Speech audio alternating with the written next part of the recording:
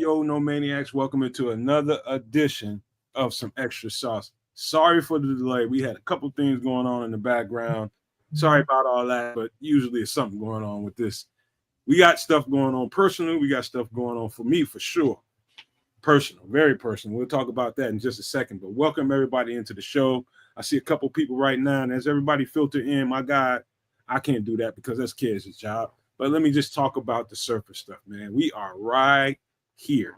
When I say right here, we are right here. I'm talking about like a couple of days away from people actually being inside Hallis Hall. And for once, man, for the last couple of years, I didn't feel like I was ready. You know what I mean? I didn't feel like I did enough homework. I didn't study stuff enough. I'm that kind of person. I want to feel like I know everything I could know about this football team, the coaches, and everything that they're going to be doing. I felt like I didn't have enough going on the last couple of years. But this year, I feel really, really, really good about the situation now. We can talk about the actual team.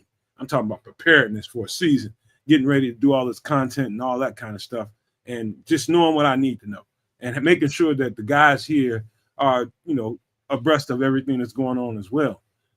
So I feel really good, man. I feel really, really good. I'll save that conversation for when we go around the board.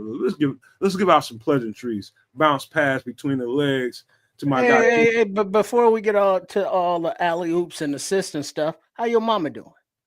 I was gonna get there. I'm going. Well, that's where we going first. Well, we shouldn't, man, because my guy kids. We should. Ed's any objection? I won't stop that one. Man, you've been out. Now we can do that now. How's Mama Nomad? She is doing better, man. The surgery was scheduled for her to have, these days they have these. It's an invasive surgery. No matter how you look at it, she's never really been under. She's never really had any of that kind of stuff going. She's never gone under the, with the needle, man. So what do you call that stuff? Under the knife. Yeah. Under anesthesia. Anesthesia. That's what I'm looking for, Trip. She's never been under. She was nervous the night before. She called me early that morning, and my mother is a pretty strong woman, and she called me, and I could tell just by the tone of her voice she was nervous. And before long, she started getting into tears. And I was like, hey, look, I said, what happened to my strong ass mama? You're strong. You're a strong woman. You've done everything you need to do in life. You do everything you need to do now. You know what I mean? You're not done. You know what I mean? This ain't the upper room moment. And so, long story short, she got into tears, and I just built her back up. And I felt good when the conversation was over. The tone of her voice changed. Her optimism was there. She was a different woman. Fast forward to her surgery. So scheduled for a 3-hour surgery. I'm thinking it was a 3-hour surgery. I went home trying to get myself a shape up and all that kind of stuff, take a shower. It's early in the morning, like 6:30, 7 o'clock in the morning. And, an hour and a half into it, I get a call back from my stepdad. He's like, hey, she's done with the surgery. It was successful. I'm like, what? So I had to run back up there. And long story short, I found this out by way of my stepdad. She didn't really get any sleep the night before because she was nervous. She got no sleep whatsoever, maybe an hour. And she went under anesthesia. And when she came out, she just went right back to sleep and her blood pressure dropped. So, when people sleep, their blood pressures drop. So it was a nerve-wracking time at that moment because she was supposed to come right on up and start working with the physical therapist and all that kind of stuff and start getting on her feet because they won't let her leave the hospital until they see that she can actually support her weight with a walker. And so she couldn't even get up and do that. She couldn't even go to the bathroom on her own because that shit was still working on her. So it was a nerve-wracking moment for 24 hours. The last 24 hours was hard on me. But, she came to today and was a whole lot better, and they discharged her. And I went over there today. She's at my sister's and, just trying to help her get herself back to where she needs to be. So I'm going to be doing that a lot for the next several weeks, man, trying to make sure she's got a 6-week process, trying to make sure she gets back to the woman she was before she got that replacement. That's what happened. Well, that's cool. It would be no time at all. She'll be back to butterflying, to Sister Nancy. breaking it down with the stanky leg. Good to hear. That's good to hear. Well done there with that one. That was great. I like that one. That's all about bum bum. Yo, I bump that shit all the time. One button.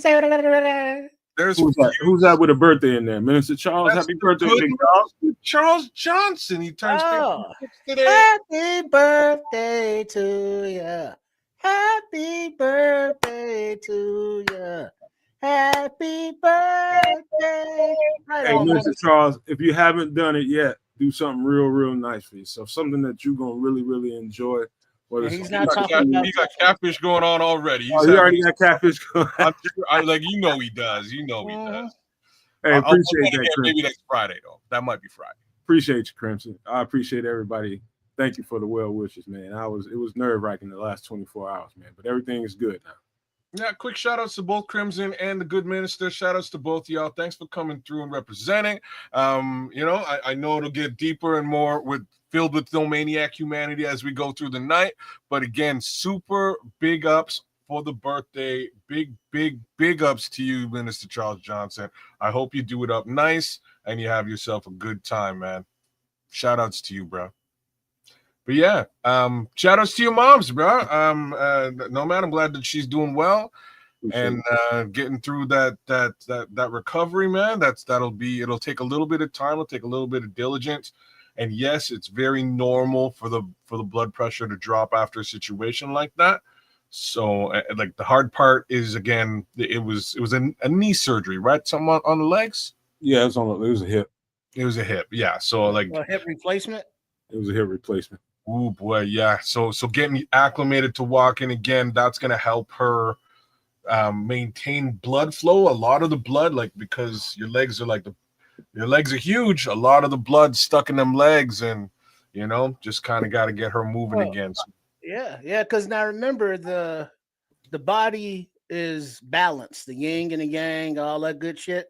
But there's a left and a right, and she had one of those sides replaced. Yep. So, the soreness of the actual physical surgery, the actual cuts and going in there and taking out parts and moving the muscles and tendons and all that stuff around inside is one thing. And then the body has to heal and acclimate around the new parts as she tries to not be a, old school mama who is stubborn and wants to, get out there and do the cha-cha merengue like she used to do, all fast and shit.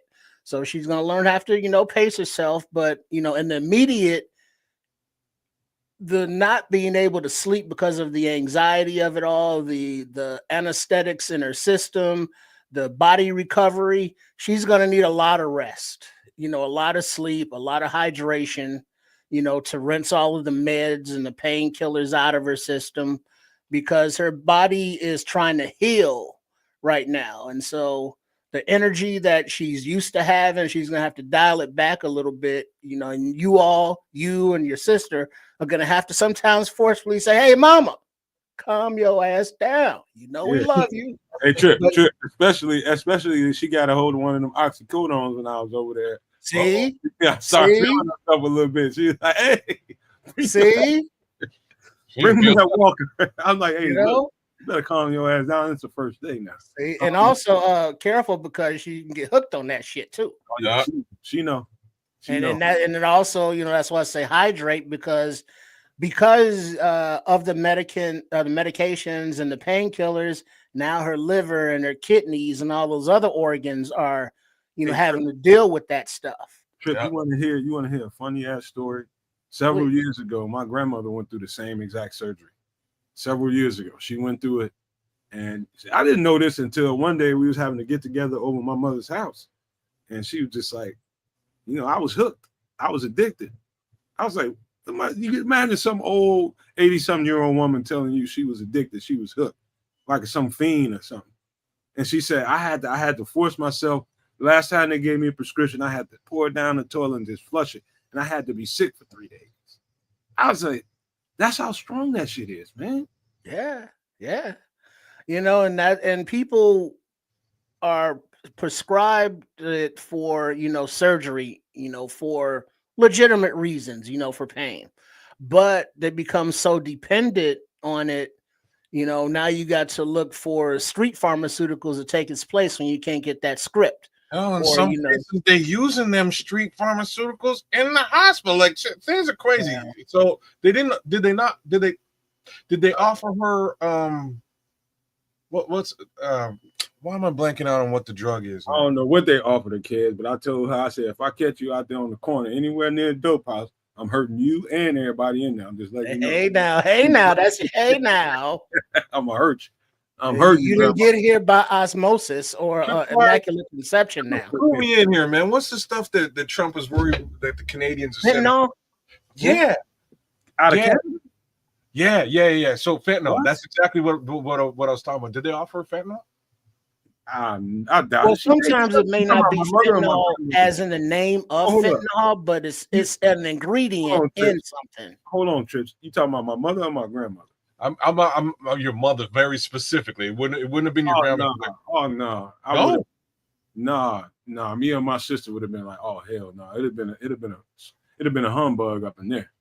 Well, back in your grandma's era, what was the painkiller? Hey, so hold on. Era. You talking about era? This was only like less than 10 years ago.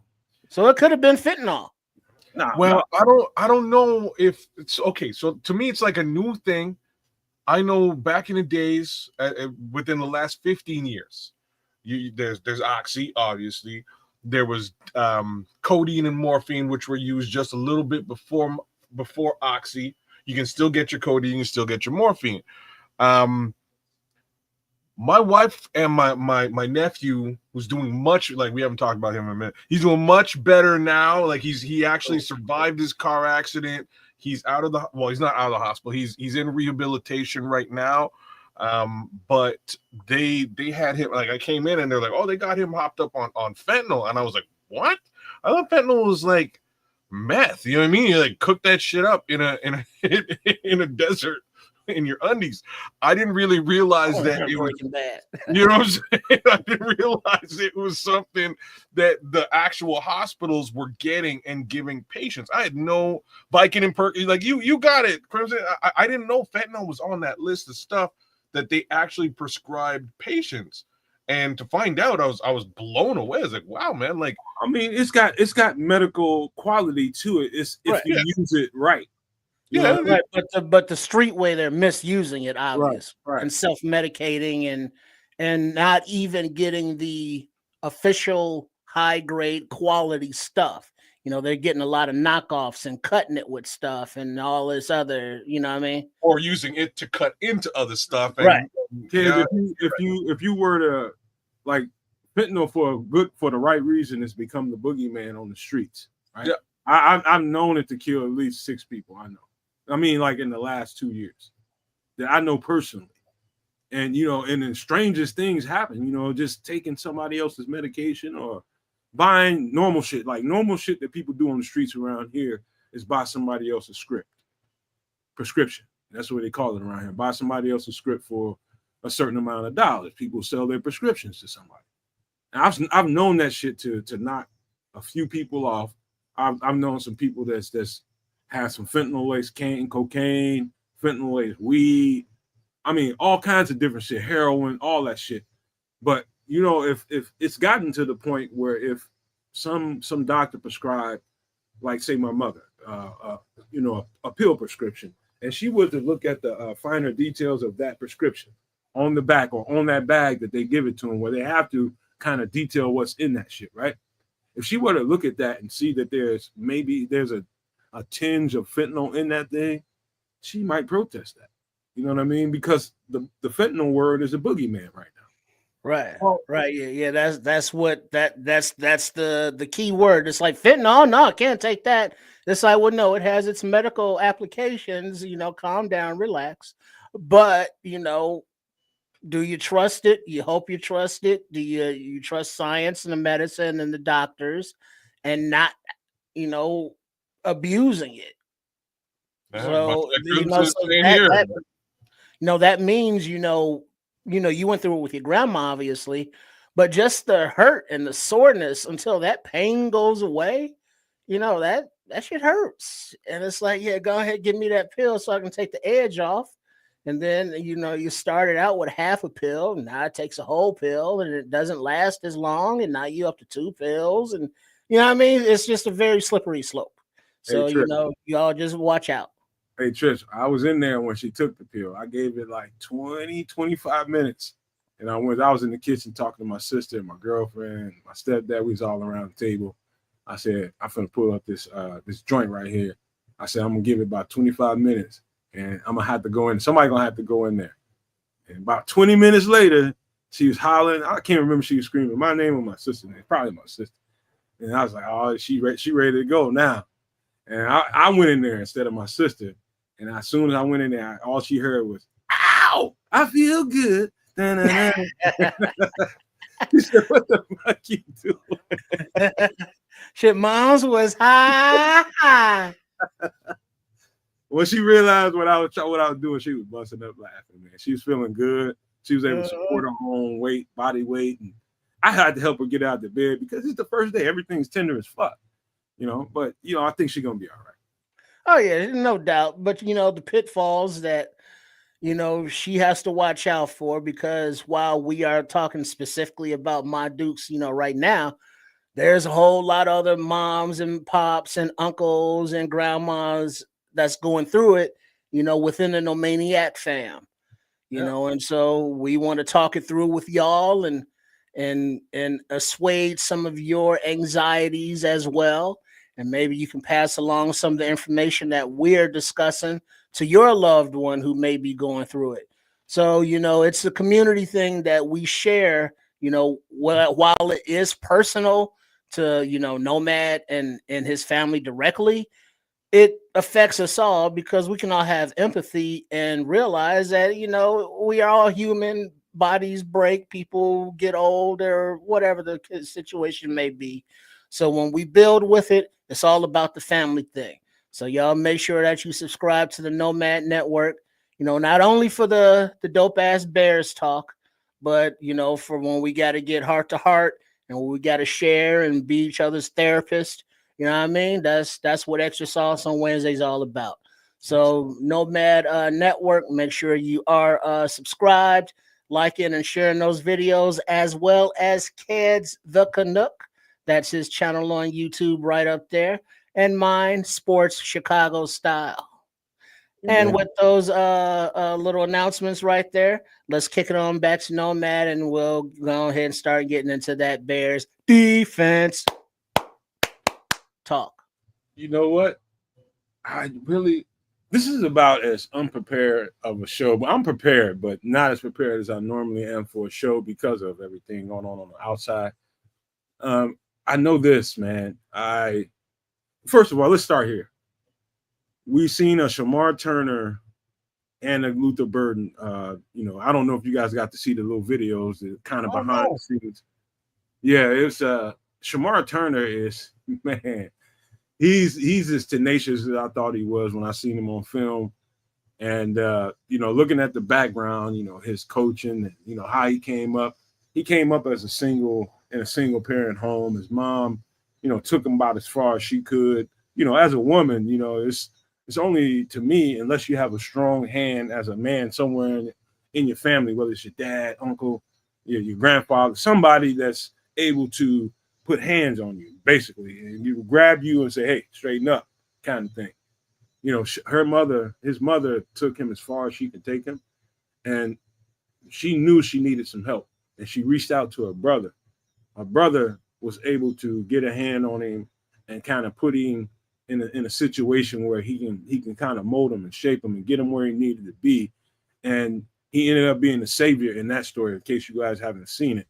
But yeah, Shamar Turner's uncle, I ain't gonna say his mom's not the superstar. She's a superstar, but her brother came in and stepped in and kind of sealed the deal for him and kind of put the nail in it. And hey, you got to get your shit right, and this is how you do it. He's the owner of a barbershop, and he kept him around him and spent a lot of time with him, made him sweep hair and doing all that barbershop kind of stuff, and stayed on him until he straightened out.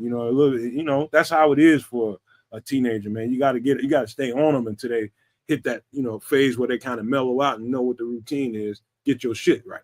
And you could tell there was a lot of that going on with me to a certain extent, but I was like kind of self-maintained more than anything else. I didn't really need, after a while, I didn't need moms to tell me what I need to do. I kind of did it on my own because I was just hungry. And you could tell Shamar's got a lot of that going on. It was good to see. I love to hear that because that sounds like my kid, man, because I've been getting on, like, for decades, I'm getting on this kid. Hey, you got to do this. You got to do that. You know what I mean? You got to get your strength up. You got to increase your speed. You got to drop weight. You got to put weight on, like whatever it is, I'm on them. And this past, like, once, if you're watching Styles, I'm sorry. I'm just saying, like, once the girlfriend went home and he could focus on his own stuff, he's putting up videos of him just running through drills. And I'm like, okay, like, this is you out there doing it your darn self, not the coaches putting you, you know what I mean, putting you through it. No, nobody else is forcing you to run through these drills and improve on your craft. You're getting after it yourself. I love it. And like, he's getting better. And that's what you really want to see from these new young rookies coming to the Bears.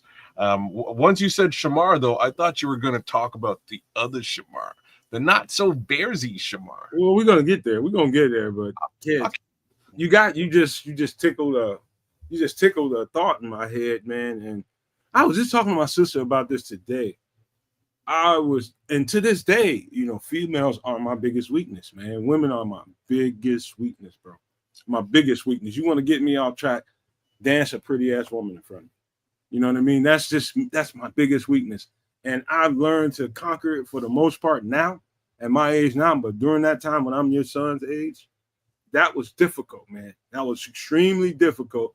If it wasn't for my drive, I wouldn't have had no kind of control over it. It would have been just straight women. And when I get to practice, I get to practice. That's kind of how it was, man. So you got to forgive them for that, but still trying to just hammer that discipline home with it. I'm like I say, I'm not mad at him. You know what I'm saying? He's got to be self-check, kids. He's got to check himself. You can't be the one to do it.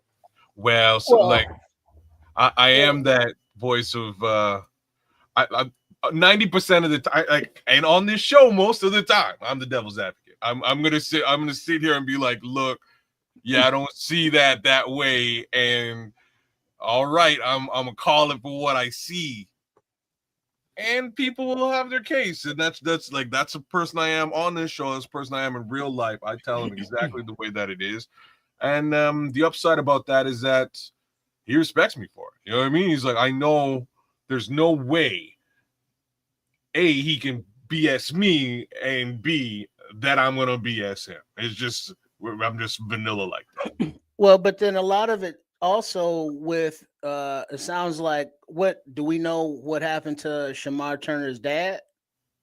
No. Well, it doesn't sound like he was on the scene. No. So with that said, he father figure. He needed that mentor, father figure, male father figure mentor.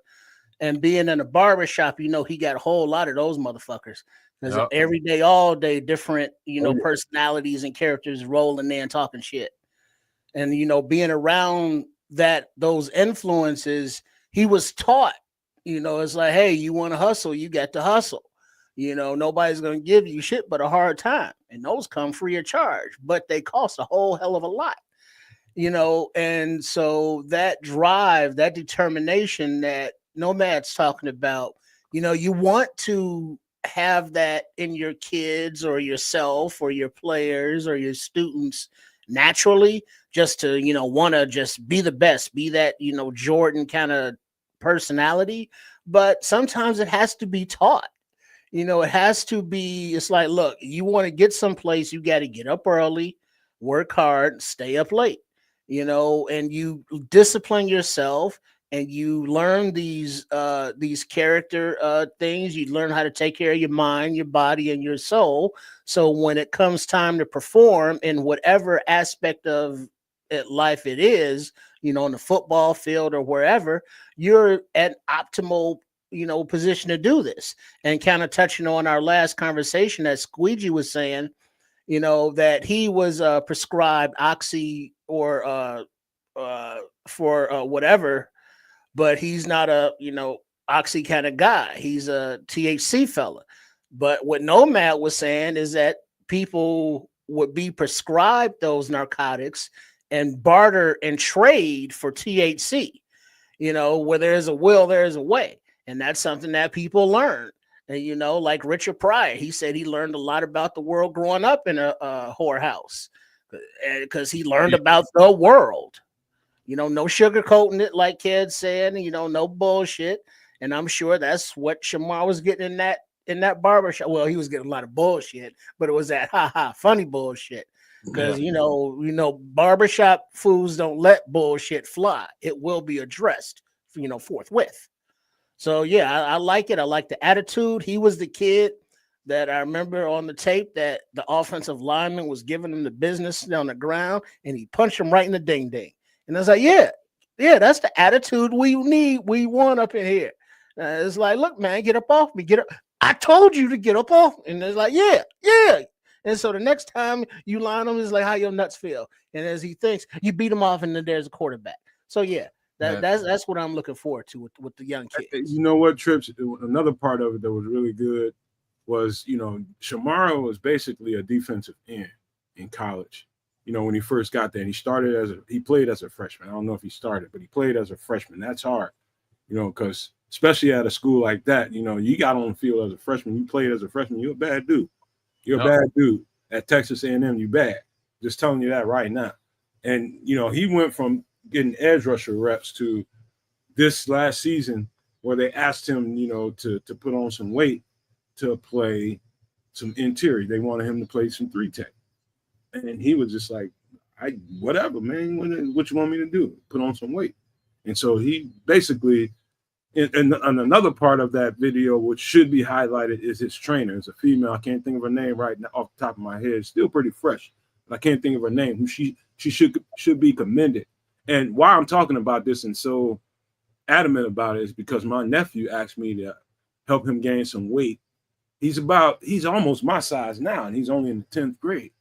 Boy's almost 200 pounds. You know what I mean? He's playing linebacker, and he wants to know how to gain weight. I say it's easy to gain weight, nephew, but gaining the right kind of weight, the lean muscle, I'm going to go over there and start teaching him how to do that. He's got a nice little setup. His mother set him up nice in the basement, weights and all that kind of stuff. He can do it. I just got to teach him how to, like Shamara's trainer taught him how to, go ahead and eat at, Longhorn or wherever you want to go. Just know this is what to get when you get there. How old is that kind of thing? My nephew? Yeah. Oh, he just ready to turn 16. I think turned 16 soon. Does he have the well, if you're teaching him, he doesn't have those NIL kid resources, not the actual, the paid for coaches, but the drills that these high price private coaches run. You played the sport, you study the sport, what they're having these kids do at his age. You need to train him and get him on that path as if you were one of those, agent paid trainers training the kid to get an NIL deal in college. He may not get one, but that's the path that these kids nowadays need to take. And so with your knowledge, he doesn't know. So he doesn't know what he doesn't know, but you know. And so it may be a lot. And so now it's, time to get those Nomad coaching chops on. You know what, Trips? Me and my sister had a long ass heart-to-heart discussion about some of that today, a lot of that today. And she was very angry with me, man, because I've been kind of MIA in his life. He's got a dad, it's not like he needs my presence as far as that goes. Now, when it comes to the football stuff, she's upset about it because I've been missing. The last couple of years, I've been doing this shit with y'all. I've been immersing myself in this, trying to get this thing really going in the place that it needs to be. And I haven't been using what I know to get him where he needs to be. And she upset about it. And so she should be. And today, I told her, man, I said, I'm going to be around. I'm going to spend time and make sure that that you know how to do what you want to do. You know, he's getting a ride to practice, and the field ain't no more than a couple, 2 or 3 miles away where he practices at, and he needed a ride. I'm like, where your bike at? He said, in the garage. I said, we're going to fix it tomorrow. You're going to ride that motherfucker to practice. That's just another indirect way to get your motherfucking legs strong. You playing linebacker, you need some ass on you. And he's starting to get some. You know what I mean? So I'm going to get him where he needs to be and tell him what it's a lot of stuff that I'm going to be able to lay on him. The thing about this is, as much as somebody like me might know, you can't just pour it on a kid like that because their attention span is only so far. You just got to give it to them in dribs and drabs. Well, that's where the aspect of, does he need a kick in the ass or does he need a hug? Or does he need a little bit of both come in? How does he learn? Does he learn by doing? Does he learn by being shown? Does he learn by, you know what I mean? How you have to know how to reach him. And like Crimson is saying, Ben Franklin once said, life's tragedy is we get old too soon and wise too late. Sure. And I don't know who said that to attribute the quote, but youth is wasted on the young. Here's another one that could go along here and be appropriate. So, the sister is like, hey, this football shit. He wants to play football. Come over here and teach him some of that football. Let's go. So here's the other thing. And I'll sort of start it from where you left off, Trips. You were sort of talking about looking at mentors and sort of getting into the right mindset initially. And it led me to thinking about Michael Jordan and how Jordan literally had to mentally fool himself at times. Like I took that personally. You know what I mean? Like how many times you were saying that in the documentary about just little perceived slights that might have irked him. About my mama? You know what I mean? Like Bobby Boucher looking at you all crazy all of a sudden. But that's the type of stuff that you need to get to where you want to get. And then now more direct to Nomad, because his mom wants you to help and you're going to put him on a bike, you got to be careful. You know what I mean? And I just mean he's got to want to be on the bike. He's getting on that motherfucker. I don't care if he wants to. I hear what you're saying. He may not be though. You know what I mean? But what do he want? I know what he needs. But that's the problem. Does he want to play football? That's what I'm trying to tell you is if my uncle came around and was like, hey man, you're gonna be on this bike now, I go, okay, Unc, and I jump on the bike and go around the corner and friggin' ghost ride that bitch into the street. And that's what my bike's gone. Somebody stole the bike. I don't know what happened. If I thought that with kids, I hear you, bro. You know what I mean? If that was a possibility, I would go and grab a bike. I would go to the nearest Walmart, grab me a bike, and ride with him to practice and make sure he knows it's cool. You go do that. I mean? No, that you know what I mean? Now that's a thing.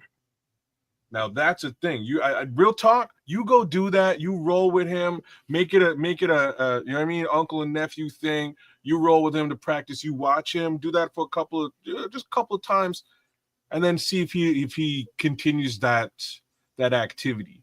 Just hey, look, I'm gonna reach you at practice, but I gotta drive today. You bike, you keep biking. I want to see. I want to check you out today, and just see. You know what I mean? See if it sticks.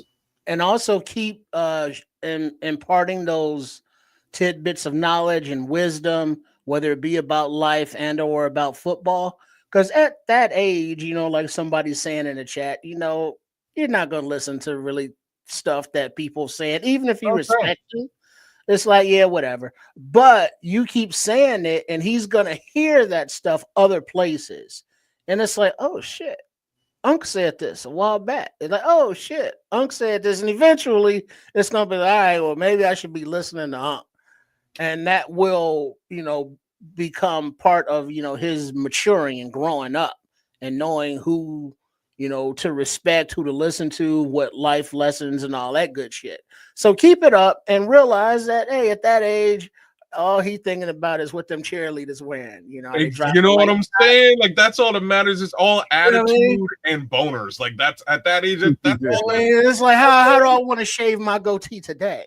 That's right. You know, do I want a soul patch? Do I want a little mustache? And it's like, oh, it's time to make love to myself again. And you know, that's all that's going on to those people that age. That's all it is, and that's why I'm saying. Like Crimson was saying, like I'd give my nephew the same advice. He'd ignore it because I would do the same thing at his age. I'm just saying, I know how I was at that age. You couldn't tell me nothing. Like you just couldn't. I don't care who you are. You couldn't tell me nothing. I don't know this kid. Maybe he's like me. Maybe he's like you.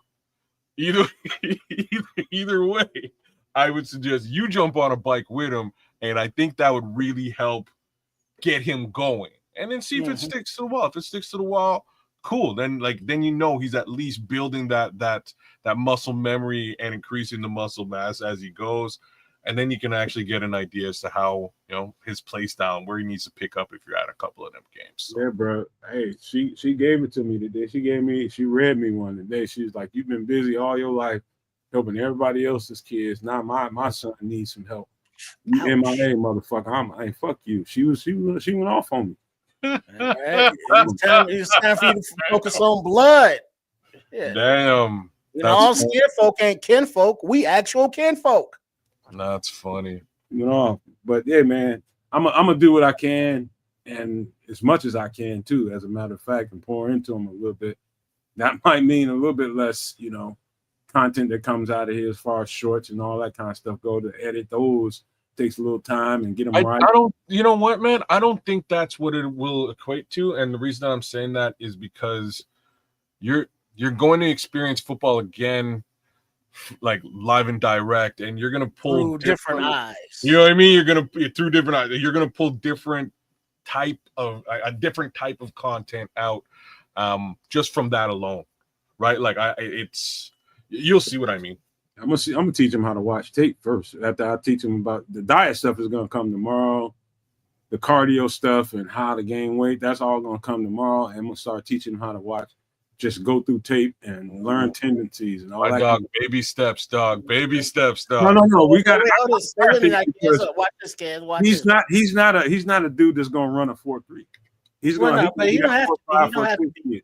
But watch this, kids. Watch me fuck no man's head up right here. While you are in the process of teaching your nephew this, that, and the other about life and football, watch out for the lessons that he teaches you. Yeah, buddy. Oh yeah. You already starting to, man. Little shit that he's little shit, man. But I'll talk to y'all about that in a few, man. It's a lot to tell y'all, man. But this is it's cool.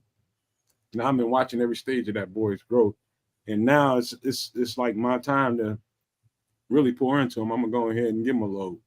So we're gonna see what happens after that. But all right, so here we go. Everybody came here to talk about this buy or sell. And that's what we came here to talk about, man. It's a whole lot of things defensively I'm going to ask you guys. And every single one of these questions are worth conversation in between questions, man. I'm telling you, every last one of them. So think about it before you buy it or sell it, you guys. And that goes for everybody in the chat. Remember, get your buy or get your sell ready. B or S, however you want to do it in the chat. But here we go. First question. Jaylon Johnson will reach his goal of 7 interceptions. Buy or sell? Come on, man. I'm selling. I'm selling on this one. Here's what I'm going to say, though. I think he's going to eat large in DA's defense. Like, I'm going to say that. I think he's going to really do some damage in this particular defense. He's a man guy as opposed to a zone guy. He can do zone. He's done it with Flus, but even in those zones, he's more of a one-on-one man guy. So I think he's going to eat large. I can't. The prediction that he's made is astronomical given his actual interception output over his entire career. He came up with a crazy number, so I can't just say like, yeah. I gotta sell because Jaylon interceptions is not his game. No, it's not. I mean, now if he adds that to his game, you need to stop now, Ron. If he's able to add, picks to his repertoire, cool. But when he was up for the whole contract renegotiation thing, the interceptions was an issue. And knowing that he came out and got like 3, 4, 5 quick interceptions, and it was like, see, that's not an issue no more. Then he signed a contract extension, and then he stopped getting interceptions. But I don't think that's just he's a good defender, and as long as he has PBUs, we can, I guess, live with that since his contract ain't expensive as it was, and nowadays the way things are pricing up in the cornerback market. So I mean, he doesn't have to. It's a nice goal to look forward to and try to attain, but do I think it's like actually realistic based on what we've seen? Yes, Sal. Like Derek and Andre Bryant kind of nailed another important piece. Shout out to Derek Guy and Andre Bryant. Like, long story short, how like infrequently he gets tested anyway. Quarterbacks don't like to throw. They'd rather test Tyreek Stevenson 50 times than test Jaylon Johnson 1 time. Just kind of how that situation goes. I also expect Tyreek Stevenson to have a big season this year as part of DA's defense. Mind you, a little bit different. He's more of a zone guy than a man guy. So, yeah. I'm gonna sell for a couple of reasons. Not because I don't think Jaylon Johnson's capable. He's capable of getting easily. I agree. I always go back to schematics when it comes to this kind of stuff. When we start talking particular stuff like this about how many picks will he get, like if Flus was still here and we're still playing his own defense and he made a goal of getting 7 picks, I'd be like, I'm buying the shit out of that, because you can easily get 7 picks sitting back looking at the quarterback. He's not going to be in those positions. Let's just say 70 to 80% of the time he's going to be tacked up man to man, not looking at the quarterback, in trail position, running him with a receiver down the field. That's mostly what he's going to be doing. And those kind of situations don't really necessarily allow you to be in advantageous spots to get interceptions. That's just the reality about it. Mm-hmm. Now, when they do go into some of that cover 3, cover 4, and all that kind of stuff, there'll be some opportunities to grab some now. But on a general, he won't be in position down in and down out to get those kinds of picks. He just won't, number one. Number two, Andre Bryant and whoever else said that. Who said that? Whoever said that, Derek Guy and Andre Bryant. Yeah. He's not going to get tried a whole lot. They're going to try to get other guys in that defense. They'll target other guys, so the opportunities won't be there as much as they were. That's the gift and the curse of playing good cornerback position. Once you get good enough, you get bored out there because ain't nobody fucking with you. Truth be told, when you get good enough, you're bored out there on the field because ain't nobody fucking with you. You just basically getting a whole lot of exercise out there. Out of running. That's it. Yeah. Any other thoughts on that before we move on? Mm-mm. All right. Here's the next one. I want you guys to think about it now. Think about all the content we've done, all the defensive breakdowns, how we broke down how Dennis Allen uses pieces and all this kind of stuff before you answer this. This is going to sound bold, but I'm going to say it. Kyler Gordon will lead the team in sacks for the first 6 weeks. Yeah, okay, yeah. I'll buy that one. Okay. I'll buy that. Like, I don't really have much to comment on it. I think he's going to be used as the wild card. We're going to have to wait and see again in the first 6 weeks what type of pass rush we can get with just rushing 4. I'm not sure what that's going to look like. I also don't expect Dennis Allen to rely on just 4. So Kyler's going to be that odd man that he sends on them blitzes. I think he's going to get a couple of sacks because of it. Yeah, I would buy that simply because I believe that the defensive line is upgraded from what we've had in the past few seasons. So there are a couple of guys that will need double teams. Yep.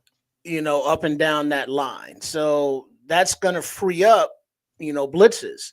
And given that we've seen what Gordon can do with his penchant for being able to, get into the after the quarterback on blitzes from different positions on the field. And it's like, yeah, he's really good at that. He's good at maintaining his body control and harnessing the quarterback.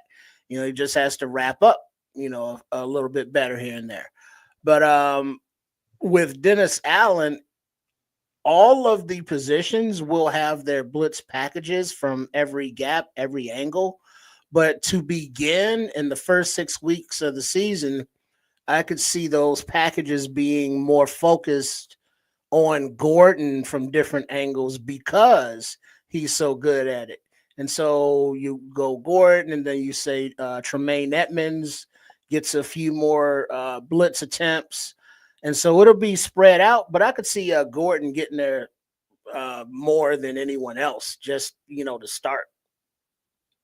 I'm go ahead, kid. No. I was just going to speak to Jeffrey. I as well as Crimson. I think with just 4, we're going to see more pressure coming from from the interior of the line. I don't know about the exterior. We're going to have to wait and find out if we get some pressure from that edge. Is Montez in Montez form, and is Dale Odangbo the guy they think he is? We'll see what the edge looks like. I think it's going to be coming again in from the center outward. And if it is, as long as these guys can hold the edge and maintain the edge, it gives Kyler Gordon a unique opportunity to get some sacks. And I say specifically Kyler Gordon, but this same little idea could be applied to a Tremaine Edmonds or to a TJ Edwards. So to Jeffrey's point, the difference between getting home with 4 when being a down 4 lineman and getting home with, let's say, a slot corner or a safety or whatever it is that you send in as an extra guy or 2. Simulated pressure, the difference between getting a simulated pressure sack and somebody getting home with 4 is if they can't get home with 4. That's why you use a simulated pressure with a guy like Kyler to make sure that you get that pressure on the quarterback. Exactly. And so it was like for the people that feel like that we don't have what we need as far as the front 4 goes and the pieces that we need to really pressure the quarterback, this is why a guy like Kyler could lead the team in sacks upon 6 weeks. That's exactly. To layer on what you're saying, I don't know if we're going to get the pressure from the edges, but I do believe heavily that we can set the edge. Right? Like if we can set the edge and get pressure from the interior, yeah, you can blitz a nickel, you can blitz the linebackers, and it's, this is what we're talking about, an attacking defensive style. It's a heck of a lot different than sitting back and waiting for something to happen if your front 4 can get the job done, which traditionally they haven't been able to do, right? So send those guys, set the edge, see what happens. I think sacks happen. Any other thoughts on that, Trips, after all that? No, go ahead. All right, here's another one. Buy or sell. Jaquan Brisker will play at least 15 games this year. Tough. Don't be nice now, Trip. Be nice. We'll start with Kez, though. Okay, so I'm going to be Triple R on this one, and I'm going to buy it. I'm going to buy this one. I know Triple R is going to be Keds on this one, so it's fine. We're fine. I'm just buying this because I want to promote the general idea into the ethos that Jaquan Brisker can play an entire season, because we haven't seen that yet. I think we see it this year. You know what I'm saying? Yeah, like universal reverse jinx. Triple R. I got to sell. Because I realize that, Kwani B, he's a heart and soul kind of guy. He's as Stacey King would say, heart, hustle, and muscle. There'd be 5 Kwani Bs out there on the field, but just his whole injury history, beyond the concussions, he's always a little dinged up.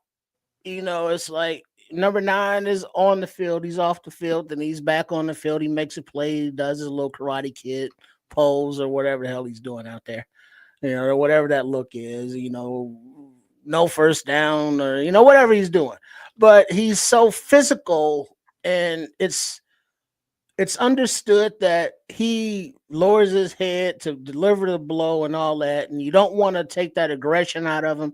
You don't want him to change the way he plays, but he has to adjust the way he plays to physically be able to keep doing it, because what his style of tackling and hard-nosed roughness isn't conducive to his body to stay on the field. And we can say that for a lot of football players. But it's like, all right, see what you hit. Just make that little change right there. And it's like, you that's a lot of games. That's a lot of reps. And his body has not held up, that long thus far. And I just don't see why now would be any different, even though it is a contract year and the business side of it. He got every reason to want to, but just want to don't make it reality.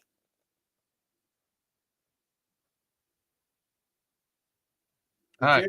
The kids go already? Kids went. Kids kept it sweet, short and sweet. I'm giving pure positive vibes to my bad. I was misguided. Something else was getting my attention. That's okay. So I'm gonna go like this, man. This is mine. I'm gonna say I'm buying it, and this is why I'm buying it, because life can't do them in like that. You can't. I think I'm positive as shit about this, man. I think this guy's gonna have a year, and somehow, some way, he's gonna play that 15 games at least. And if he goes down, if he gets hurt any kind of way, knock on wood, it won't be because of concussion. Because it's just, that boy is too much. He is so spiritually gifted to play this game, physically gifted to play this game as well. It just can't, man. It can't do him like this, man. This can't happen. He has got to play football this year. By the football guys won't have it. Let that man play football and be the guy he wants to be. And, I'm hoping with everything I got in me, that guy is going to turn the fuck up this year. And I want him to play freely. I don't want him thinking about it. I just want him to play and be as good as you can be. You know what I mean? Be the guy that we drafted and be healthy. Sometimes I watch Jaquan Brisker, and there's at times when I wish he would just lay off a little bit on certain plays. It's like, no, you ain't got to try to kill him on this one. You don't got to come in there for that clean kill. It's times when I'm going to try to see if you guys know what I'm talking about. Let's just say a receiver is caught a ball in front of him, and you got a beeline him. And the receiver at the last second, which normally you gotta have the instincts to know when to lay off, and you want to put the kill shot on. But the receiver saw you at the last second, and you went low with your shoulder pointing towards him because you can't lead with your helmet. You went to hit him with that shoulder somewhere in his chest area, something like that, or in his back area, somewhere like that. And he sees you at the last minute and gets completely down, and now you flying over the top with him and your shoulder pointing right to the dirt. And so you just drove your shoulder into the hard-ass ground. Little things like can you guys follow what I'm saying here? Like when a safety's got a line on a guy, he catches the ball, but sees the safety coming bearing down on him at the last second, and he gets low, and the safety comes flying over top of him and hits all dirt. You guys see what I'm saying? Like little things like that. He's so aggressive that he wants to make that hit. There's time when you just got to wrap that dude up and just, get out the play. You just got to know when your shots are there. Every one of them ain't no kill shot. That's what I would say. Well, yeah, that's making adjustments to your game. In the basketball realm, they would say, he's a crafty veteran, or, in his old age, he's lost a step, but he's made up for it with his game intelligence and IQ. It's like we need to see that, from Jaquan. He's not lost a step, but his body is taking a battering, and there are rules regarding the health, and beyond the concussions, just holding up and not having to take that kill shot on the receiver, just make nice solid tackle, it's good to go. It's just an adjustment that he is going to have to make with his game, and we just hope he can do it. Yeah. Andre gets what I'm saying. He says pretty much when they're running at the sidelines, just push him out. Don't go for the hit. stuff like that is just like, especially when you're sitting in zone coverage and cloud coverage, and somebody's going to catch a ball in front of you and you want to lay it on him. You want to put it on his ass. And sometimes you can't. You just got to go you got to wrap him up, put him on the ground, and that's it. That's what a lot of football. I didn't like that part of it. I wanted to put a hit on you, but sometimes you can't, because you can be too aggressive, and at risk of your own physical well-being, you can hurt yourself trying to be too aggressive. You know, I'm gonna take back what I said, and Crimson caught me on this one. So Jaquan Brisker played. Jaquan Brisker's played 15 games in 2022, 15 games in 2023. Unfortunately, 5 games in 2024 due to concussion. So he only missed, 6 games prior to all that. And very clearly, the play that put him out, he wasn't trying to hit the opponent. He was trying to tackle low. He dove for the ankles. And he's a running back, and he got his head down real low. Actually, it might have been a tight end. But they got their head down real low to prevent this tackle, and it became a head-to-head situation. I believe that guy was either fined or something to that effect for the results of that play. I think Jaquan's got a good head on his shoulders, but unfortunately, that head's been dinged about one time too many. So fingers crossed he can stay upright and okay this season. Because if he can, I think it'll bode very well for this Bears team overall. Okay, amen to that. Here's the next one. Buy or sell. The Bears defense will finish as a top 10 defense at the end of the year. Buy or sell. Mr. Canuck. I'll be right back. Yep. I think they will. So I'm going to buy this one. I think they will. I think there's a lot of different things they can do defensively. I don't think they've really missed a beat defensively, right? Last year, 2 things went down that changed this team in the beginning of the season. They were looking like a top 10 defense, right? Like they were. Andrew Billings gets hurt and he's out. We didn't have the depth at the time. Now we've got crazy depth on the line, especially in the interior positions. The second thing that really affected the defense was, I guess there's 2 things. The Jaquan Brisker that we just talked about a minute ago, his absence did hurt the team. Again, I believe he's the heart and soul of that defense. And the next thing that hurt the team, which more or less happened at almost the same time, was Tariq Stevenson's debacle, right? He kind of lost himself there. Then the team punished him, and he was out, and there was just uncertainty around Tariq. I'm going to have to say he probably lost a little bit of confidence in himself during that period of time too. Even coming back for a couple of weeks there, he was sort of trying to find himself, and I believe he did. I like Tariq Stevenson. I think he's a very good corner, and I think he's going to prove himself all over again to the Bears fans this season. So put all those things together, and maybe add a little depth at the safety position, whether that's Terrell Smith or whoever you want.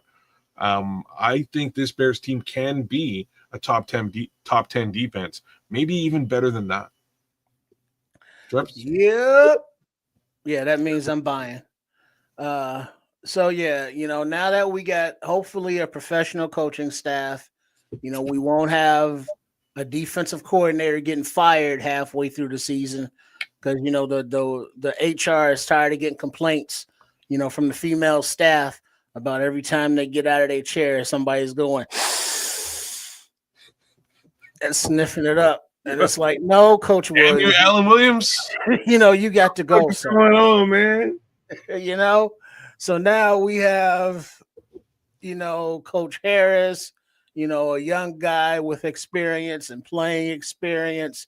You got Dennis Allen, who's had success with the defensive coordinator role, not so much success at the head coaching role. So he should be happy to stay in his lane, which is defensive coordinator.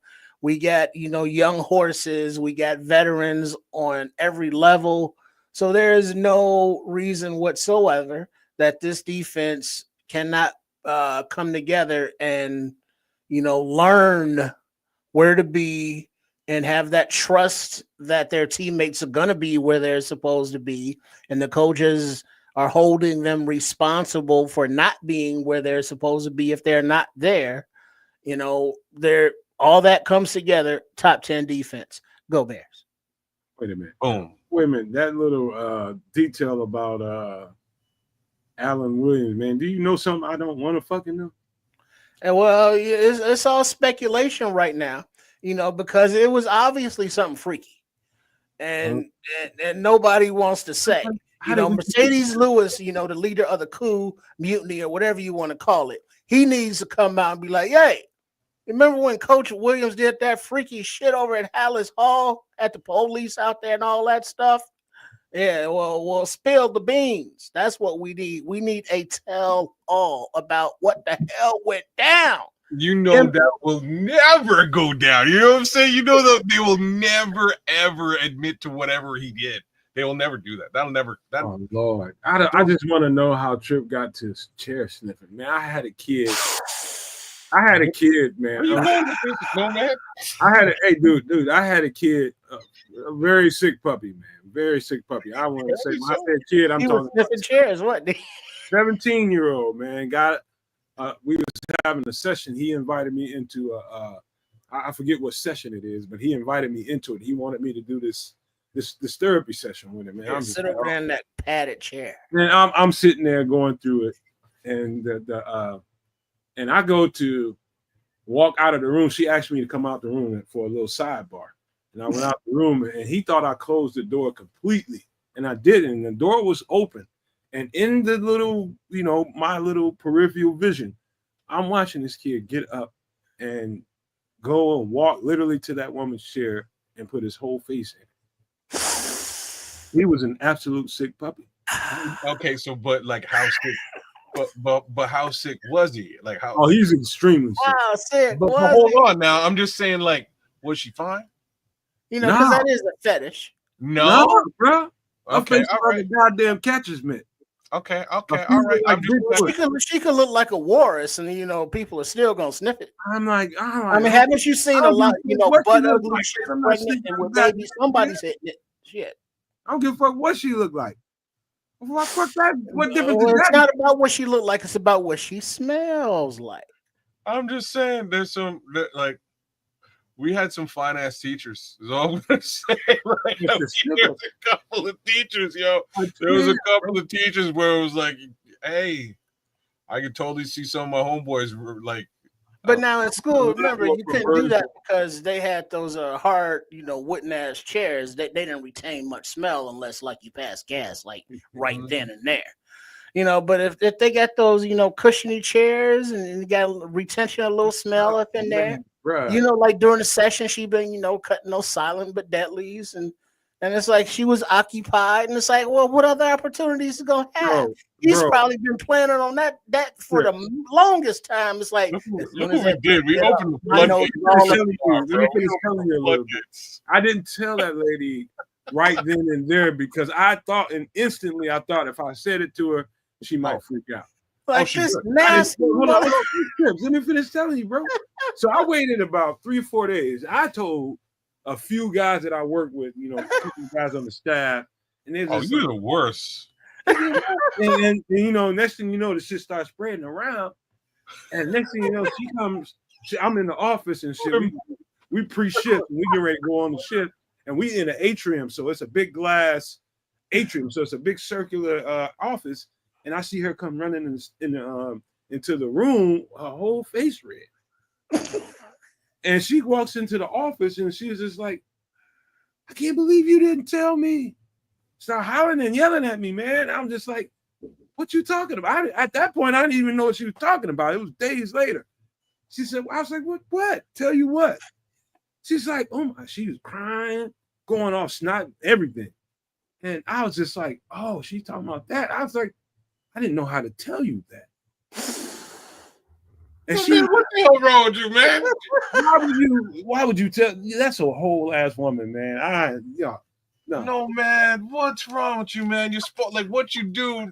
like you're never going to be in this situation again. But what you do is you go in the room and you grab the kid and you say, "Hey, man, I did saw all that. what you just did there, man. That you can't." I did all that. I did all that. She didn't know it. Freaky dicky. She didn't know it. I did all that. I got on Okay. his out. Trust me when I tell you, when I got through with his ass, I was part of his DNA, bro. Okay, you can't go telling other people. You just wash that out your brain because right, because you just the sanctity of the relationship, caseworker client, you violated that by saying you said that little motherfucker sniffing ass. Wow. Like, man, dog. I was like, I don't know what to tell you. I can't tell you a name. I'm gonna give you an initial, start with E. I was like, I don't know how could I tell you that? You deal with a certain aspect of their development. I deal with their everyday life and how I know how they are. I had to take him to the side and damn near pound the shit out of him just to get him to correct him. You know what I'm saying? Letting him know how fucked up that is. Right. And how can I tell you that you'd be scared to do another fucking therapy session with him? It's not like I'm in every one of your therapy sessions or some other staff member. You're in there with him by yourself, and you gotta look at this motherfucker in the face. You gotta tell him to wait till he gets older, to where he has the money that he can purchase used panties from women online. You know what I mean? Because there's a whole the scrolls came in right on time, bro. They came in right on time. Oh man, that's too funny, man. That's why it tripped me out that Tripp said, the Alan Williams might have been slipping. I'm like, where the fuck would you get some shit like that from? Like, all right, so anyway, man, we were talking about we got way off the rails. Yeah, well, let's get back to football. Get back to football. All right. So I did. Damn, it's hard to get back to football. But I'm gonna try. Yes, I am buying the Bears. I think they're gonna get a top 10 defense by the time this is all said and done. I do think this thing, because they got a strong mixture of very, very experienced players. Even I can't think of a starter on the team that's a rookie on the defense. I can't think of a guy that's going to be a starter that's a rookie. Well, in the package, Shamar Turner. He won't be a starter. Right? He won't be a starter. And so experience is why I lean heavily towards, I think they're going to be a top 10 defense. Talent, I think they can be a top 10 defense. Yes, do I think there could be some struggle very early? The communication ain't going to necessarily sync up the way an oil defense would, in an experienced defense, guys have been playing together for a year or two. That's a defense that's automatically going to be in that top 10 conversation. I think this ain't going to be a top 10 defense in the first 4 or 5 games or so. But I think as the season rounds off, that experience and that talent level is going to come together like a motherfucker. And I'm calling it right now. We're going to be a top 10 defense. Tony. Hey, Ron C saying outside linebacker, Hippolyte. Yeah. But if Hippolyte's not the starter and it's Noah Sewell, you got a third-year player.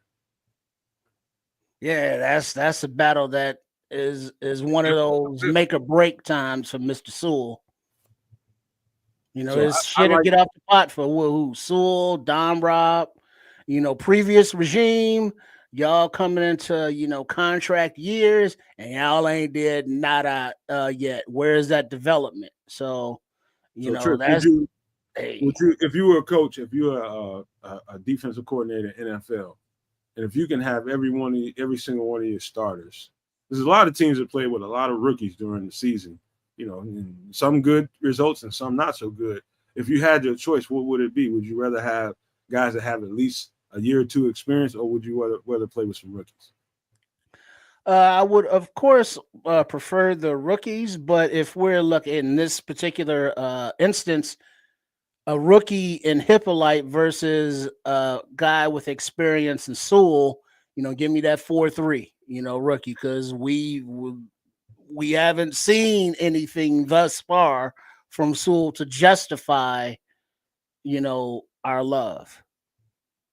All right, let's bounce to the next conversation.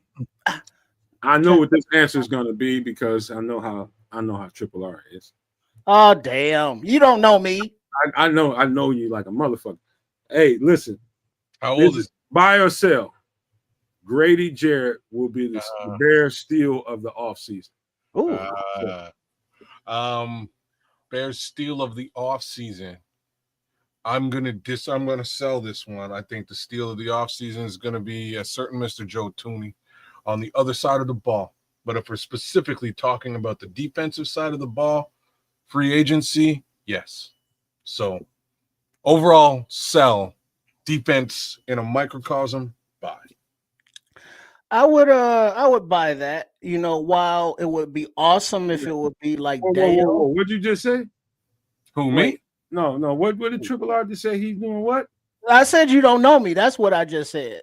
Oh man, you a damn lie. But you just said you're gonna buy that. Well, here's why. This is Triple R. Here's why. As soon as he hear about an older guy, it motherfucking trigger. Well, Thuney, how old is he? His situation was a little different. Well, actually, it was kind of the same. But Thuney, Joe, he got traded for. That was cool. Whereas Grady Jarrett was one of those. It's like, oh shit, wait, he got released. It's a money thing, and I believe seeing what he had last year, he still has stuff in the tank, and even at his age, he has that type of personality where. He has that chip, something to prove. And it's like, oh, shit, Atlanta, I'm not there no more. All right, let me go up to Chi-Town with these young dogs up here and show them the ways. And so I could see him being not only a field general disruptor, but a locker room general leader, not a disruptor. So, I could see him being instrumental on and off the field because of his veteran leadership, and he's still young enough that he has something left in the tank.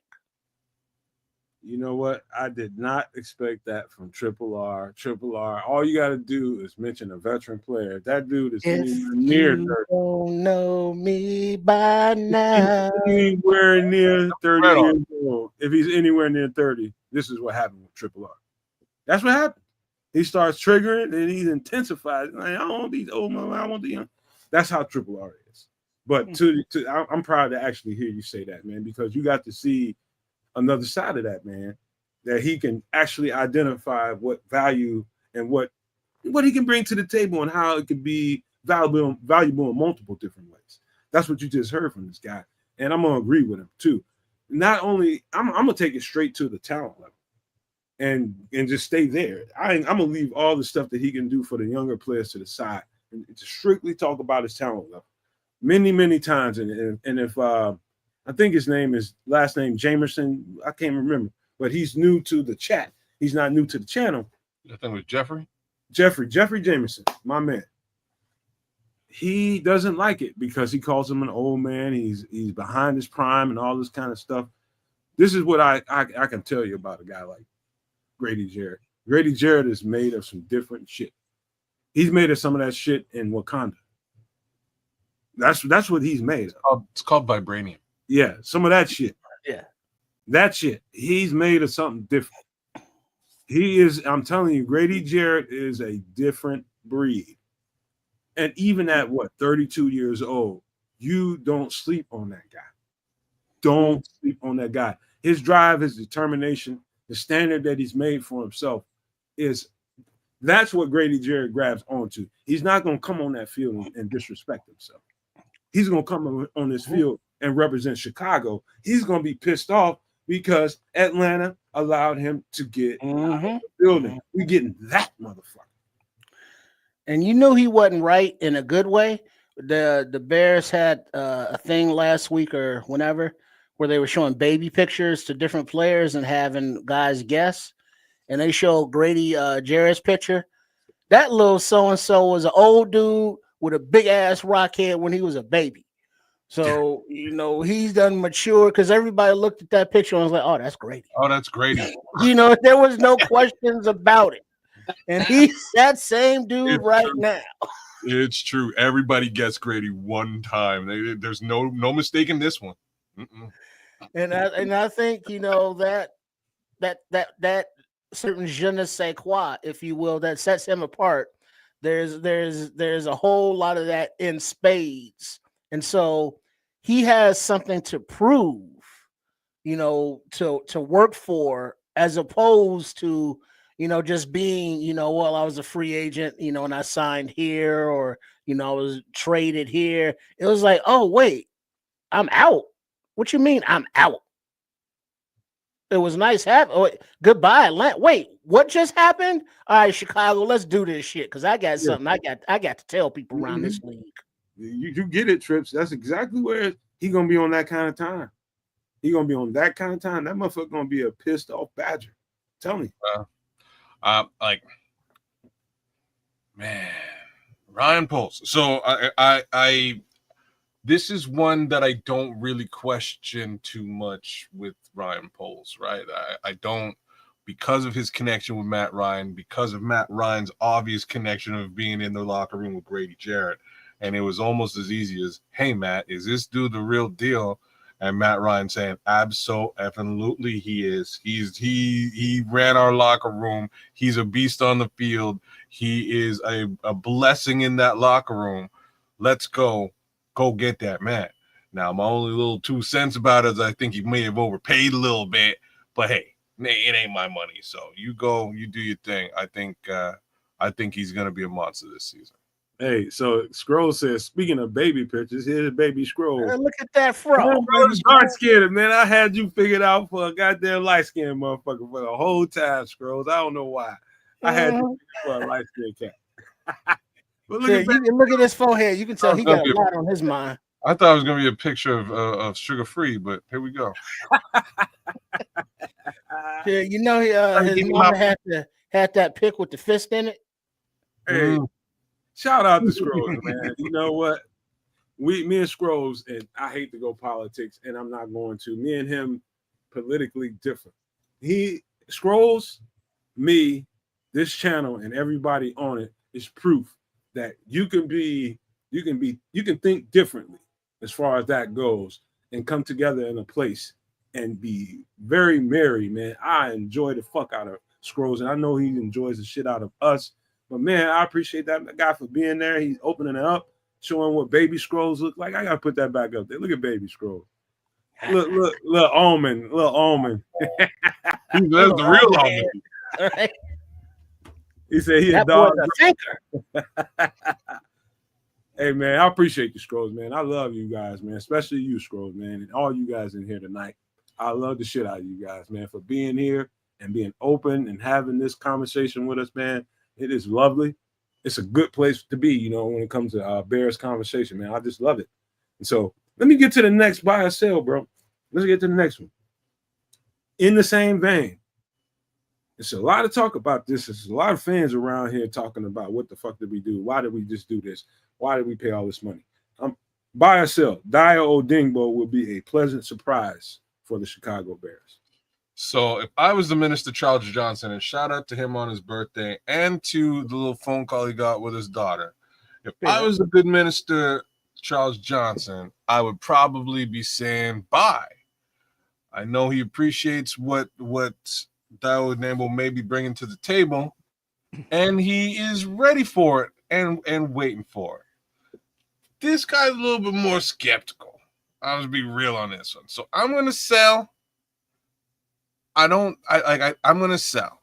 There's no track record here for me to rely on. It's a little bit speculative, and I feel like it's very speculative with respect to the contract. But one more time, this time around, I'm gonna leave the dollars and cents to somebody else. I just don't know. I just don't know enough about Dayo Odingbo. And I've watched some film. He looks real decent. He can definitely set the edge, which is what I was alluding to earlier on. Hold on, kids. I gotta pat myself on the back here, man. You got a dog when it comes to film watching and knowing football. And I broke Dayo Odingbo down pretty goddamn good. What you're saying now is you don't trust me. You haven't seen enough for yourself. It ain't you. It ain't you. It's me. Right. You know what I'm saying? It ain't you. It's me. It's also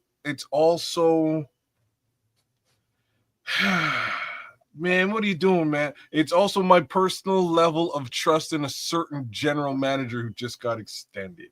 So I don't know. I gotta see this one for real in real time to believe this one.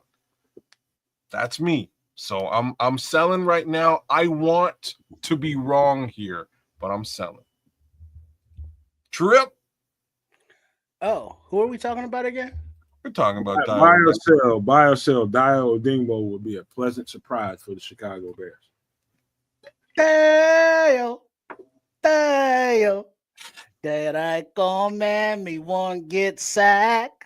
Oh, Hey, Mr. Tallyman, tally me the quarterback. Data come man, me won't get sacked. Well, he's got to be successful because that parody just writes itself. it was well done. Harry Belafonte would be proud. Thank you. So yeah, he's been developing, and this is his, his upstart contract. So he doesn't strike me as the kind of player who's resting on his laurels because he's gotten paid. He's got the attitude that he wants to, hey, I want to be a good football player and I want to keep balling.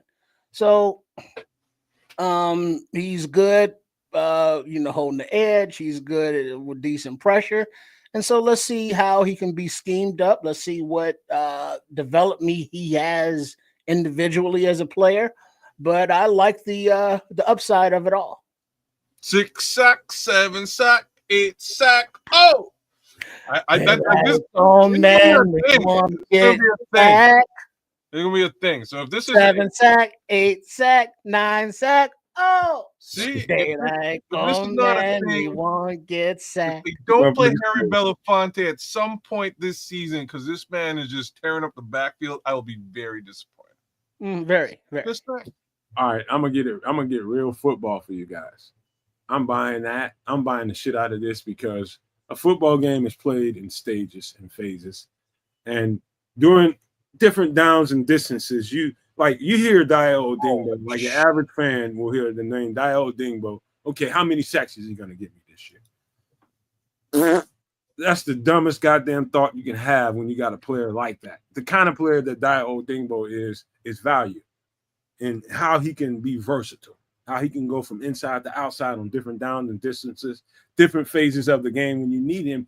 When there's to be times when he can overpower a light offensive tackle and play a lot on the edge and really do some damage out there. But there's going to be times when he kicks inside at different phases of the game. How does he affect the game? That's what I would want to impress the No Maniacs and the Super No Maniacs about, is how does he affect the game? Not worry about how many sacks he has. How many sacks did he cause? How many sacks did he assist on? Those kinds of things. And you look at the bottom line, it's like you give total value to an edge rusher based on how many sacks he gets. The game is sped up. The quarterbacks are getting the ball out of their hands a whole lot quicker than they ever did because they know how fast the defensive fronts are, how athletic they are. And so for I know this ain't gonna be the last time, but I want to leave this with you guys. Stop worrying about how many sacks somebody had the previous year as to determine what this guy is worth. He is going to be extremely valuable to the Chicago Bears. I'm buying this and I'm going to put every dime into it.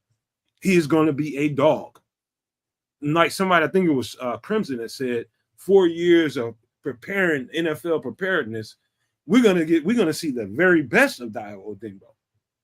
Now, given that he played 4 years kind of under the same system, this was I think they got him when Flus first got there, but Flus left and they kind of continued on with the same defense that they had in Indy. They didn't really change anything about it, not a whole lot. And so he was playing the same techniques, doing the same stuff that he did when Flus was there. Now he's going into another system. Now it's not going to be a lot that changes for him, but he is going to, I can tell you guys 110%. By the time the season is over, you guys are going to be praising Dio Odingbo. I promise you that. I've seen enough of that shit on film. He is going to be a pleasant surprise. Buy the shit out of that stuff. Just say. But here we go to the next. Anything else on Dio before we go? All right, let's go. Buy or sell. Tremaine Edmonds will perform better under Dennis Allen. Oh,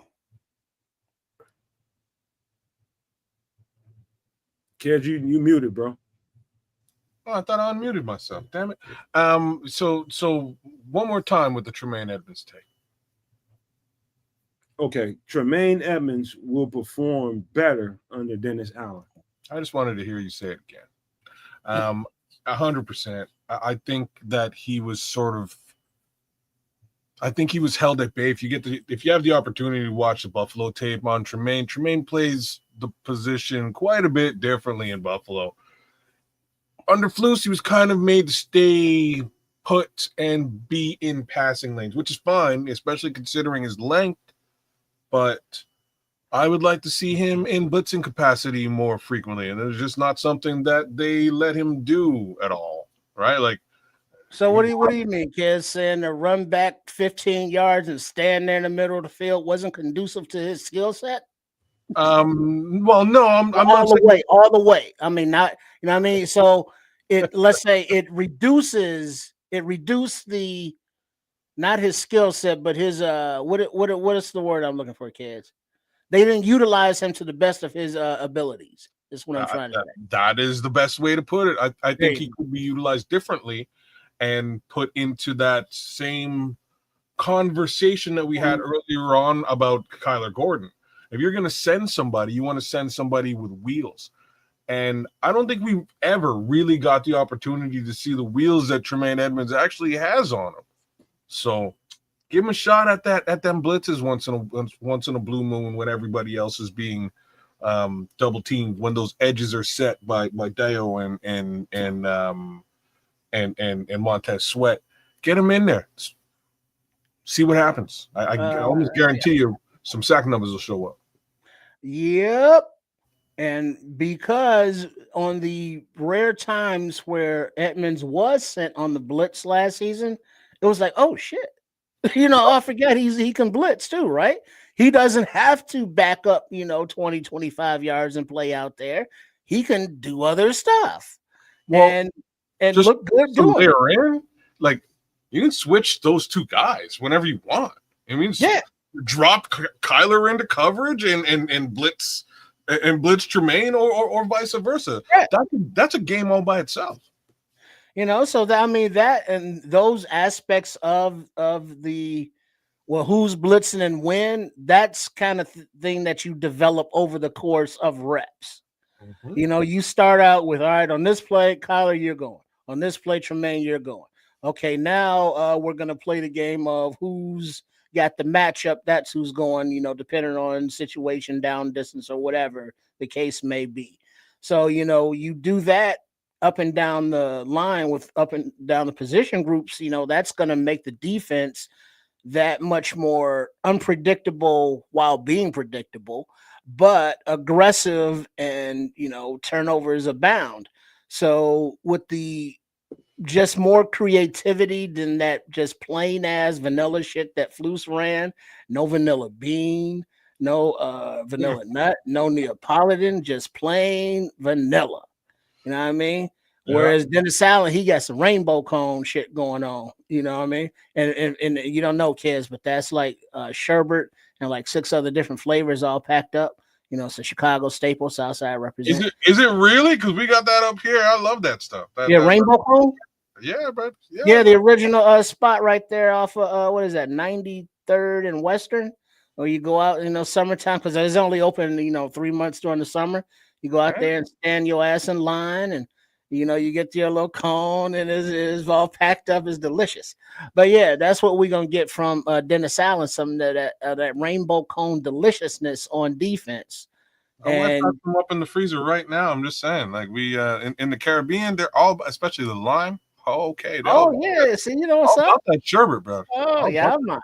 Mm-hmm. So, with Edmonds in a better predicament, and I can see this defensive staff saying, hey, let's utilize the players we have and put them in positions to succeed.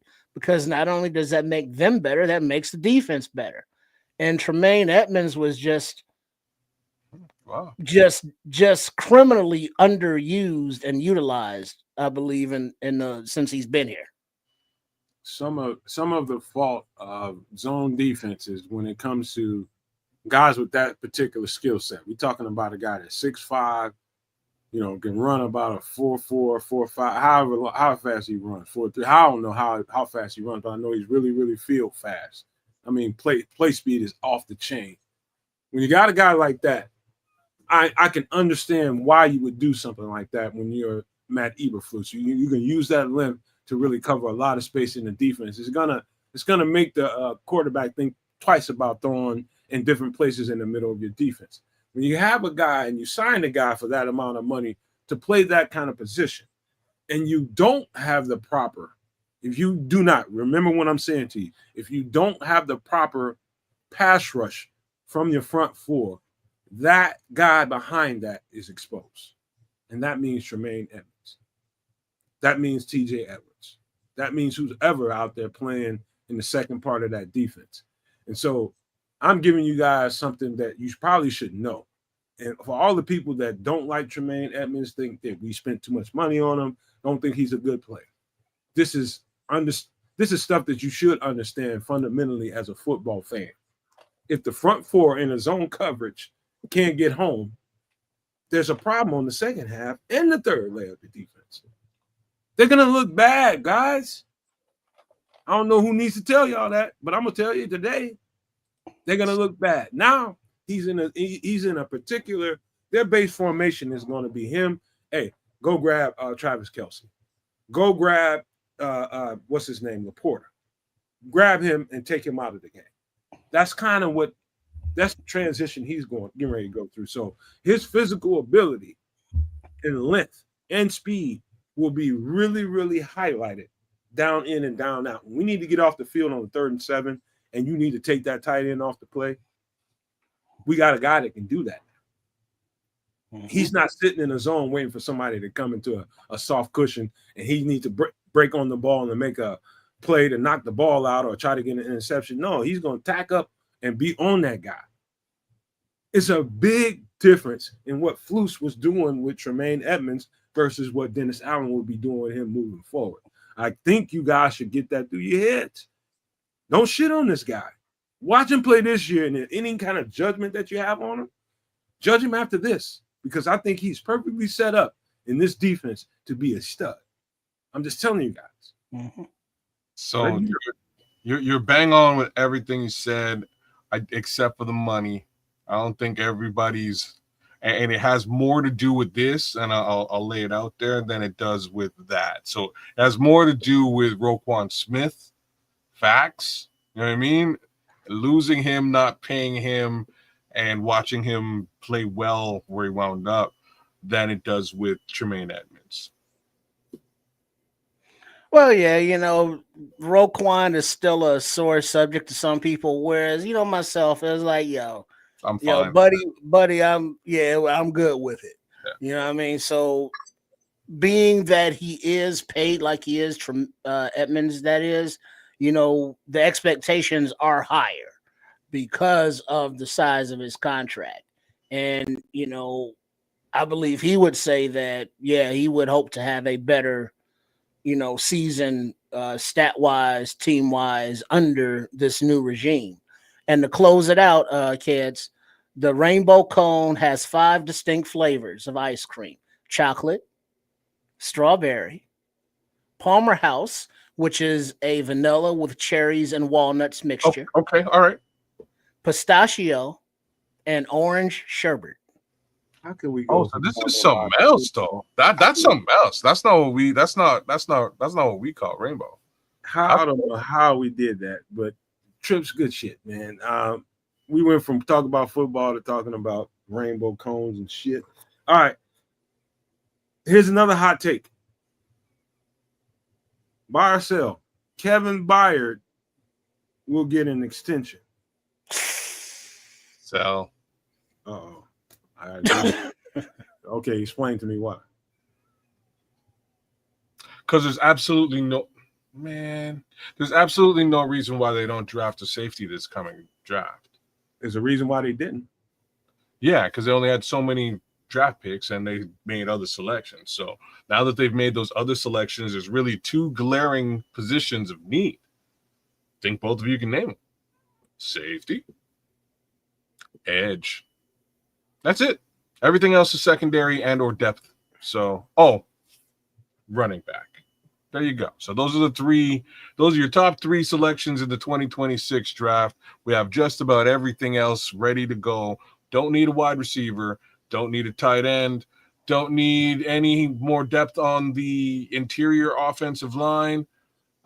Maybe a linebacker. So those are your top four.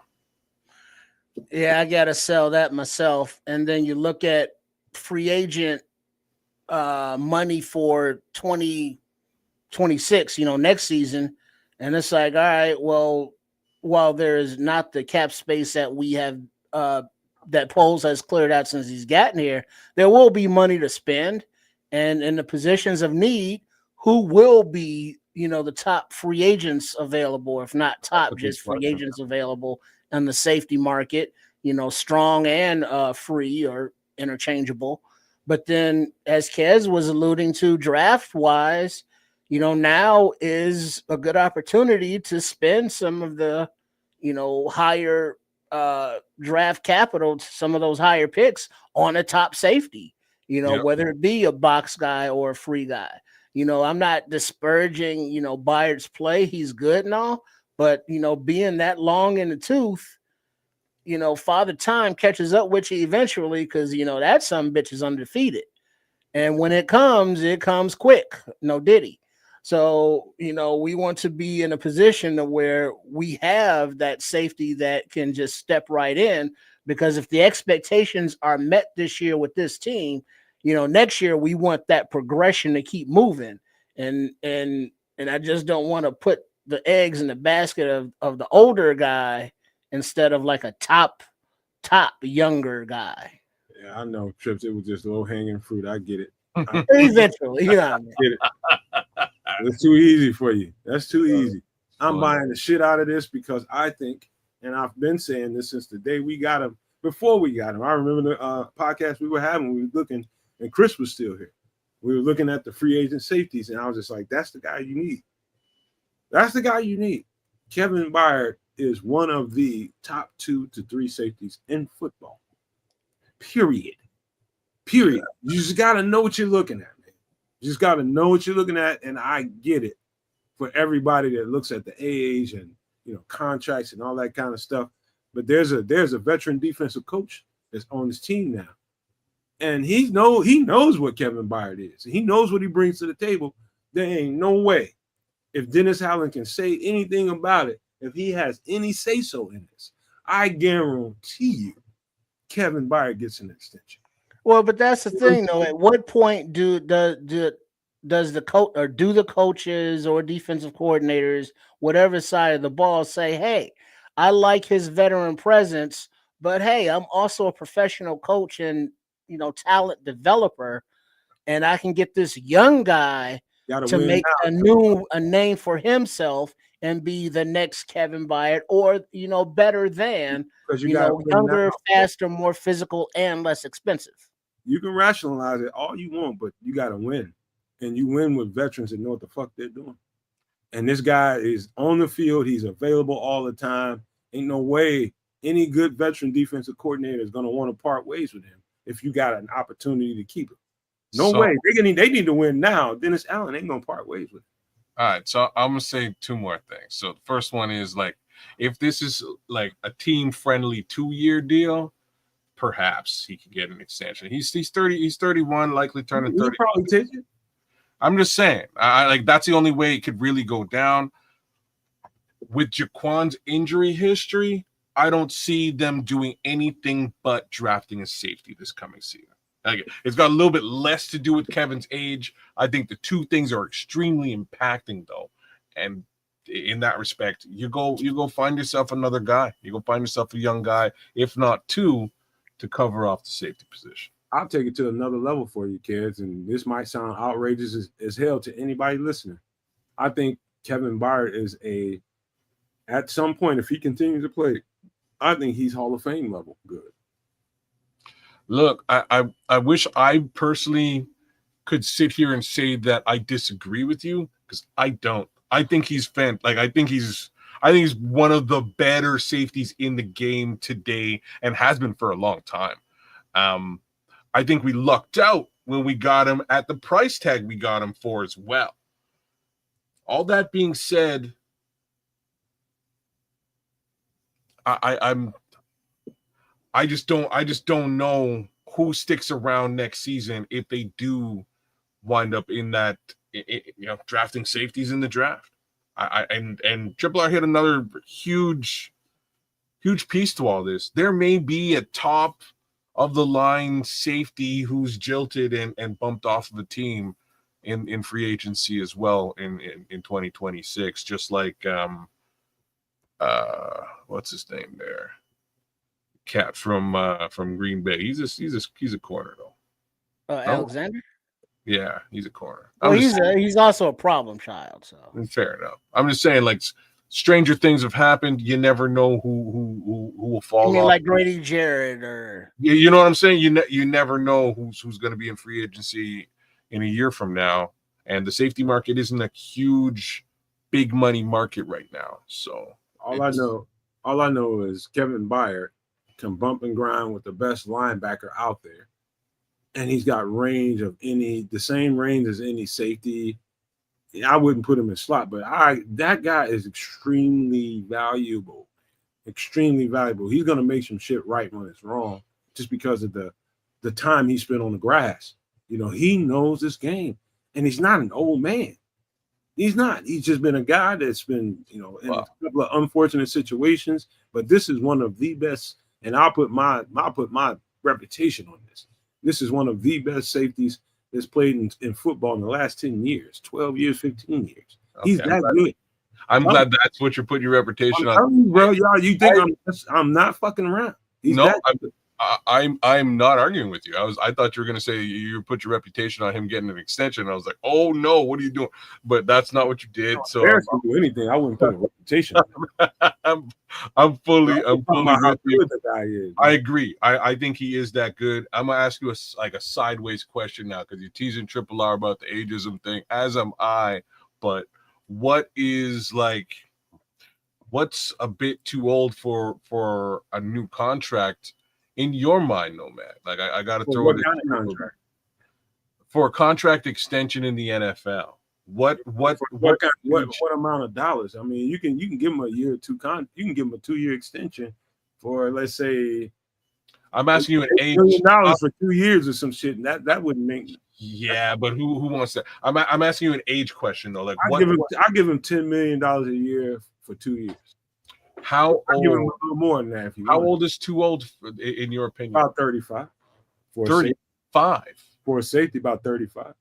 Wow. A safety like him that's had very little injury history, yeah, about 35. He keeps his body well, man. That's a big part of it. He keeps his body maintained. That guy's ready to play all the time. But that's my thoughts. I'm telling you, we got a great one here, and we should appreciate him. That's just my thoughts. I'm a Kevin Byard fan, and I will be until the day he retires. I think we got one of the best safeties in football, and I think in this system, it'll show up better than it did in his own system, where he had to play space all the time. Now he can tack up and show you what he's made of, like he did when he was in Tennessee. But I don't know who the kid is, just from looking, but just looking ahead at next year's draft. Maybe you can help if you started it yet, Nomad. But Dylan Thieneman, it's a lot of good. Thieneman, Thieneman. He's a safety out of Oregon. Thieneman. Sure. 6 feet, 270 pounds, running a 4.35. Got a lot of range. I know. We'll get there. Yeah. So, you know what I'm saying? If we can get a little Thieneman action going, it's like, all right, Byard, good luck with that gold jacket and all, and let's keep it moving. Yeah, I know how Trips thinks. Trips thinks there's a better guy somewhere for cheaper, all the time, man. But hey, it don't work like that all the time in the NFL, especially when you're under this mandate that this regime is under. They're expecting these people to come in here and win football games quick. And if you don't have the right people on the field, you're going to lose quick. They got the right player back there. You keep them back there for the next couple of years. You go ahead and draft the safety behind them, but you make sure you give them an extension because who better to learn under than Kevin Byard? That's it. That's my take on that. Well, then also, no, man, let me ask you this on veteran players. At what point is it like, all right, look, I'm willing to impart the wisdom of my NFL experience on the young guys versus, look, man, I'm just trying to keep my job, stay healthy, and play football. Where is that balance, do you think, with veteran players? When you know you feel like you're losing a step, when you know you're feeling like it's that time, I don't see nothing in Kevin Byard's game that would indicate that he should be in that space. Kevin Byard's a good dude, and he's going to do that anyway. For any of the guys that come in, he is going to be a sounding board, period. He's going to always be somebody that they can lean on. Hey, middle of the night, call me up. You looking at something you want to get some answers on, hit me up, and we'll pull up the film and we'll talk about it. He's always going to be that guy. This is how he's built. But a player, let's just say it was a time when, when I wasn't playing football no more, when I knew I needed to taper my shit off. You know what I mean? When I was doing the same shit that they doing in the offseason, working out, I was working out for years, feeling like I can get an opportunity if somebody would give it to me, and I kept my body in peak. But it was a certain point in my life where I just felt like, all right, I just roll my ankle, man. I ain't getting off this damn crutch until a couple of weeks later than I normally would. You know what I mean? Like, how fast do you recover? Shit like that, that's an indicator that you're starting to get a little bit older and you're not healing as fast. I see no indicators in Kevin Byard's play, his recovery, nothing about him indicates to me a player that's getting ready to slow down. Nothing. So I'm going to change my take on this to buy. Would you believe that? And it's based on just a couple of quick things. The fact is, there's a couple of 32-year-old players that just received relatively lengthy extensions and or contracts with this team. One being Grady Jarrett. They just paid they just paid him major, like in a big way for the next few years. Another one being Joe Thuney. Both of these guys are 32 years old, paid in a major monster way. So if we're talking about Kevin Byard and he's still the guy that nomad and I believe he is, I think perhaps he may just get an extension for another couple of years beyond this, more so to mentor the new guys coming in. Like, don't get me wrong, still think they drafted a safety in 2026, but I think he'll be the mentor for that new group of safeties coming in. That would be a very smart thing to do, is you extend them, make sure you keep them, and you draft behind them and make sure that guy sees. Like, I would pay good money to get a chance to, if I was a safety, to get a chance to study under somebody like Kevin Byard. That's priceless. And good GMs, good coaches, they know that. They know that. You bring a guy in there and you're putting him in front, putting him right behind a guy that's going to teach him the tricks of the trade, because you got to learn that kind of stuff. You got good range, you're fast, you're a physical guy, but how do you go about operating down in and down out? How do you go about doing things in the offseason to make sure you're maintaining your body? Because you just did a lot of bumping and grinding, and your body is kind of beat up after 17 games. How do I get my shit back right? How much time do I take off? All those kind of things. How long before I start getting ramped back up and getting ready for a training camp? I don't know. Didn't he come from Philly and they replaced him with the funky white boy? The white boy good though. Hey man, like DeJean, is that him? DeJean? Cooper DeJean is not a joke. Right. Yeah, but I'm saying, it's like, it's like Kevin Byard or Cooper DeJean, and it's like, Yeah, it's situationally how you want to develop your franchise. It ain't the. Well, but my point is like Cooper DeJean has the higher future, brighter future, let's say. Whereas Byard is still good, but his future is a lot, let's say on the shorter side, theoretically. when you draft like the Philadelphia Eagles and you're layered with depth like that, you can afford to let go of a Kevin Byard. Wow. We can't afford to let go of a Kevin Byard at this point. Let me agree and disagree at the same time. So the initial agreement is Howie Roseman's a freaking genius, because anybody who spent a minute looking at Cooper DeJean's tape should have known and should have went and got the kid. My boy was playing linebacker. He was running back kicks. He was playing safety, and he was playing corner, all at like high caliber. You know what I'm saying? Like all very well. It was obvious somebody needed to draft him, and how he just drafts everybody who's any good from an obvious perspective, and they play well. Like, the guy's a genius. Just throw that at him. The flip side to this is, again, I do agree with Nomad, and Kevin Byard is, in my opinion, definitely one of the defensive leaders of this team and one of the better safeties in the league. The question is just how long are those two things going to last, right? So, well, I'll tell you what, man, because we spent quite a bit of time talking about this. We can come back to this at any given time during the season, during this off-season period, and have good discussions about it. But we do need to talk about several more buy or sell. And here's another one. Buy or sell. Gervon Dexter will make a Pro Bowl this year. I buy that one too. The Pro Bowl. I buy that one. I'm not sure if he's going to be a first team or an alternate or what have you, but just considering his output this past season, more or less rival Jalen Carter's, I believe we're going to see a better version of Gervon Dexter this season than we did even last season. And I kind of expect his numbers, statistically, to look a fair amount better than Jalen Carter's because of the work that he's put in over the last year and a bit. So, yeah, I believe he has the ability to really show up on tape. The only detractor to me is just that there's a really solid rotation on that line now, right? There's some mouths that need to be fed. So, that's the only detractor that I could come up with. Outside of that, I think he makes a Pro Bowl push. Yep.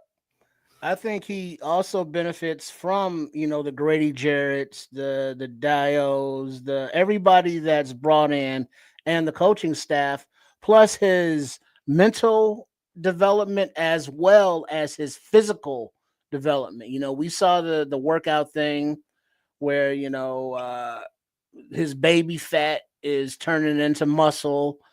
And we also saw his play that when he was healthy and wasn't dealing with that knee thing, that he was a menace one-on-one. They had to double team him. So he is going to be one of four now where at least 2 or 3 is going to need a double team.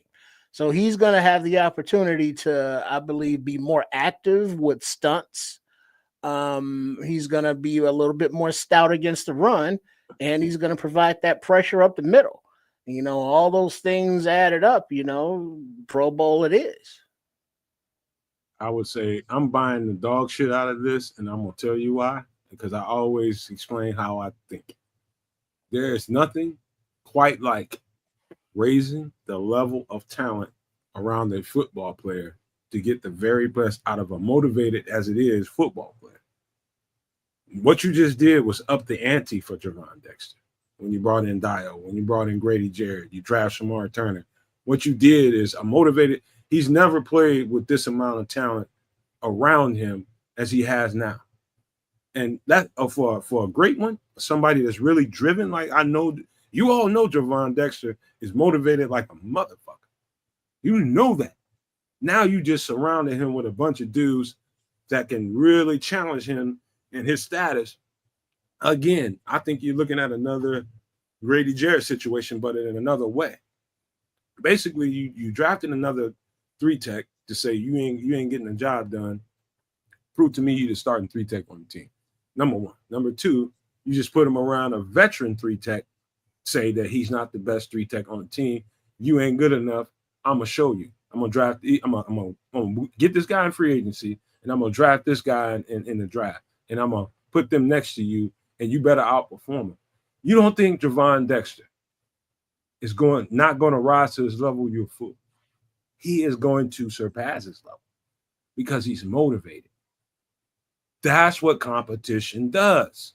You put the right people around people that thinks they're the shit, and you find out they think they're the shit, and they know they're the shit when they start putting it on the field.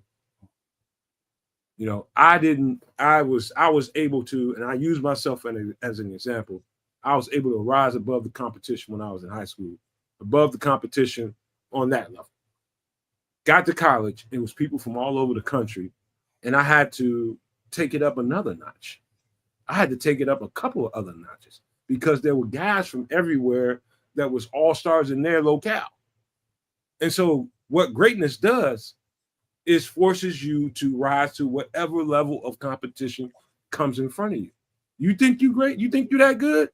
Rise to the level then. If anybody, I'm going to ask you this question on top of, do you think he's going to have a Pro Bowl season?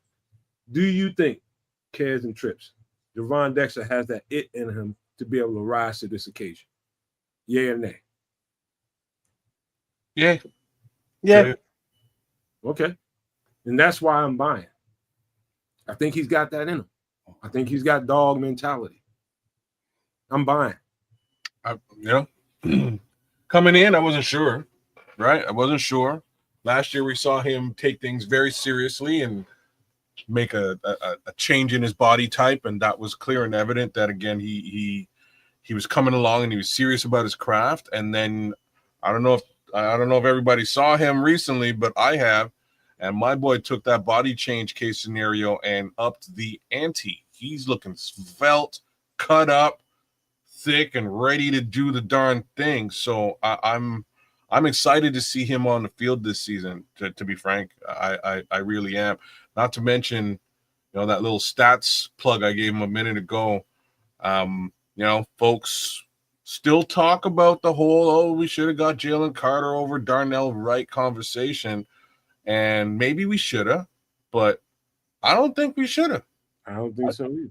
You know what I mean? I think we probably wound up getting the right guy in this scenario. We got the top guy on the right, and I think we got somebody who more or less rivals what we could have got in a Jalen Carter. So he takes that up a notch. Javon is not going to live that down until he shuts that down. And this is what I'm saying. I think he takes it up a notch and shuts it down this season. I think he will. I agree. Here we go with another one. Buy or sell, giving us change up from zone coverage to man-to-man coverage, which Tyreek Stevenson played heavily in Miami. Tyreek Stevenson will thrive in the new Dennis Allen defense. Buy or sell? I'm buying all day long. Buying all day long, and it has a little bit to do with this. So when he started out here, he was very handsy and on the man, right? Like, I don't know if you guys remember his first few games, a lot of penalties, a lot of physicality against whoever he was lined up against. And then slowly but surely, he kind of got his bearings and was able to cover without all of that, all of them penalties, all of that physicality. He was able to stay up on you, and away he goes. I think that's what we're going to see a lot of from Tyreek Stevenson, but I'm going to double down on this. I think we're also going to see a couple more interceptions from Tyreek Stevenson this year to really solidify who this kid is on this team. And I think he is an amazing corner, just waiting to be, waiting to explode. Yep. Yeah, I'll buy this because his maturity thing is his biggest issue. Yep. Back at the U, I remember him sporting the turnover chain often because he would get picks. He can play football. It's just his head has to be in it, every play, every rep. We saw what happens, when it's not. And like you say, he's never going to live that down. I mean, they made the little action figure, not action figure, but the schedule release of the little anime shit that they be doing. And that was his thing, giving the crowd the business while the play's running behind him. So, I mean, that's just kind of infamy. Will forever remember him as that play. For people not to remember him for that, he's going to have to go and ball out and be like, yeah, he made that mistake, but damn, see all those picks he got, the next season, or, whatever good he will be, with an improved pass rush, with better defensive play calling, now that he has time in the league to physically mature as well, Al Harris is going to get in his ear. So he has every opportunity and resource to be the best version of himself he can be. The rest is just up to him. I will say this, man. I never watch a football game and see a moment on a football field for a player. And I don't hold him to that moment, because you got to remember, man, these are young. What did I know when I was in my early 20s, in my teens and early 20s? I thought I knew a whole lot, but I didn't know shit. And what I needed to do was grow up. And I learned, I'm a learned man. I learned, I had to go through things in my life to change me as a human being. Life experiences do that for you if you're fortunate enough to live, right? And so, whenever Tyreek Stevenson comes up in conversation, the first thing people think of is that what happened in the game against Washington. Understandable. But that is a narrow-minded view of that individual. It's a very narrow-minded view. He had a moment in his life that, he wishes he could, live down. But the truth is, fan base is a narrow-minded place. And that's what they think. That's what they remember. And that's what they want to talk about when it comes to Tyreek Stevenson. And he has much more to him. This is the grit, the toughness, the swag, everything that you want in a winning franchise. If you draft it, and if you draft it well, and you feel like you got the right people inside the building, you just wait and watch him develop. Tyreek Stevenson is like the poster child of that. He's one of them on this team. It's just like, watch him as he grows up.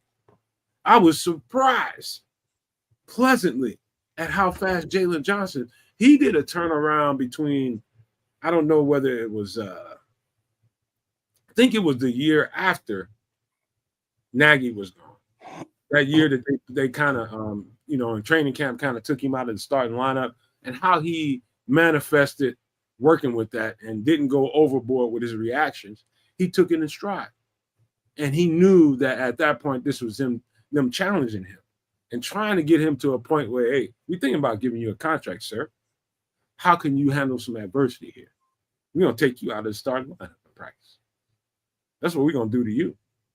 And we're going to see how you react to it. You can overreact, or you can handle it in stride and know what the message is. I think Tyreek Stevenson is kind of come across that same precipice. And luckily, he has Jaylon Johnson inside the building to help kind of smooth this road that he's about to go through. Luckily, I think we have a gem in Tyreek Stevenson, and I wish we had 53 more of them, 52 more. That's how positive I am about Tyreek Stevenson. Yes, I think he will thrive. I'm buying the shit out of this, number one. But yes, that's a guy that I will go to bat for. I will get in a foxhole with any given day of the week. If you're going to go to battle, you want a motherfucker like Tyreek Stevenson in that foxhole with you. That's a guy that's going to get down. And we need more guys like that on this team. So that's my take on Tyreek Stevenson. I'm buying the shit out of that. He's going to thrive in this defense. Here's the next hot take. It's not so hot, but buy or sell. Terrell Smith will see safety reps in this training camp. I'm going to buy that. I hope so. I want to see him on the field, man. I want to see that kid on the field more frequently. I want him to get more opportunities to be on the field. About that simple. I think every time we have seen him on the field, he's done extremely well, but it's always been in reserve capacity. Somebody goes down generally at the corner position, away you go. If there is potential for somebody to go down at the safety position, whether it is, Kevin Byard or Jaquan, I think that's a great opportunity for a guy like Terrell Smith to get on the field and make his impression felt. So personally, I hope he gets some reps in training camp. Yep, I believe so. The scheme in with the Gophers, yeah, don't you know, was more of a zone concept, and safety, that's more of a zone concept than corner. He never really looked like he was out of place on the football field. He looked physical enough. He would come up and he make tackles, and it's just getting him a place on the field to play. And with this new coaching staff, this new scheme and all, maybe he will be more productive in the safety position. But I fully would expect this staff to, at least take a look at what he looks like at that position in camp. Not that he has to have a position switch permanently or, anything like that, but taking a look at it in camp just seems like a very logical thing to do.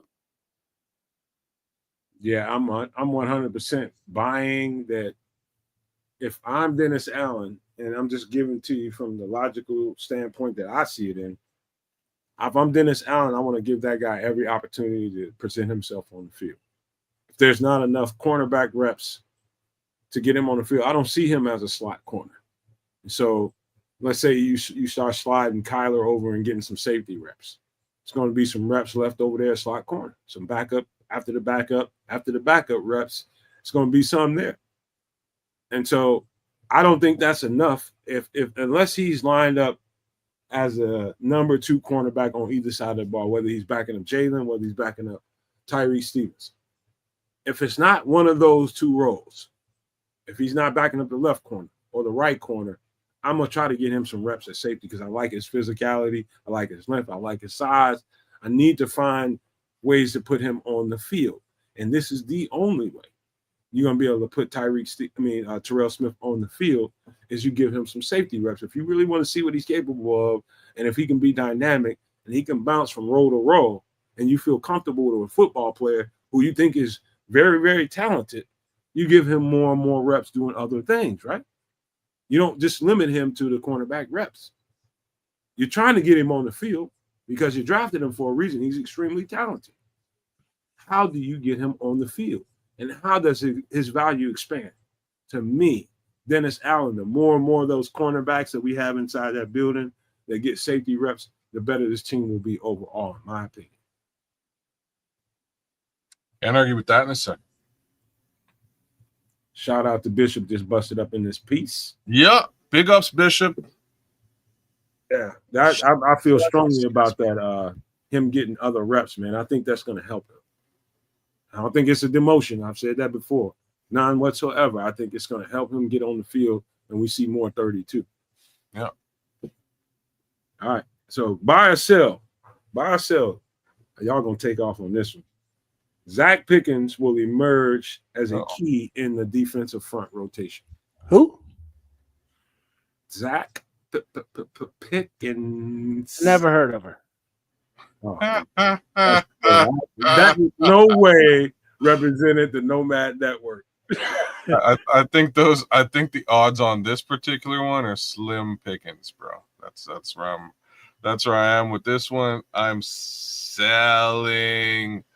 It's funny as we've been having this conversation on the defensive side today. I was like, I don't think we're going to talk about Zach Pickens at all tonight. And here he is. Here he is. He's Zach Pickens is weird as his I won't call him ugly, but he's reared his head nonetheless. He's the odd man out, man. I don't see him doing anything to save his existence here. He really needs to blow up the training camp, though. You know what I'm saying? Like, he needs to make his impression felt. Everybody needs to be in consensus. Yo, Zach Pickens is a guy. We're keeping him. Yeah. Tonight. Yeah, that's a sell for me also. Because, you know, we see the little off-season workouts, everybody doing their little thing. I ain't seen shit from Zach Pickens. We see, you know, at the little camps where they all doing the thing for position groups. I ain't seen shit from Zach Pickens at none of the D-line camps and none of that. And it's like, where's this dude at? You haven't heard the coaching staff speak on him or mention him. And so it's like, huh. Notice, Yeah. That notice how guy. everybody showed up in Miami or whatever to do a little workout, except for a certain Mr. Pickens. Right. It was didn't get the Hardy. memo. It was the veteran Grady Jarrett. It was Booker. And who was the fourth? I don't know, but my guy wasn't even on the team the But day it before wasn't he Pickens. showed up. He showed Oh, up. it was Big Dex. It was Hardy, Jarrett, and another one. But it wasn't Pickens. Pickens was not the other one, or the plus was not 4. So it's like, dude, you know, we spoke on Sewell and Dom Rob. He's you know, a higher pick than both of those dudes, and he still has yet to show a goddamn thing on the field. Not anything whatso effing ever. So yeah, no, unless he comes to camp and it's like, dude, yo, you see Pickens? You know, unless he's turning heads, he can go down to the end of Hallis Hall Drive and take a left and keep driving. Oh, here's my answer to that. I'm gonna buy this. Wow. I'm gonna tell you why. Let's hear this now. You're gonna like it. Trust me. I'll tell you. All right. In a very preachy, very technique driven defensive coordinator's mind, a guy down in, down out needs to play this certain technique next to the guy that's next to him. You gotta think when you're down on that front. You gotta think. And making sure you're in the proper number one, making sure you're in the proper alignment to kids, making sure you're properly spaced between you and the next man, you're properly spaced in between, say, guard and center or something like that, to play your position, making sure your alignment is absolutely right. Several things that you have to think about as a defensive lineman when you're playing with a coach that makes you think before every snap, versus a coach like Dennis Allen says, we're going to take all that shit out of the way. Get up the fucking field. Give the offensive lineman in front of you an absolute problem. Who and what kind of player does that benefit more? You're very athletic. You're very gifted. I can bust his ass, play in and play out kind of football player. Zach Pickens has the athleticism, has the burst, has everything that you need to take the thinking out of the game and just line up and bust his ass. Bust the guy's ass in front of you. That's why I buy. If he puts him in front in that front and says, Zach, I don't want you to think about anything but busting who's ever in front of you. Bust his ass and get in the backfield. Show me you belong on this team. Zach Pickens will win those wars 9 out of 10 times. I guarantee you he's that physically athletic. But I haven't seen it. I was just gonna say, remember that I just time got to explaining to you, bro. I know, why but you haven't seen it. Remember that time when he did it in versus that team? No. Exactly. That's what I'm trying to say. Like, I've never seen it either, and that's why I can't buy this one. I can't. Hey, I just gave you my take on it. Yeah, but I mean, there has never been a situation where he was on the field and it's like he's flashed, or he's like, oh yeah, nice play, Pickens, or it's like, man, we need to get more of him, or there's none of that. Well, they did get more. Ask me who's the most athletic 3 technique on this team. You think somebody out there, one of y'all to ask me that? I'm okay. Who's the most athletic 3 technique on this team? Chris Williams, number 1. Number 2, ask me who it is. Number 2, who? Zach Pickens is the second most athletic guy on this on that defensive front, and then comes Shamar Turner. Yeah, but I still like my man Ford over Pickens if it had come down to it. He's a nose guard, bro. He's a nose, and that's fine.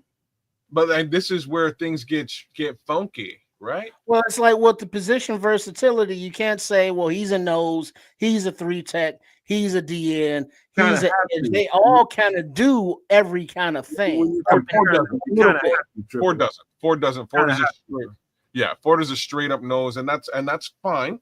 The All right, I'm still taking Williams over Pickens. I think they are too, and this he is might be the guy that unseats Pickens. things get funky when you look at the depth chart. So Javon, Grady, paid, top draft pick, Billings ain't going anywhere. Turner, top draft pick. Then you got the 3 guys coming up sort of at third string. Who's going to take the third string role? Williams, Pickens, Ford.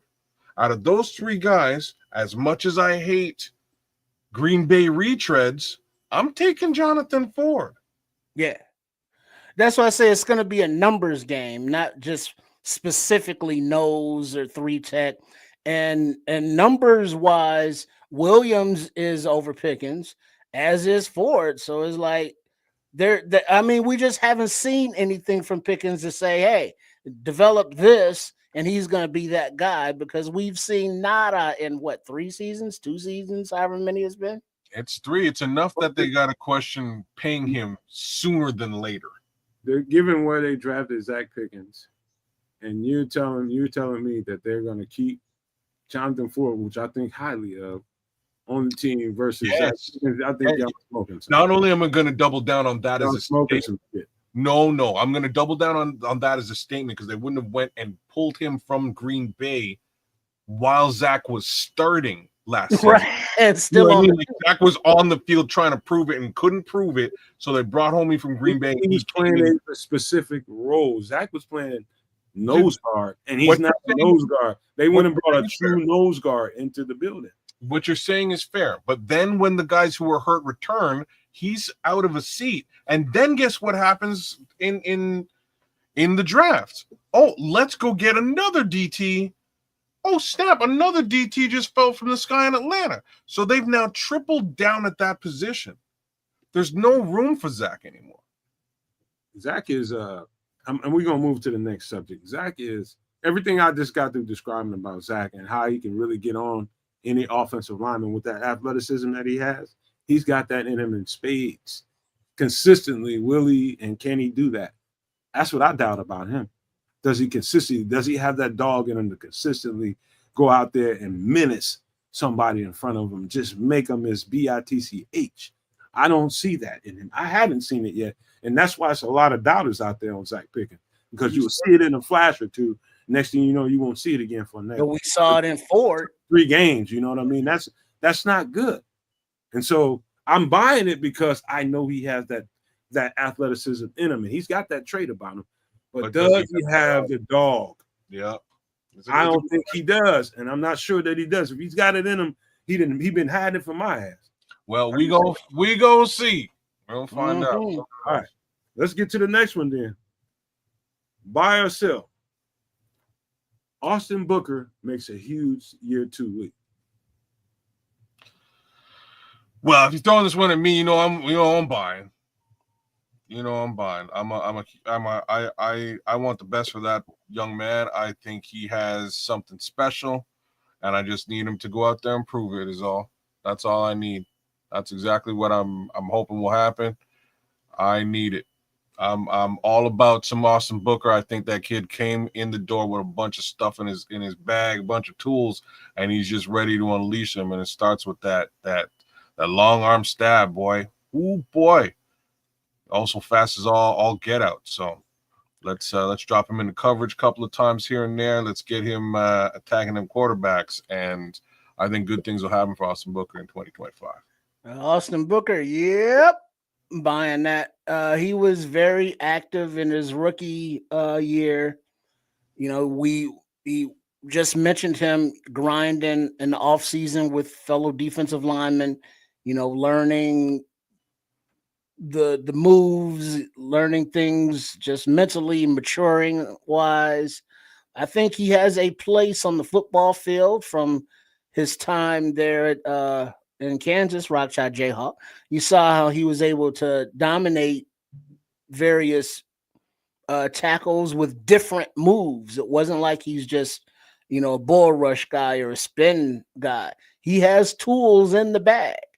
And being that he's developing physically as well, getting stronger, getting faster as he matures.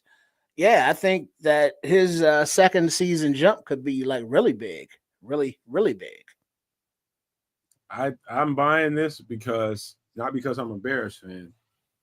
It's because of what I just got through describing about Zach Pickens and the coaching style, what Dennis Allen is asking them to do. Attack the offensive lineman in front of you at every chance you get, by any means necessary. Attack the shit out of them. Think about what that does to a guy that's already physically aggressive as it is.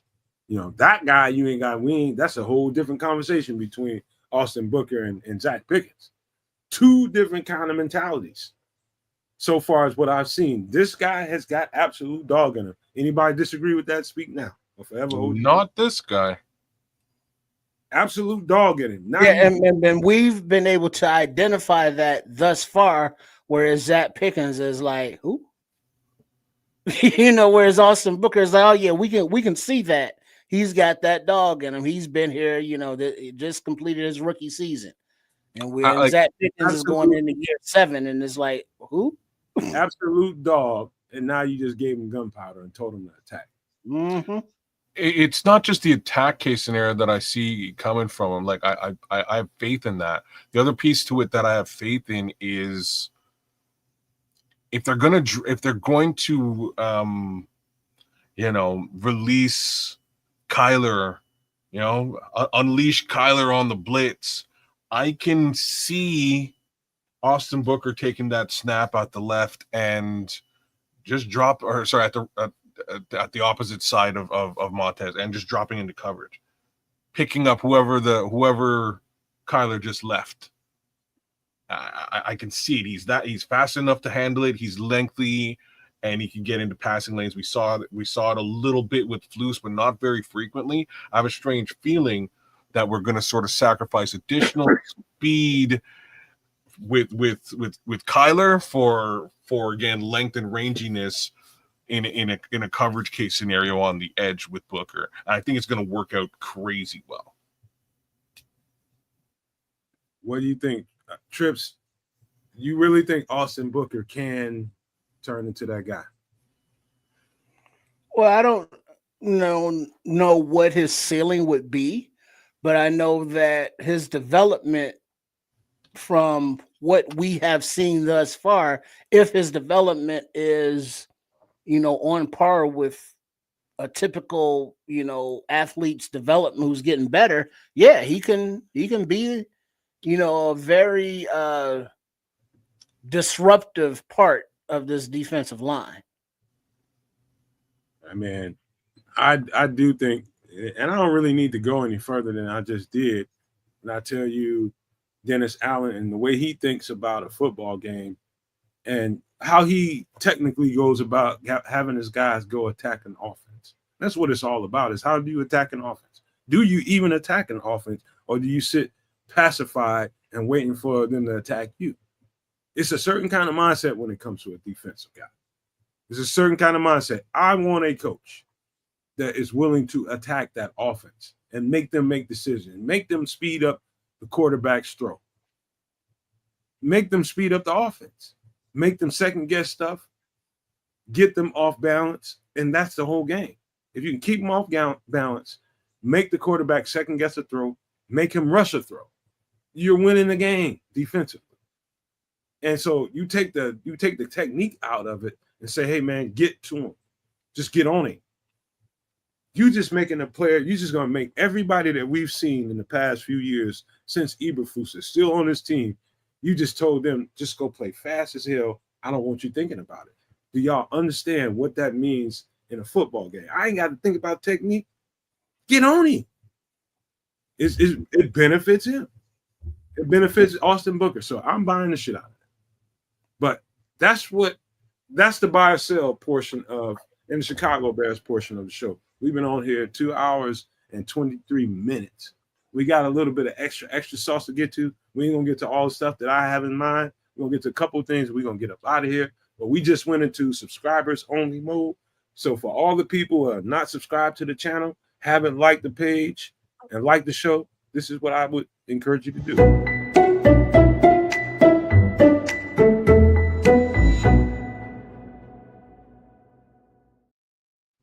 Yay.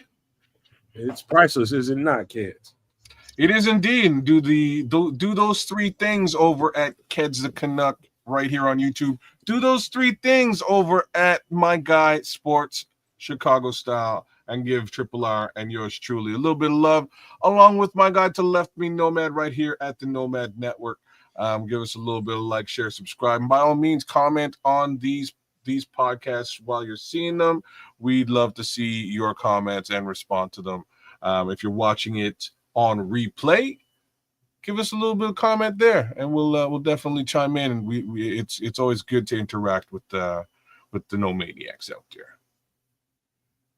But yeah, what we extra saucing about tonight? Hey man, so all right, you know what? I don't know if you guys have heard of this story, but I'm prepared to talk to you about it a little bit. I didn't have, again, this is why I'm unprepared, because I didn't have time to do all the research that I needed to do because of my mother, preparing for that. And once she had the surgery, it took me in a whole different place. Anyway, so Teddy Bridgewater became a high school coach down in Miami, Florida. And he got suspended because he helped the team financially. I'm talking about went in his own pocket. And Teddy Bridgewater comes from a very, very, very poor environment. And he rose out of that to become an NFL player, and one of the really good ones when he was all the way healthy. Very, very good. And, because of his leg and his leg injury, that really derailed most of his career. And, he still feels like he can bring something to the table. So all those underprivileged kids down in Miami that needed help and was going through some of the stuff that he knew that he went through when he was at that point, he went back to that school and he helped them. I'm talking about Uber rides. He's talking about buying meals for them, talking about, making sure that they have the right strength and conditioning. All physical therapy. Physical therapy. Who had physical therapy in fucking high school? Nobody that I can think of. I mean, it might be a few schools out there now, but when I was coming up, the physical therapist might have been a motherfucker that's eating all kinds of pills and he just knew, therapeutic stuff, man. It was just not what it should be. I commend Teddy Bridgewater. They should have not only gave him a raise, but they should make a street named after his ass for that. And so Teddy Bridgewater was suspended, unfortunately, for helping underprivileged kids. I bet any kind of money, Triple R and kids, the team that he kicked their ass that expected to win that state championship that year was looking for something to bring him down. Well, you're damn right. All right. So I'm on both sides of this one as per normal. Just like so here's the thing. Obviously his heart was in the right place, and he should be commended in that respect. The problem is there's clearly a conflict of interest there, right? If we're talking about ethical business, right? That's the issue. It's like, like imagine Bill Gates all of a sudden decides that he loves football and he just, becomes a coach and just builds a stadium for the team and a state-of-the-art facility and pays for all of them to be good, like new gear, and like that's a conflict of interest. That's a little bit more so, Kids, I was one of those kids, man. You were one of those kids? I was one of those kids, brother. And that's why I said his heart's in the right place. I'm not trying to chastise the guy from trying to do good things. If he's getting chastised for that, wouldn't you say right off the top that something is absolutely wrong with the athletic system? That's what I would leave. No, I would say, here's what I would say. I would say that something is wrong with systems in general. Yes. So what one must do is learn those systems, find somebody who's knowledgeable about the systems, and then play by the rules of the system. That's the only way to win. And this what I'm saying is it goes so far beyond the topic of conversation that we're having here. Why is there right? Because there's multi levels to this thing. Yeah, It's messed up in the system in the first place that these kids or these schools don't have the resources, available to survive. My guy Cloud Chasers here kind of nailed it because he's saying like private schools been doing that for years. Yeah, but those are the guys who know exactly how that system works and manipulate it. You're bang on. Or maybe it was nobody. And then there's somebody to bust their ass and they got away with some shit. No, it's not a bust their ass situation. Yes, it definitely is here. No. It could be. I mean, it could be for the level of a team that lost to the Bridgewater team in the playoffs or whatever. That coach or that at staff is mad.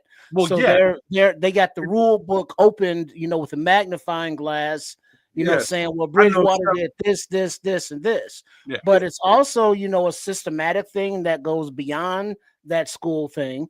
And then, you look at public school teachers that are going into their own pockets for, school supplies.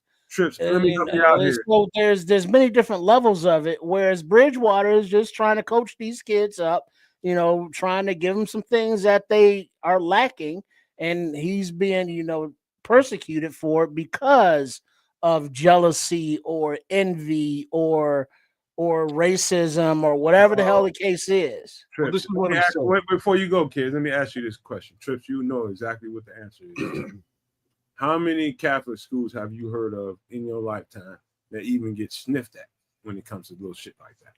Oh, well, shit. Well, here, put it like this. St. Sabina, Catholic school, plays with other Catholic schools in the league on the south side. Brother Rice, Leo, so on and so forth. When St. Sabina's boys basketball team was going on a road trip to play a away game, there was all kind of racist catcalls. And then when it was time for St. Sabina to host, the basketball games within the league, those schools refused to come to the school because of safety concerns, being in the hood and all, which is, just a racism kind of thing. And so this is the Catholic school league. The league for grammar schools that play. So it's a systematic thing that, children learn and perpetrate over the years. And being in Florida, especially if you got a good football team in your mind, and then this, guy who was actually in the pros, and is paid and is coming back and now making a difference and kicking your ass again. That's some manhood shit that, these coaches might be on. So there's a whole lot of things at work here, but all of it is detrimental for the kids involved. So let me take a step back now. All right. So taking a step back, if you're talking about a high school league, and I'm going to give you a couple examples, and I'm going to reach back to my guy, Ellie Jones, because he kind of made sense of it all. If you're talking about a high school league, all of the other high schools are being basically run by tax dollars. So all of a sudden there's a rich guy who comes in and pays this one team to be better than everybody else from a resource perspective. It's ethically sideways. It's not, you know what I mean? Those other teams are no longer playing on the same playing field. So yes, he's helped a bunch of kids, but if you look at it the other way, he's actually hurt a bunch of other kids. You know what I mean? Like if you're looking at it holistically. Now, there's channels under which this should work. How do you hurt a bunch of other kids?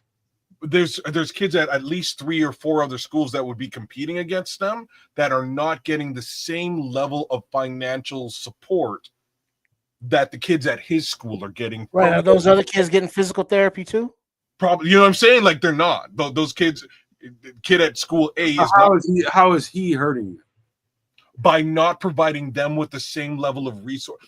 Again, school level, all Is of the he, schools is he are hurting them or just not providing them with the same kind of resources? Well, he doesn't give them the same competitive advantage. This is where the ethical Okay, so issue that's what we is. need to get to, because you're saying that because Teddy did that, he gave somebody a competitive advantage by Yes, that's by this giving is, them an Uber ride, giving them this their is the, professions and all that kind of shit. so hold on a second. So this is the ethical issue that is at hand. The way around this is the way that private schools do it, and or the way that Illy Jones is sort of explaining it. Like Illy Jones started out by saying, "Hey, like, why didn't he say his wife made the donation or say it was anonymous?" Teddy Bridgewater, if he was unfortunately, if he was smart enough or had the correct resources, could have set up a trust. You spend a couple $100 to set up a trust.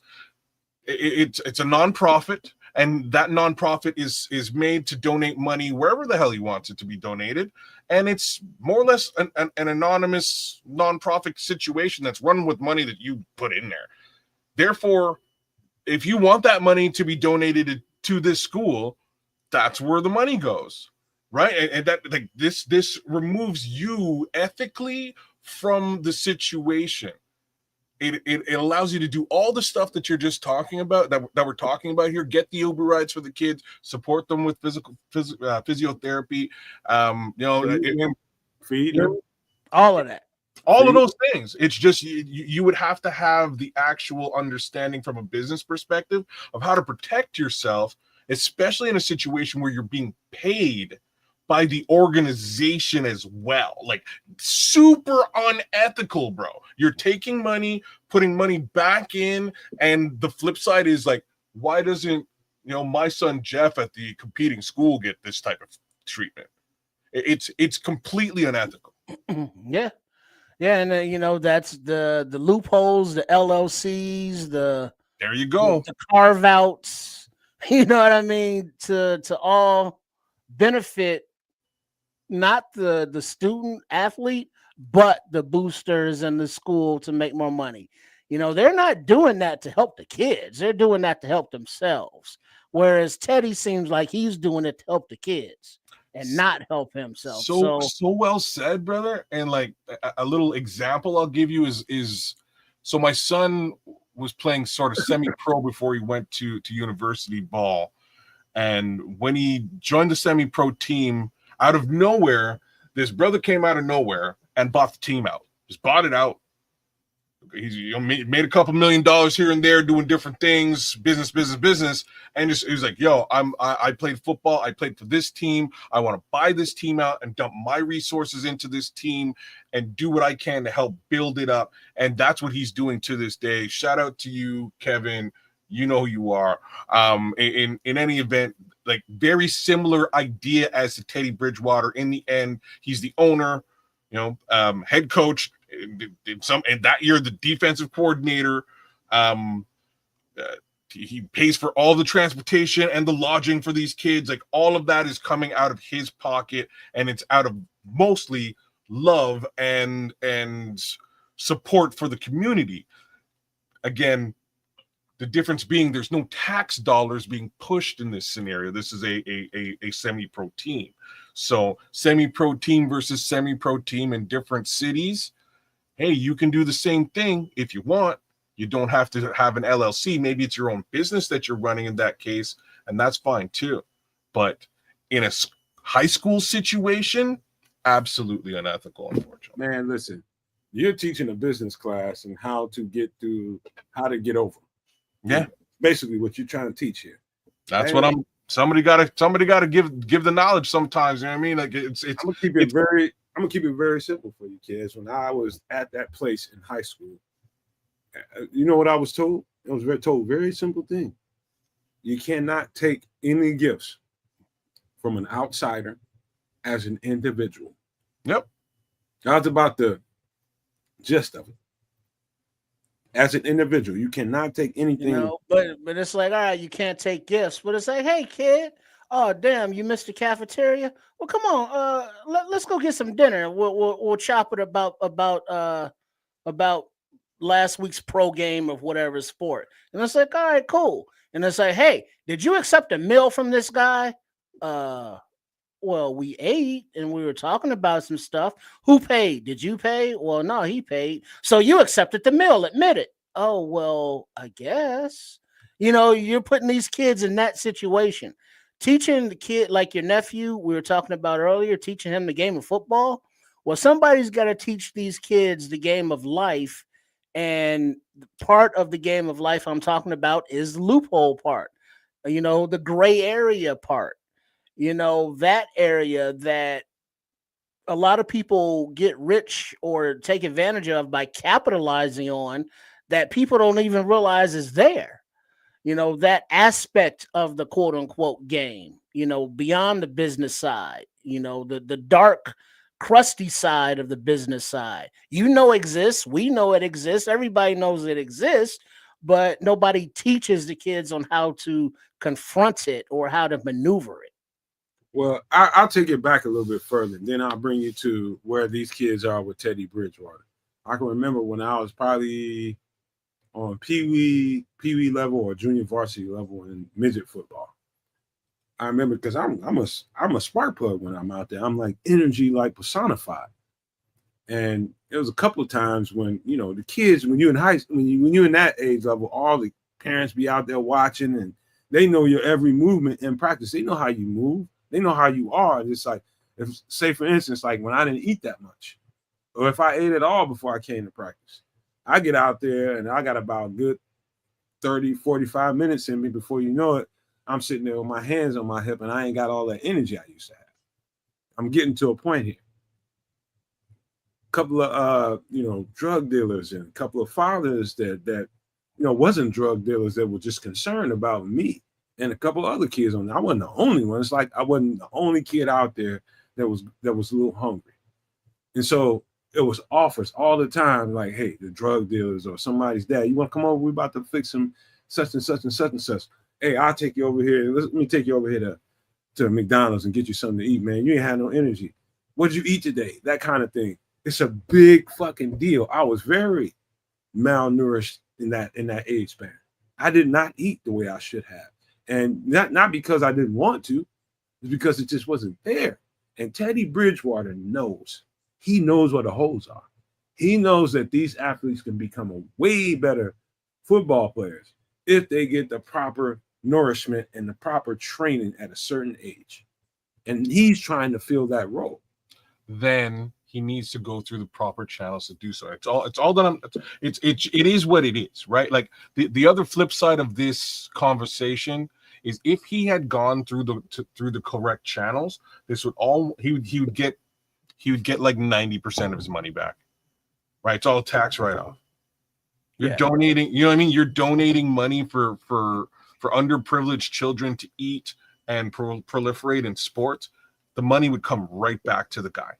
He just did it the wrong way. It's almost as simply put as that. Like, this is why celebrities, this is why celebrities donate money in like big chunks of money. Here, take $500,000, take $1 million of my money. I'm putting that towards a charity that I care about.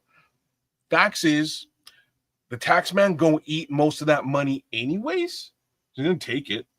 So if you took that money, buried it into a trust, and donated it to something that you cared about, in this case, underprivileged kids and or underprivileged athletes, if you will, football programs, you're going to support the thing that you love, the kids that you're worried about, and you'll actually get your money back. Right, because good. Well, that from his perspective, Bridgewater is not, or somebody from that perspective is not thinking about the LLCs or the tax write-offs or the business. He's just doing things. A good thing for right. He's like, hey, my kid is hungry. Hey, that kid is overplaced and needs a ride home. Yeah. I don't want him, walking through that neighborhood late at night or, through this gang infestation. Let me put the kid in the Uber, after practice. Just little stuff like that. But all of that is, strike one, strike two, strike three, and the paper trail, when they run and tell teacher, it's like, well, we have these violations and can document it. where it's like he wasn't trying to violate shit. I mean, technically he did, but that wasn't his intention. And at that point, they don't give a fuck about the intention. They just don't want him, giving a fuck about those kids like that, so they can, win those games or, not have his personality or voice being heard or whatever the issues are with those people down there. I want to say this before we close out this conversation. As soon as I heard about it and I saw some of the details about the story and what he was involved with, what he was doing in particular, all I saw was providing meals. That part really, because of what I've been doing in my life, providing the meals. I can remember, man, being like when I was fortunate enough, my pops would take us to McDonald's. If I had a really good game or something like that, I'm busting ass. He gonna scrape up some money and take us to McDonald's. And best believe we ate everything on that goddamn thing and the salt that's left over on the paper. Mm-hmm. Trust me, believe that. Yeah, that's when you sucking that cheese off that wrapper. Hold on. And then I would look over and see, some of the white kids in there. They're just sitting over there, just playing over their food. And just like it was nothing, like they get that McDonald's and all that type of shit on a regular basis. McDonald's is shit to them. They don't. We gotta go to McDonald's again. Completely different world than I came up in. Teddy Bridgewater came from the world that I came up in, where you love every fucking morsel and you eat it. And so I know exactly where he was coming from. Yeah. I know exactly where he was coming. That's the part. We all do. Yeah, we all get that. Fuck all the other shit. He was taking care of them boys. No, don't say fuck all the other shit. Yeah, it does. Fuck all that. Because now he's in a position where he can't do it. Like he was or needs to. Well, I'm saying no is that I'm trying to put the world on game here. Like everybody knows that, kids. You don't have to give everybody an education. Clearly, Teddy Bridgewater didn't know this, man. But clearly, if Teddy knew this, he would have went through the right channels. And he didn't give a fuck. He knew them kids was hungry and they needed it. Then he should have gone through the right channels, bro. Of course, you made that point. You don't need to educate everybody on that. I'm telling you. I think people need to be educated on it. Be direct and do just that. Fuck up the rules. Well, no, but that's the thing. You just can't say fuck the rules because guess what? Now he's ineligible to coach because he broke the rules that he said fuck. And instead of saying, hey, let me do it this way, let me get a lawyer, let me get an accountant, let me get an LLC, and let's do it this way because now we can keep helping kids and we can help more kids legally without breaking the rules. Because guess what? He helped those kids, for a brief moment, but now he's not in a position to do it anymore because he's suspended. And so he helped them for like a little bit, but now ain't nobody getting helped by him. It's worth it to make that point. Now it's illuminated. Now everybody can see what's going on. Yeah, for the next 15 minutes until the next story comes up in the cycle. Come on now, y'all got to give that man some credit. What are you talking about? You're getting in your feelings now. So hell yeah, because it's deep with me. I know, but it's bro. So it's deep to me too, right? Like it's deep to me too. I've been in the same type of situation. I've also done what Teddy's done, right? I've gone out of I've paid for and sponsored kids to play sports and fed them on the way and drove them there myself. I didn't pay for the Uber. I drove them. I've done both sides of this. Facts is I don't have Teddy Bridgewater money. You know what I mean? Like that's the difference here. No resources like that. I don't have those kinds of resources. I just did it out of what little resources I had. And that's cool. There was no conflict of interest because again, I'm not working for the company that I'm donating to. Like this is where things get sketchy. Under normal pretenses, if Teddy had gone through the right channels, this would be a great news story. It would be continuing on for decades to come. He'd be helping these kids. Kids would be happy. Would be going he could have actually blown this up to support kids at all of the schools. I think because community of Teddy Bridgewater, you know what I mean? I think because of what Teddy Bridgewater did, it's going to illuminate the issue about nutrition with some of these kids in these schools. It's not like that's an unknown thing. Let me finish, please. It's the illumination of the issue. That's the point. If he loses a year or 2 years or he can't coach, so be it. It was worth it to make that point, and everybody's talking about it. We talking about it on the show. It makes a difference. Yes, it's important to do things the right way, but because he did it, he illuminated the issue. I don't know if he did that intentionally, but it's out there now. People talking about it. Yeah, but those kids are still hungry.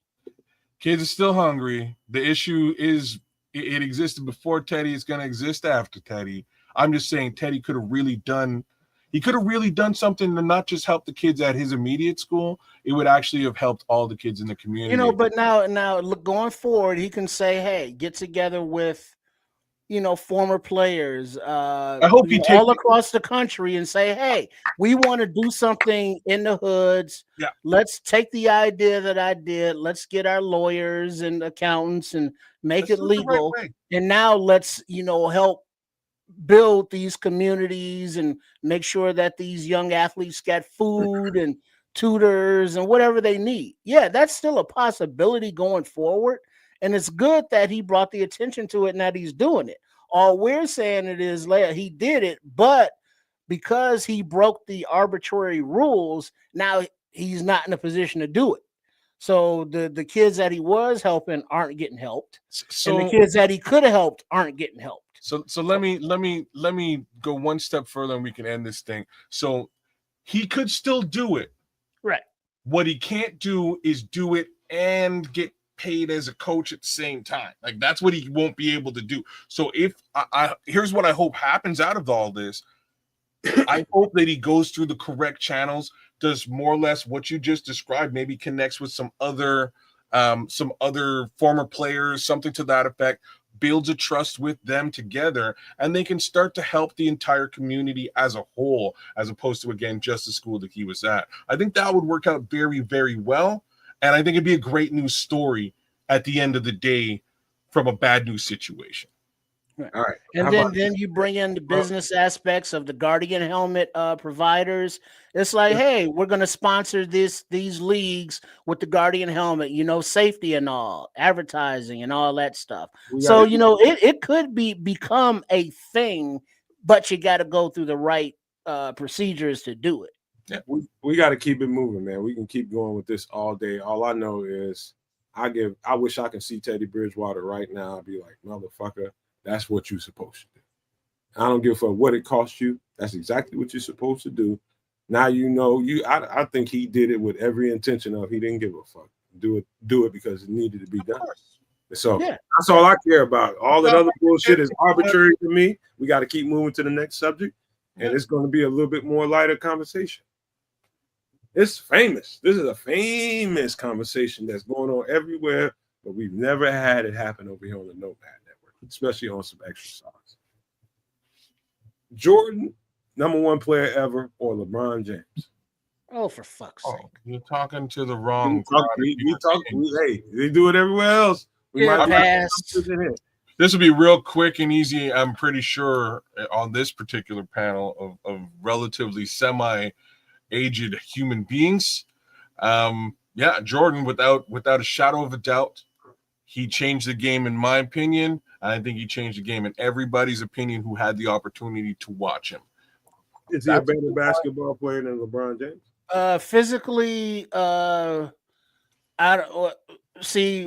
we get into the arbitrary terms like better, how are you defining better? I mean, did he score more points? Did he get more rebounds? What is your definition of better?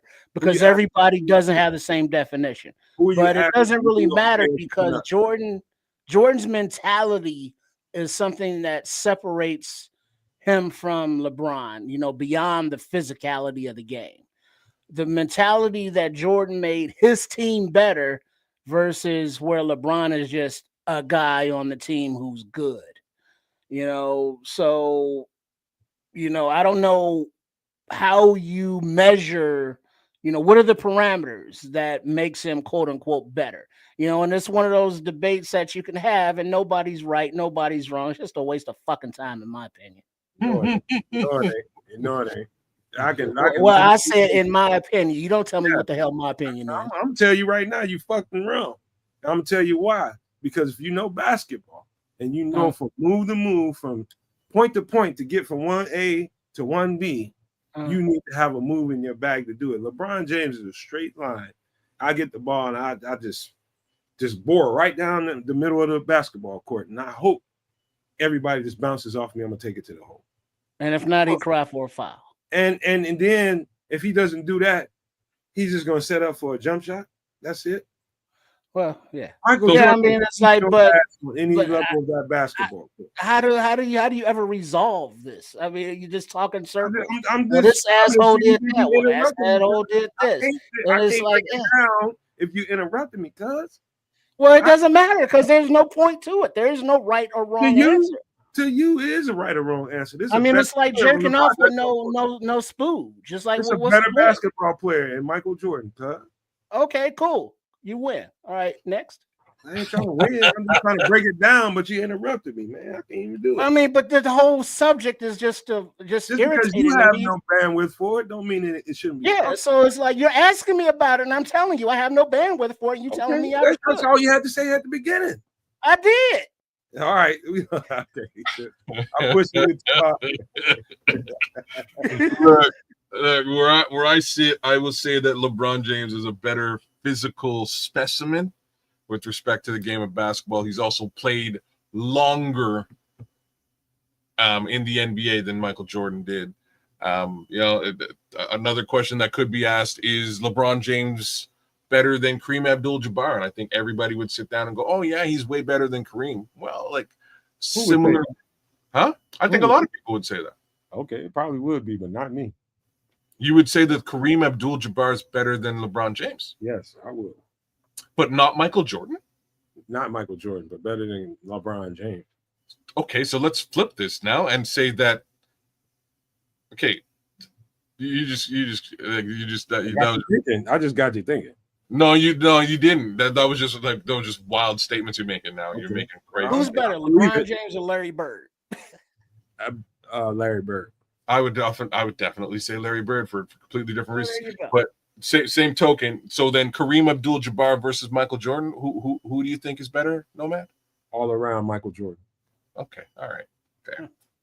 All right. Oh, speaking of Kez, I sent you a couple pictures that I need to ask Nomad about specifically. Okay. Well, one specifically, the other one is just kind of observation. Hold on now. Wait, man. Let's keep flowing, man. We don't need to get side. We've been on here almost 3 hours now. Oh, you still got more questions? Yeah, I do. I got a couple more.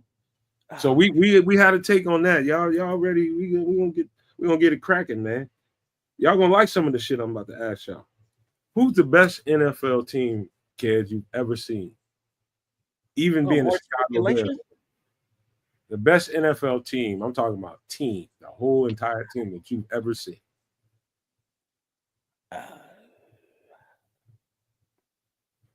Man, you gotta think about it, huh? I do. You want me to start? I'll start if you want me to. I'll set the table. Okay, go for it. I'm gonna say the 92 Dallas Cowboys, I think, was the best team I ever seen. Okay.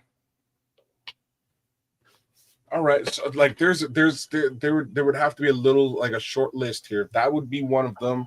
I would also say the Buffalo Bills of I think like is it 90?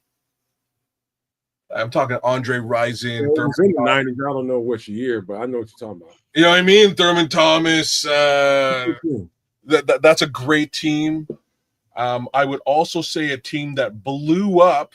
And one of the Frisco teams. One of the Frisco teams should be on that list too. The one with Dion and the whole 9 yards, Charles Haley.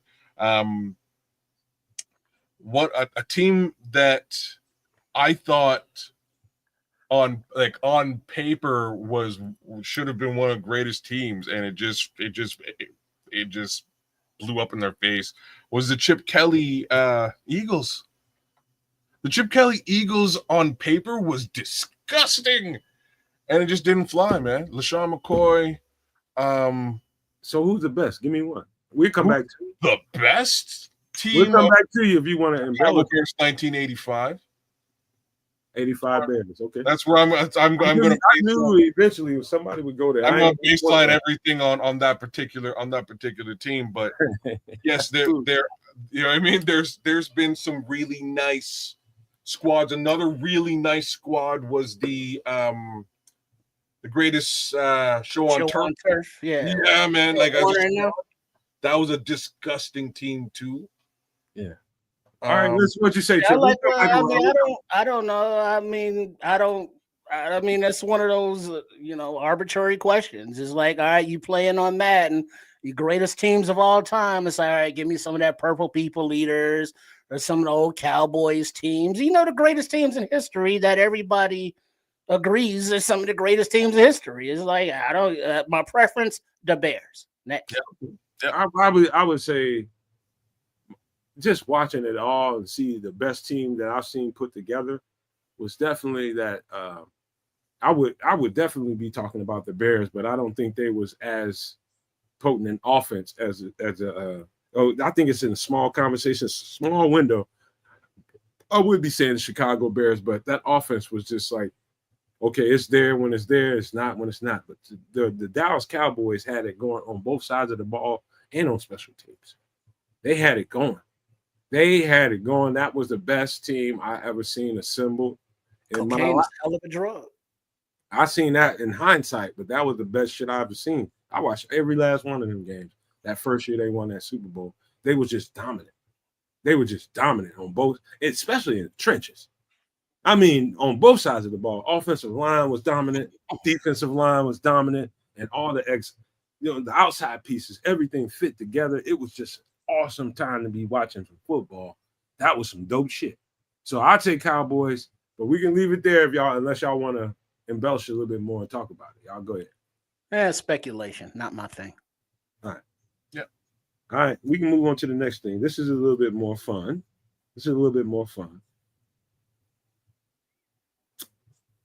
Give me your bucket list place, one place that you want to visit. Your bucket list number one place that you want to visit, kids and trips. Bucket list. This ain't even subjective. This is just your mind and what you think. I had to think about this for a minute because I've already been to my OG bucket list place. I've been there. It was dope. I'm back. Where else would I really want to go?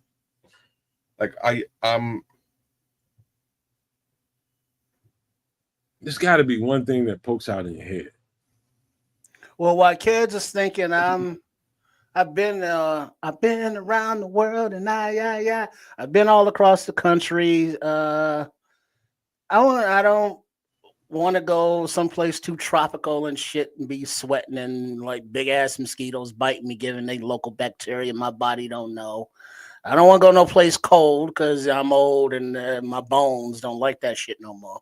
So someplace maybe tropical, but not like subterranean tropical, like the Maldives.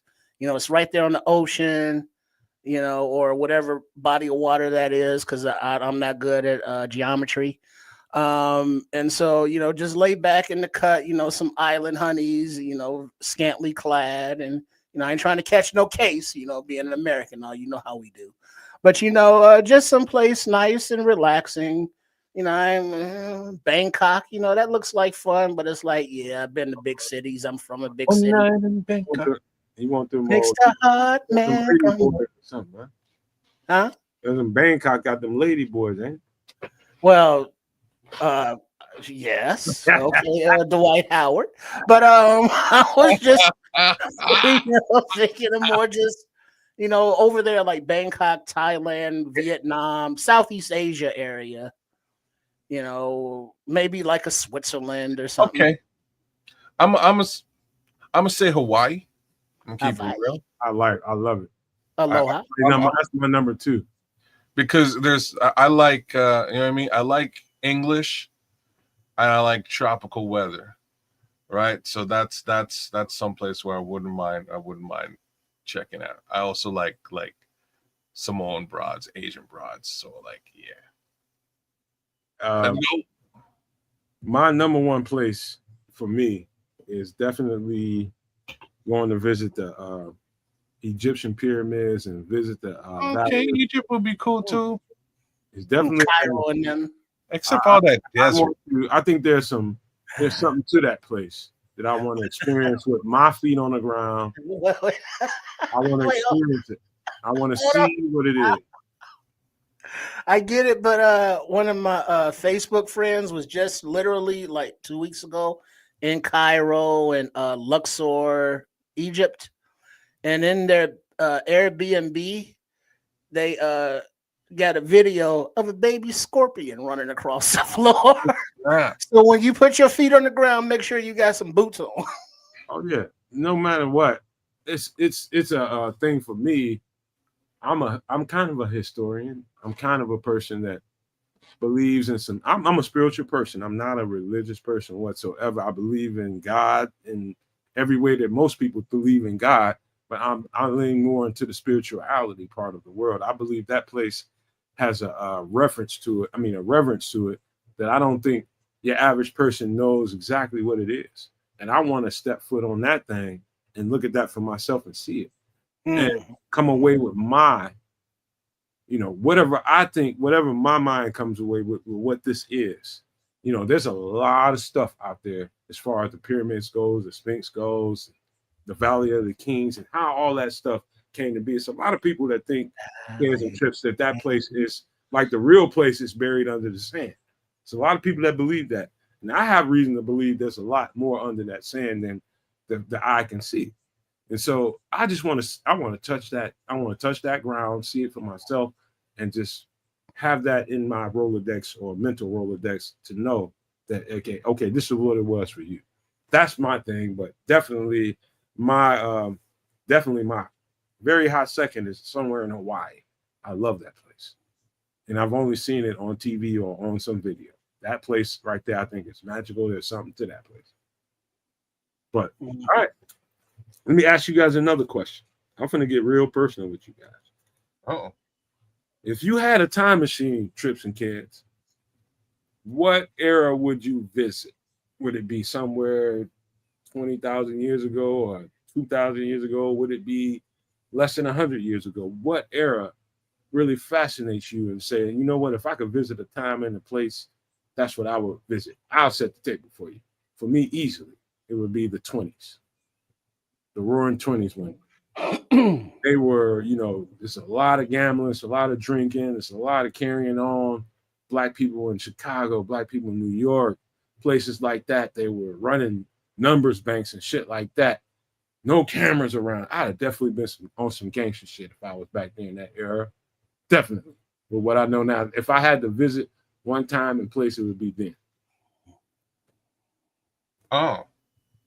Yeah, I wouldn't go that far back or anything like that. I would go back to like the year 2000 and slap myself for doing dumb shit and make sure that I made certain investments like Biff Tannen. Right? You know what I'm saying? I was thinking about Back to the Future myself.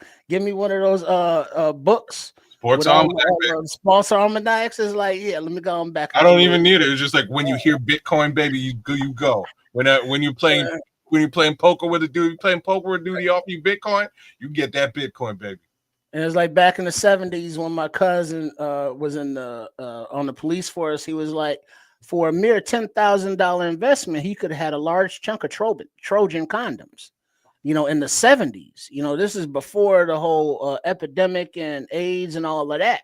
Sure. So he was getting those low prices. We are all old enough to remember when Amazon started. Yep. And, ain't none of us got none of that money. We're all old enough to remember when the goddamn internet started. I just need a piece of paper. You go back to the year 1997, and here, young me, use a piece of paper, invest in these 5, 6, 7, 10 things, right? And you will easily rule the planet Earth. Here you go. But now, what's funny is both of y'all he didn't say that we could change shit. Hold on, both of y'all we can go back and have a conversation or just see what was going on. Not interested. I prefer to go in the future. Y'all automatically went to how you can get a financial advantage. Come ups. If you went to a space. Well, ain't that the point? No, not for me. You just wanted to play footsie with some old motherfuckers? You going to sightsee? No. And you just listen, you go back to a time and a place I wasn't thinking that when I came up with this. I know you weren't, because you. Well, what's the point of going back just for your edification? Yeah, I mean, I don't think binary like that, man. Binary. If I could change the world, if I could find an era to do it, I would do that and never take a dime for myself. My dude, but what if taking the dime for yourself allows you to change the world? Nah, that's different. Now, if you couple that with changing the world, that I need to take that dime to do I know exactly who I am. If I had unlimited resources, I'd be leave it by itself. Let's just say I had a chromosome combination, and I could go, and people were kind of denying that back in that time. That would change. Let's just say we would have the answer for cancer. We would have the answer for AIDS. We would have the answer for any major disease. Nobody would be afflicted for it. It's worth it to me to go back in time and change that and not take a dime. Because I lost people. But okay, but you're not a fucking scientist. If you go back in time, you're anything you want to be, bro. Okay, I'm just saying, like, so if you would go back in time and find and develop the cure for cancer. Like, I appreciate the sentiment. I would. Yes, I appreciate the sentiment that you're putting forward, and you're saying that you wouldn't do it for financial gain. Personal self. You know what I mean? Like, I appreciate your sentiment. I'm saying that I would take over the finances of basically the planet Earth and ensure that you know what I mean, that the cure for cancer. That's how you think you're the Dark Lord, man. You want? No, I'm not the Dark Lord. I'm a paladin. Look, he said he'd rather be on top than on the bottom. But I'm a paladin though. I'm gonna do it and then save the world. But I need the reason. I gotta be Batman. You think he's gonna actually get all that control and try to save the world? He gonna just I think I can get absolute power corrupts absolutely. No, but I'm not a corruptible person. You ain't the type of person. Absolute power, that'll get in your ass. No, I'm not a corruptible. You gotta have a heart, man. I do. You're acting like I'm completely heartless. I'm not. Not completely. You're not, but you can be if you. Like just a couple of the chambers are filled with gold. Not all four. Look, you cross me and I got unlimited resources. You're cooked. Like don't get me wrong. If you start amassing too much power, you could be dangerous, bro. I would be super gangster. But let me tell you though, cancer would be cured. You know what I'm saying? Stuff like that hunger would be solved. You know what I'm saying? Homelessness, what's that? So that would be taken care of. These are things that I would work to fix. Would you all bow to my statue at the arena? Probably. But like, you know what I mean? Like at the end of the day, what's a little bit of bowing when there's no cancer? It's like Mount Rushmore. I just got my face on it. Cool. It's all good. I'm very photogenic. That's what I'm trying to say. What makes this show cool, man. But I got a question though, Matt. A serious question. Real quick. Not long. Bring up those pictures, kids. Wow, man, what is it, man? What you trying to do? Well, bring up the basketball one first. When you were talking about Stevenson not living down this thing as a rookie, the Bulls drafted this kid, Noah Essengay from France. I think he's like 18 years old. Well, they were playing in the summer league, and he got dunked on. And there's a still picture that's floating around that it's going to take him a while to live down. Why didn't you? You see that, kids? I see it. Don't pull it up, man, because Trips, you getting me on crack, man. I'm trying to steer this shit, man. Huh? All right, pull it up. Pull up this real one. Quick. Wait, what is it? Off the screen. That's the wrong thing. That was like Master Ace sitting on Chrome. That's my shit, but that's not what we was talking about. Oh, that's you. Man, take it down, man. Sitting on Chrome. Man, let me guide this shit. I thought we was done. No, we got one more thing that I want to ask you guys. Oh, for fuck's sake. Well, sure. When do we get to talk about anything? Yeah, sure. But let me get this off. There we go. There's a picture. This is a big getting done. Everybody didn't seen that. Yeah, but I mean, I didn't see it up to now. This is me seeing it. All right, Nike, let's go, man. I mean, that is some straight up Diddy shit right there, though. But my question is the next picture.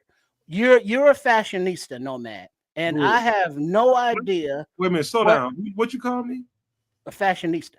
Nah. Nope. No? Not even close. Well, what do you call you? Like, you care about like colors of socks and vertical and horizontal and shit. So the picture is of Kyle Tucker, the Cubs right fielder. Damn, is this what you talking about? Oh, Yeah, and he's in the All-Star game, but he's wearing a suit. And I know what a suit looks like. I'm not that much of a Neanderthal. I know like what a three-piece suit looks like with a vest and shit. But he's wearing like, look at his suit. What is that thing with the buttons and the strap? You see it, kids? Oh, you're muted, by the way. yeah, I'm pulling this up right now. What is that, like something new that the kids are wearing? Does that have some kind of function on the suit? What is that strap over? You see the little button strap thing? This is like just in case, you want to take your suit jacket off real fast. This is to prevent that from happening. This is a suit jacket removal mechanism. Really? That's the only thing I could come up with. I don't even see what the fuck y'all talking about. It's on his it connects from his like where you put your flowers, like a flower. There's a button there. He's got like a strap. Yes, a strap from the inside of his jacket, and it's buttons to the outside of the jacket for no good reason. What is that? Like, No, who gives a fuck? Much like many of your topics tonight, but I'm asking anyway. Man, get this shit off the screen. Fuck all this shit. Get this shit. But what is that? Is that the tie doesn't go there? What is that? I don't understand what that is. I'm very confused and uncertain, but he seems to think it's great. He's posed very astutely looking out that window. Man, right. that is ridiculous. Yeah, I mean, the Blazers and like where the button is, it's like you can put a boutonniere, the little flower thing in there. Isn't that what you call it? But that's not a boutonniere in there. It's a button and it's a strap going to the other side of it. I just don't get it. I thought you might know because you care about color schemes and coordination and all that good shit. I ain't a suit and tie guy. And socks. I'm not a suit and boot guy at all. At all. I didn't even see exactly what y'all was talking about. I was just like, what the fuck? Yeah, it's not a vest, obviously. It's just some kind of strap. And I don't know what it does. It's not a tie. It's not a tie clip. I don't understand the purpose of it. Or while it just looks trying to like rip you out your jacket. It's like, no. But it's only like a couple little buttons that's holding it on. All right. You know what? You have to show me that behind the scenes because I definitely did not see what you was trying to get at.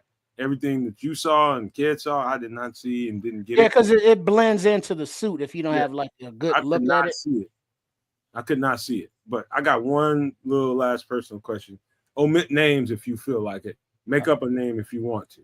Oh, damn. This is very personal.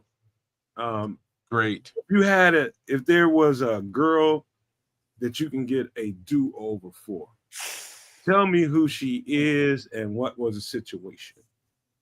You don't have to say any actual names unless you just choose to. I got one. I got a story to tell y'all. But tell the story if you want to. Kids, trips if you want. Oh, I have no interest in this topic. You probably shouldn't. It passed. I know you guys were both going back and forth saying you don't have interest in this, that, the third, LeBron James, Michael Jordan. I would say if anything, there had to be a girl, Yeah, there's a few. It don't even matter no more, kids. There's a few, and they kind of still sort of matter in their own little rights. So I ain't gonna say. I'm gonna shut up. Trip. There was a hey girl. Let's call her Beyonce. Mm-hmm. You want me to say it over trips so you can get it right? Oh no, I'm good. So Beyonce, we met at this conference, for the like a week conference, 4 days, whatever. And kind of hit it off and was in the room and it was about to go down. Had to get this turkeyest nips and it's like all delicious and shit. But throughout the conversation, it never really came up or like directly, But it was like, oh, you're still married, because she wanted to get a divorce or something. And then, but that was like something that came up like when we was already in the room. And it's like, wait, you got kids and a husband. And it's like, well, I really don't care, but you know what I'm saying? I ain't gonna be no home wrecker or nothing. Whereas like I should have knocked the dust off that. Like if I had to go back, I'd probably smash it like Idaho potato. Look what you did. But then it was like, look at me trying to have morals and character and shit, and not hit and smash when it was very, very smashable. Because of feelings and shit. And now they ain't even together no more. So it wouldn't have been me even breaking the shit up. You know what I'm saying? But it's like, yeah, if I had to go back, it was like, ooh. And that was a hotel too, where you can do all that nasty shit and not have to worry about cleaning up either. Oh hell yeah. So trips, you had a heart and you had an inner self. I know. I was so stupid. Is that stupid or was that right? Well, maybe it was right in the moment, Teddy Bridgewater, but overall it wasn't the best move. I don't know, but you asked, and it's like if I could go back, it was like yeah. Well, he ain't here. You ain't even in the same zip code, so we getting this on. All right, you know what, man? I got several things I can mention about this. What do you do before you do? Oh. You can get yourself in trouble. I know, right? Me? No. Are you sure? This is one of those conversations that is like, what's good for the goose is good for the gander, and you don't want to have that gander conversation. Tell me the Prince of Darkness, I got no heart. I'm just looking out for you, bro. Hey, man. Hey, kids, this is the thing, man. My girlfriend knows, I ain't told her every fucking thing, but she knows, like, situationally where I've been. She knows the kind of life I lived before I met her. I met her at the time when I'm mellowing out and being, a civil human being in this world. And Nomad St. Jacques. Not ho-hopping and all that other type of shit. A civil human being. Walking around throwing it here. What's wrong with you, young girl? I'm good with him. But man, dude, there's so many I can tell you about, but there was one in particular where I don't even know what came over me, man, but I got into, let me ask you guys this. Have you ever physically put your hands on a woman and regretted it? That's the only time in my life. Listen, I'm going to tell you. The only time in my life I physically put my hands on a female, she attacked me because she got upset with me over some stuff and she smacked me with a remote. She smacked the dog shit out of me with a remote. Universal. And I turned on her, and it was just reaction. It's like, boom. Next thing you know, she was on the ground. I didn't hit her. I didn't body slam her. I just kind of turned her over and put her on the ground and pinned her there. And, I take that back. It was another time when I actually did hit a girl, but it was even before that. I was trying to make sure you didn't incriminate yourself with the. No. I'm going somewhere, further. So what I am is a man that's in progress and a man that's better than the guy that I was when any of those things happened. And so I end up being in a physical situation with this female, and she ended up wanting to call the police on me. I had her pinned to the ground. She was biting me, kicking me, scratching my shit to the white man. I believe I told you this, kids, behind the scenes. She scratched my shit down to the white meat, and I was just pinning her down and waiting until she calmed down. I'm like, I'm not letting you up until you calm down. And, she ended up wanting to call the police on me. I talked her out of that. She didn't do it. And immediately after that, I told her there's no future with me and you. We can't do this. And we ended up splitting up. And over the years, bro, I realized that I might have been hasty about that. I might have been hasty about that. She was going through something. I was going through something. I was looking for an opportunity to get away from. I was just not trying to be one-on-one with any female, and I needed that opportunity to get out of that situation so I can get back to my hoe hop. I was a hoe. But that was a good woman. She just was frustrated with me and my ways. Well, I'll just put it this way. I have a lot of friends and some of them are bastards, and some of their women loved me, and you know, I probably should have done things in certain situations that I didn't do. So we'll just kind of leave it there. There's a bunch of them, and you know, Look hey, at kids being all gracious, talking about he ain't smash all his homies' girls. this is That's basically nice. what I'm trying to say, and I probably should have. You sons of bitches. I would never do that. I've had to get physical with women, but that was just in the duties of, you know, security kind of shit, you know, where they was drunk or fighting or something, you know, so they had to catch hands like a dude because they was acting like a dude, you know, that's just part of the business. But on a personal level, you know, maybe a little choking, but that was more autoerotic asphyxiation. They was into it, you know, so, you know, it was consensual. There's a Michael Hutchins shit going on. It's so nasty ass. You know, so it's like, you know, especially when it's like you ain't doing nothing with your other hand and they kind of move it up to their throat. It's like, oh, I know what you want, and it's like just not too hard. It's like, okay, but that's when you got to be careful though, because like if something happened and like if she make a call and the police come, and it's like, well, your fingerprints are around her throat. It's like, but she wanted it there, Ossifer. And so you got to be careful and know who you're messing with. I'm just gonna say to both y'all that's them white girls bruise easily. So be careful. Hey, with man. Yeah, Chris got some weirdo shit going on. You know it. You weird motherfucker, man. What you doing, man? What you doing grabbing bras around there? Hey, man. Hey.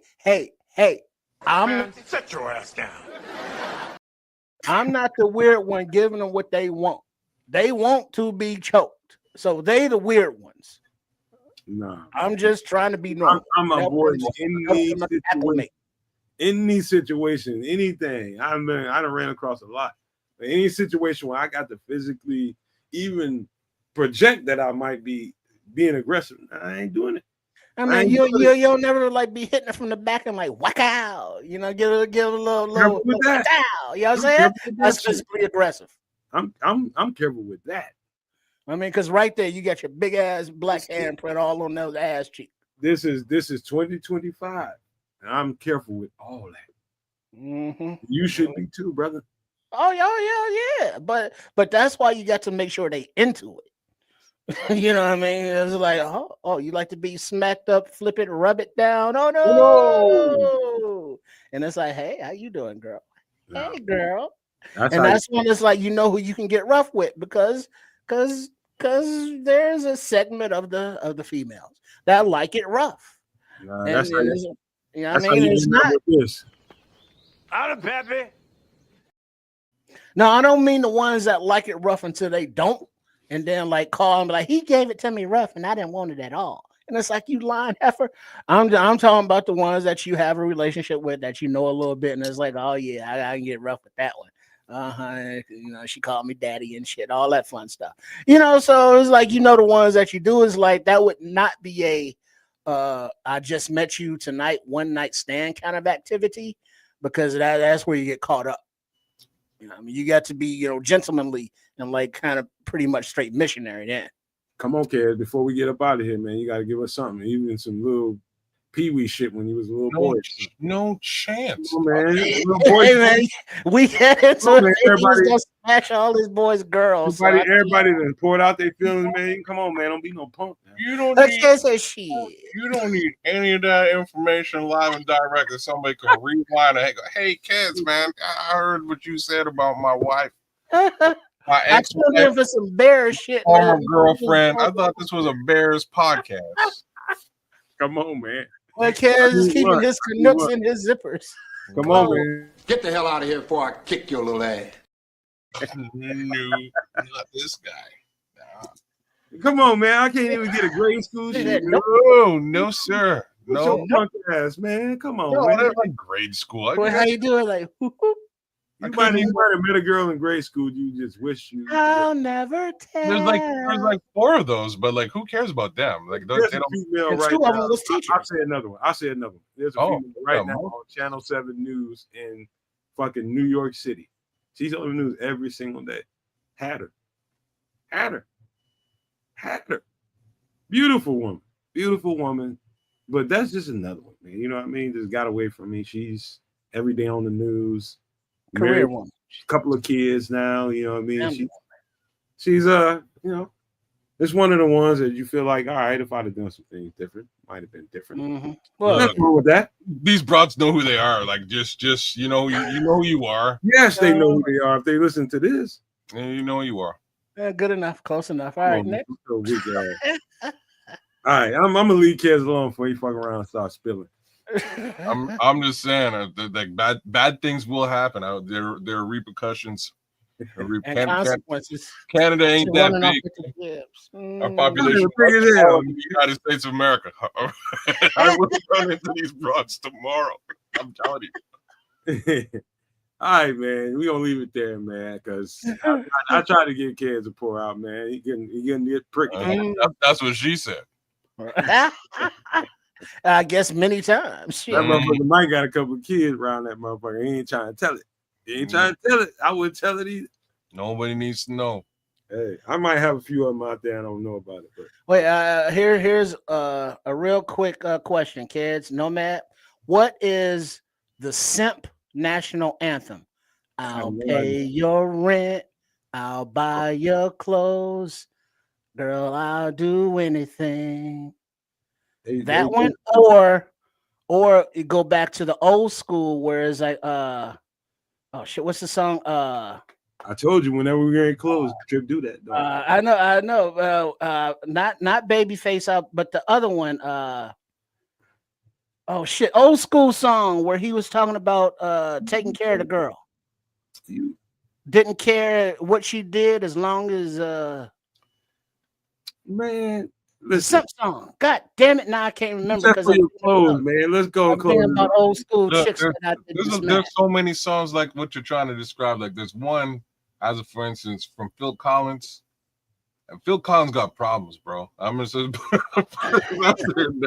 I feel bad for Phil Collins. I've been listening to some Phil Collins lately. I don't know about y'all. Phil Collins is a bad mother F. He is. Arrow Night, right? That I don't care jam. I don't care anymore. I want everybody to go bang that tomorrow when you're in your whip. Bang, I don't care, Phil Collins. It's one of the dopest tracks of all time. But there's a whole other side. I'm trying to remember what. No one cares. It's just trying to trick yourself into believing that you don't care is just an oxymoron all in itself. No, it's a dope. I don't give a fuck what song it is. Trying to trick yourself into believing I don't care about anything. It's not a trick. It's not You're a trick. lying to yourself if you don't care. No, you need to hear. You don't know this song. Then you don't know this song. My guy's like laying it down because people are persecuting him. People talking trash. I don't care what you say. Yes, he does. No, he doesn't. Because people talking trash. Yeah, so he would have made the goddamn. People talking trash. He ain't trying to hear that trash. You hear it. No. Hey, man, listen, we got to get ready to get up What out of here. music? Yeah, go ahead. 3 hours and 30 minutes. We need to close this thing out because I got to get up in the morning and go do one last thing before we shut it down. Superman sucks. That's all I got to say. It was not a good movie. Who sucks? Superman. The Man of Steel, not a good He was all in his feels, wasn't he? Oh, man. Dog, that's a whole other conversation. That could end up. We can be here for another hour and a half. No. I'm keeping it real short. That was all I really had to say about it. That can cost us another hour and a half. That's a real bad movie. Not good. All right. I ain't gonna ask you why you think it sucks. I wasn't elaborating. We can shut the show down. Well, shut it down. Looking forward to those Mr. Terrific movies. Hey, real Bears fan, Chris, take it easy now. I'm a huge, massive Marvel fan. I'm also a DC fan too, but this movie was really bad. I'm also a James Gunn fan. I'll even put that out there too. I like James Gunn movies. The Guardians of the Galaxy were really good. This movie was whack. I had a Marvel question. What? But since you want to continue, let's do it. Let's fucking do it.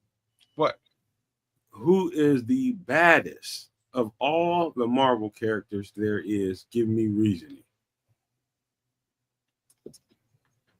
The baddest. The baddest, undefeatable.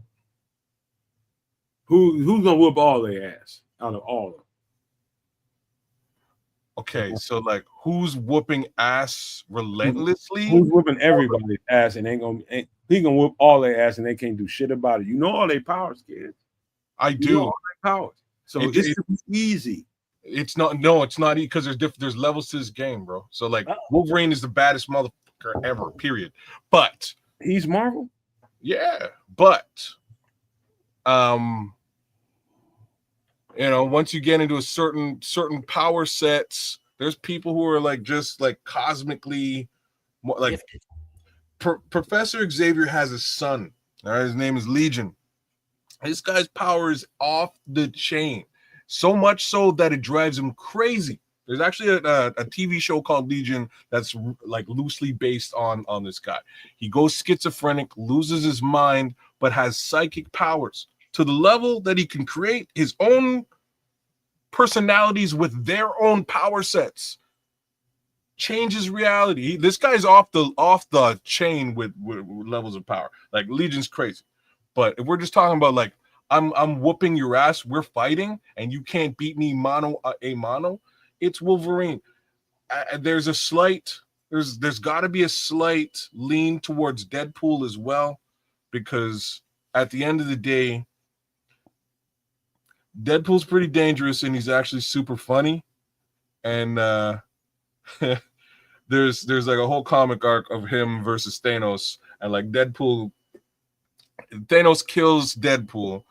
He goes he gets killed and winds up banging Thanos' girl, like the girl Thanos loves. He bangs her and then marries her and comes back, and she's Lady Death, so she brings him back to life. He comes back to life, and Thanos is like, yo, like, I killed you. What are you doing here? You know what I mean? Like, I killed you. And he's like, oh, well, remember that girl you loved? Yeah, I met her when I was dead, and I banged her and I married her. So fuck you. So Thanos beats the shit out of Deadpool again and curses him that he can't die. So like, because he has a gauntlet, he makes it so that my boy can't die, so he can't go back and see the chick. But every time he goes back and dies and sees a chick temporarily, he gets pulled back into like real world, and Thanos kills him again. So there's just a repeating cycle of Thanos killing Deadpool, and it's hilarious. It's some of the funniest shit ever. But yeah, comic book love. How did I know I was going to trigger kids by asking that? How did I know that? If you wanted to extend the show for another hour, for sure, Yeah, I could really dissect. That's all you, man. I didn't do that. That's all you. Because I remember the only way I can remember the difference between Marvel and DC is because I had the video game on the Dreamcast system. Marvel versus DC, the fighting game. Mm-hmm. And other than that, all that small print and shit, I never could read that shit. Oh man, it gets real and crazy, man. It gets real and crazy, and like I say, there's aspects of it that I really love and appreciate. My problem with Superman, real simple, and like it could be a problem for Batman too if James Gunn is doing the Batman movies. You can't add comedy to Superman. You can't add comedy to Batman because they're very delicate properties. I think you got a point there, bro. I think you got a very strong point there. You can't. Like if you, I think there was a level of comic relief that Mr. Terrific, Fantastic. Which one is he? Mr. Terrific. He was a very dry comedy, but I liked him. I actually really liked his character in this. Like there's certain things I liked about it. I did like his inclusion in the movie, but there's levels of comedy you can't bring to Superman because it waters down. Like this guy has no weakness except for like a special green rock from space. Like he can basically beat anything. So there should be like some existential threat that requires this uber powerful being. And in this movie, he would be like kids and be on everybody would have to worship him while he kept everybody happy and safe. It's funny you say that because there's an actual arc of Superman that's kind of based like that. Instead of landing in the USA, he lands in Nazi Germany, and he basically becomes like the leader of the Third Reich and takes over the world and runs things. Like it's a whole other version of Superman grows up in Nazi Germany. Can I say something, Kev, real quick? Yeah, because I think you hit the nail on the head a little bit ago when you said you can't really get away from, some like comedy and shit like that. Like I'll say, for instance, like the first time I looked on there and saw the first Superman, the comedic aspect to it was very subtle, very, very subtle. There was a little bit of, he and ha in there, but it's very, very subtle. But I'm talking about the original Superman. I'm glad you went back there, because if you remember the original Superman trilogy, the first movie, everybody remembers it. It's awesome. There's a couple of little jokes here and there. But Superman 2 with Richard Pryor, who we all love. That wasn't Superman 2. That was Superman like 3 or 4. I'm pretty sure it's Superman 2, bro. It ain't Superman 2 for sure. I guarantee it wasn't Superman 2. I see that. All right, No Maniacs. Kez, the comic book head, versus Nomad. That was number 3 or 4, kid. Richard Pryor and Superman. Which movie was it? You got me, bro. You got me. Nomad takes the trophy. Nomad takes the trophy. I love Superman, man. I thought it was Superman 2, but either way, my point being is that Richard Pryor Superman was one of the worst ones. Right? Like, I love Richard Pryor. They tried to infuse some comedy into the Superman world. It just doesn't. It didn't work at all, right? You can't. So what I'm trying to get at is anytime you're trying to remake something or trying to double onto or triple on or quadruple or whatever you're trying to do with that franchise, you go to the original. Like, everybody didn't read the comic books, bro. You got to understand that a very small percentage of us people on the earth read the comic books. Some people just wasn't into those, and there's a lot of other people that didn't read that kind of stuff, but they watched the movies. And you go back to the first movie, what captivated people is the story, and the good guy versus bad guy. How did the good guy overcome the bad guy? You can't get too far away from that storyline. That's why Kez is right. When you start adding shit that's ancillary to what Superman is all about in its core, you're gonna fuck the whole thing up. So, I'm gonna sort of sit here and say that he didn't really add too much that was ancillary, but again, just light heart, like without an existential threat. Like there's something for real that's going to destroy everything. You gotta stay true to that. You know what I mean? Like it's hard to do Superman. No. You just got to be creative enough to think about what is the next thing that we can actually turn it into a figure. You know what I mean? So let's just say, okay, we think AI or we think something like that is going to destroy the world. What can AI create to destroy the world? Can we turn it into this big hulking figure or something that is unstoppable? And how can we get Superman to take this motherfucker down? You can't get away from this thing versus this thing that's supposed to be all powerful, which is Superman. You got to keep it that simple. Am I right? But then also, there are only so many ways you can tell Superman's story. So they didn't do that, and in the same respect, I give them props for that. They didn't, like the first, and this is the only part of the movie that I'll slightly spoil. It's just like they didn't go through the origin story of Superman. They fast forward. Well, they did, but they went the long way about it. The way they did it, the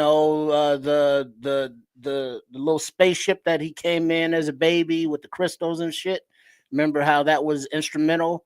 Well, in this one, they built a little bit more on the crystals and, you know what I mean? On that. So they went into the origin story, but just told it from a different perspective. From an origin story perspective, all that they did is they put some words on the screen in the first 10 minutes of the movie. It was like, hey, here's what you guys know has happened with Superman and how we got here, and here we are. Well, let's go. And to that respect, I'm like, okay, that's cool. I didn't have to sit here and watch the same thing I've watched like 15 times already all over again. Thanks for that. That was okay. But Krypton, we get it. It was all right. But at the end of the day, it's just it's that comedic aspect to this. This should have been a bit more dark and brooding, and that's why Batman works. And for instance, on the Batman side, is the Batman films with comedy are the worst ones as well. And the only comedy that works in Superman is the editor, Perry. Yes, you got to keep it in its arena, right? Like if you kept it with Perry, and Perry was a little bit jovial, or even Jimmy Olsen was a little bit jovial, cool. Or something with respect to Lois Lane was funny, cool. But there still has to be a brooding, overarching. Right. You know, Superman can't be doing one-liners and shit. You know, want to go yaka waka waka. You know, come see me every week at Laugh Factory. You know, if you get tip your servers. You know what? That's what they got Superman doing. You know what gets lost in this whole thing is you got big time people with millions and millions, hundreds of millions of dollars to spend on these projects, and they keep hiring the same kinds of motherfuckers in their peer group. People that's in LA or wherever, and they want this product, and they are listening to these a bunch of nerds and nobody thinking motherfuckers sitting at a table with a bunch of money. Give me the best idea you got, and this is how you land with shit like this, and you getting so far away from, like, I believe 110%. I think a fan written, like, there's fan videos of Superman or Batman out there that people done use AI to cartoonize. There's better storylines in that shit than the actual movies who got hundreds of millions of dollars to produce it. You know, you gotta get with the people that know what this is, and you know what made them intrigued in the first place. You guys are describing right now.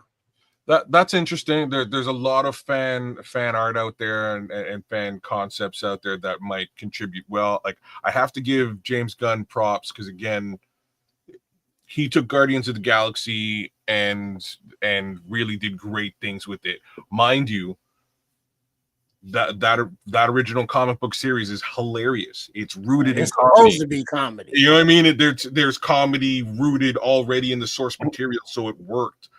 This is not the same thing.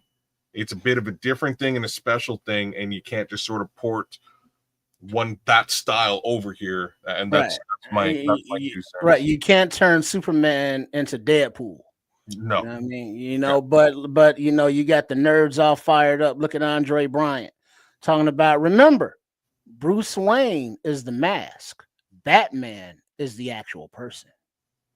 Like kids, I mean, Trips, I'm a Godzilla and King Kong type of person. I'm like one of those kind of people that loves that. Ultraman, Ultraman, right now. They've got a black and white Godzilla. I can't think of the name of it. It was like Godzilla 1920 or something. It had whatever it was, but that Godzilla framed in the black and white in Japan, terrorizing that island. Just stepping on the cardboard building. I mean, we brought Godzilla to the United States. We brought Godzilla everywhere. But something about that version of it that the Japanese people made keeps you right there in the vein of what, if you like original Godzilla, it's black and white, right? Well, just think about back then. They didn't have AI or sound stages. You know, their special effects, you know, sucked you into believing that this, you know, big lizard thing is terrorizing this city. You know, and the people are running, you know, with terror in their eyes, and he's just and then he's battling, and it just sold you on the concept of not everything is laid out for you. Yes, you're watching it, but your imagination is still at work. Whereas, you know, nowadays they try and take all imagination away by being so, you know, specific in what they're in their art, if you will. Trips, have you seen Kong versus Godzilla? Kong, Godzilla, I think New Kingdom. Is that the one with Samuel L. Jackson? Yeah, no, that's the first one. That's Kong Skull Island. That's Kong Skull Island. I'm talking about. Well, I've seen them all, but they all run together. New Kingdom. That shit is off the charts. If you have not seen that, that Is that the one where the little girl was communicating with him and they had to change his tooth because he had a toothache? Yeah, that's Kong. That's Kong and Godzilla New Kingdom. So he went to basically they put him in a time warp and sent him under Earth into a kingdom where there was other Kongs and people that was like him. Oh, that's right. And Godzilla had to come down there and help the situation out because motherfucker was about to come up to the Earth and just that's when they woke up Mothra. Yeah, yes, that shit was outstanding. I thought that was out fucking standing. I don't know what y'all thought about that. I thought that was outstanding. Yeah, it's cool, but it's just how many different ways can we remake, basically the same movie? And it's like, all right, what mischief is Kong gonna get into in this movie? It's gonna, or Godzilla. Well, they're gonna fuck some shit up, and people are gonna run and try to stop them. It's very simple, bro. So, yeah, very simple, but it's like how can you twist the story to make it more interesting? And that does not mean CGI or effects like that. But is there a different way to tell the story? Or Kong is on the side with some humans, and then Godzilla is on the side of Kong against this monster. So it's just how they tell it. It's just like it's very simple. As simple as the format. Fucking slapstick comedy, where a fat dude falling down the steps still gonna crack your ass up, ain't? Antagonist, protagonist, simple fat ass. Fat dude falling down the steps gonna crack your ass up. Yeah, slapstick. There you go. That's as simple as it gets. A big creature, over a city or over that's the same stuff. It never gets old, bro. But I'm more into, I guess, like your John Wicks or like Nobody Part 2's coming out next month. That those are more my speed. Yeah, I mean, I like that kind of stuff, but it's just all that action and that shit ain't. Oh, come on now, you like them John Wicks though. I like fucking with them every now and again, but it ain't my bag. Them John Wick. He dodged too many bullets, man. Get the fuck out of here. The first time watching, fair. Like he takes some bullets too, though. The first time, a lot. John Wick 1, like you have to watch that with your woman. I just suggest to anybody who hasn't seen it. Like I'm sure I did. I have. Romantic. Did you watch it with your woman? Yeah, she's like, all right, man, get this shit out of it. She just like me when it comes to that. Oh, seriously? Because my woman was like, oh, this is bullshit. Oh my god, they killed the dog. You know what I mean? Like, the whole she was like, this is bullshit. I don't want to watch no action movie. Oh no. And she was in, like she was in, and I was like, are you for real? Oh yeah, he needs to kill all these. I was like, okay, like you go, John Wick, you get them motherfuckers. They killed your dog. Now we're up to the ballerina. You know what I mean? Hey man. Sinners was very, very. Yeah, that was different. Yes, it was very much so. I think we talked about that on the other show, but you did. That that got me. We can get into the whole genre of movies and TV shows. I think depending on your, like, everybody is they're upstairs from the neck up. They are prone to this kind of entertainment or whatever it is in front of them, and they're more wired to really receive and be receptive of certain kind of entertainment. And like for me, I can look at pretty much anything. It's just got to have something to it that draws me and keeps me there. You know what I mean? Yeah, as long as there are bullets flying and shit blowing up, 2 or I'm 3 there. fucking. But look at Michael B. Jordan.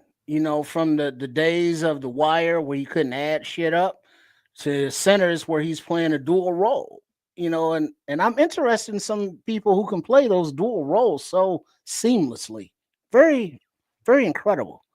We need to see more of that. And just considering what you're saying, I hope, and like, I don't know how folks will take this comment, but I hope that Jonathan Majors gets his old job back as Kang the Conqueror in the MCU. And when you say dual roles, this guy was sort of forced to potentially play like 6 or 7 versions of the same guy. And when he started out in Loki, and he was like this wild and crazy version of this dude. Like, hey, like when you wait till you meet my counterpart, and then you meet him down the road, and he's a jerk. You know what I mean? You hate the second version of him, who's completely different than the original. And this is Kang the Conqueror. And then there's a bunch of other versions of him that are yet to show up. But unfortunately, he gets caught up in some sort of a domestic case, and that's, you know what I mean, that's up in the air. He's now choking him out when it wasn't consensual. You know what I'm saying? And now he doesn't have the job anymore. But I hope they figure a way to bring him back and redeem him, much like they redeemed one Robert Downey Jr., who had many different types of cases against him. He was redeemed with the Iron Man franchise. So but the thing with him, though, he was a druggie, so it was more self stuff as opposed to like your Kevin Spacey. You know what I mean? Okay, well, you went a different direction. Yeah, he got canceled for different Hollywood reasons. Let me tell you a movie I think was very slept on, and they should have made a number 2, 3, 4, and kind of expanded on it. But I Am Legend. They did. They did do a sequel without Will Smith. He didn't want to have any part of it, and Where was that at? I didn't see that. Exactly. I'm Legend too. Exactly. He opted out. Who was the lead in there? I don't know. Yeah, that must be terrible as fuck because y'all don't even remember that motherfucker. Well, nobody went to see it because like you went to watch the movie because it was a Will Smith film, and you would think Will Smith would be a part of this movie. He was not. So everybody. Because I remember I Am Legend 2. It came out. Oh, I want to see that then. I want to see I don't think you're missing anything. I want to see how bad it was because they fucked that up. That was was one that they should have. Or it's supposed to come out, but it hasn't yet. Okay, I'm sorry. So y'all act like y'all seen the motherfucker. Y'all ain't seen it. Is it? Because there's another one that was very similar. Y'all ain't seen a goddamn. It never came out. That's what I'm saying. Y'all act like because it was supposed to come out. They were filming it or something, but that was right around the time with the whole Chris Rock slap thing or something. That was it. It got greenlit in that time, and that slap killed the film. Right. I'm gonna say how they talk around here. Y'all ninjas capping. No, I mean it was supposed to come out, and Will Smith was gonna be in it. And I remember he was older. But that was right when the whole bad press thing came in with that. And so it was like. So March 4th, 2022, smack in the middle of the pandemic, exactly when this would have went down, like maybe weeks before. Okay. He slapped Chris Rock. They greenlit this film. I'm trying to get at something. Did y'all like I Am Legend enough to go watch I Am Legend 2? Well, I don't go watch anything, but yeah, I would watch it. Okay, no matter how you went about watching it, would you watch it again? If there's another. Yeah, I would check it because it was a cool story, and it's like, all right, well, how does that evolve? Do they find a cure? Are there more humans? The whole storyline thing. So here's the thing about this movie that, I'll be real surprised if they remake this ever. And the reason I'm saying this is, do you remember how the zombie apocalypse started in this movie? Yes, I remember. I've seen it at least 8, 9 times, 10 times. Oh, that's a lot of times for watching I Am Legend. But like, how did it start? They was setting up the Batman and Superman movie in that.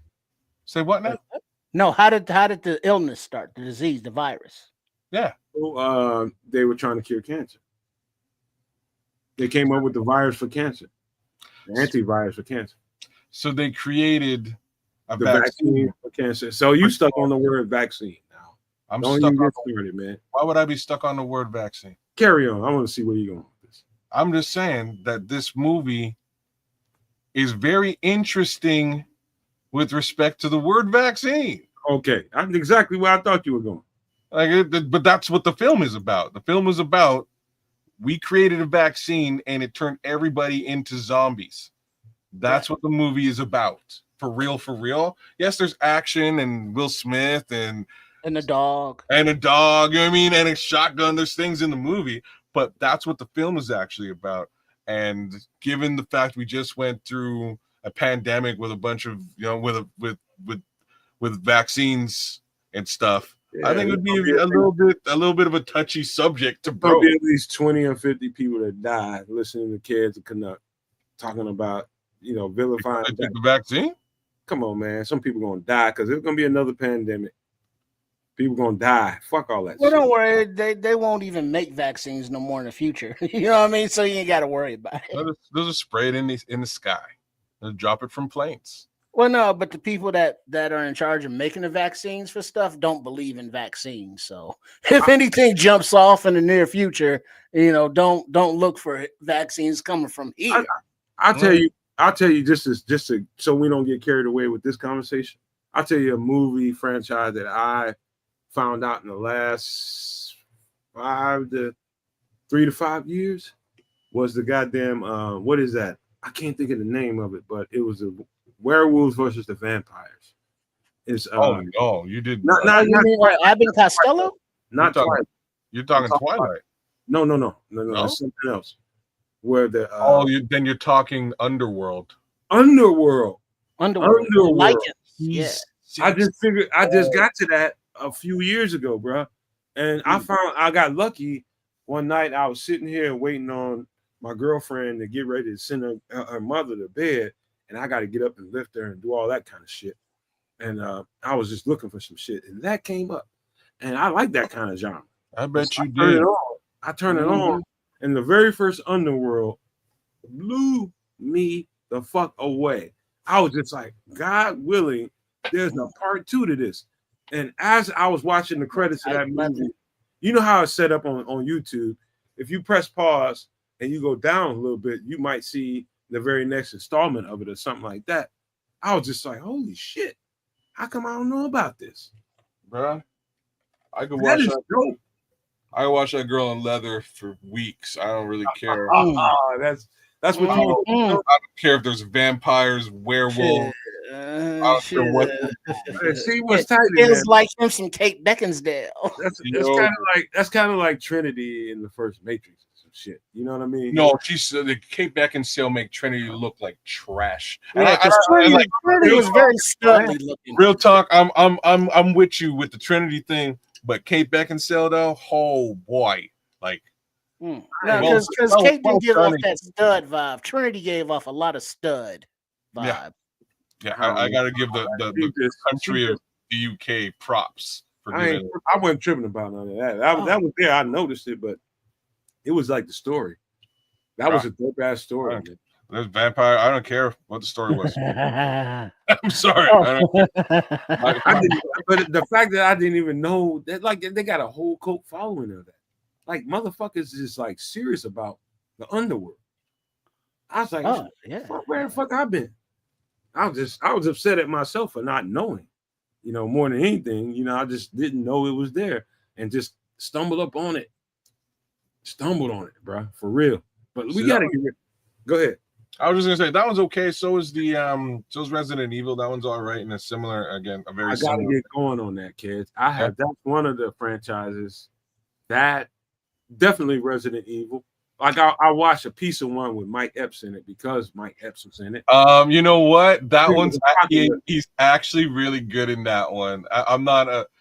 I've only watched a couple of them. I've seen that one with Mike Epps, and he was great. He's funny, but it's not like really a comedic role for Mike Epps. You know what I mean? He's just funny because he's Mike Epps. Right. That's just his personality. He's just kind of goofy. He's just kind of goofy, but I liked it. I liked him in the role. It was actually a good movie.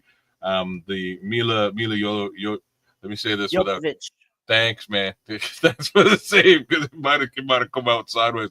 She's good. She's actually really good in this franchise. Kids, I watched just enough of it to feel like I was left out.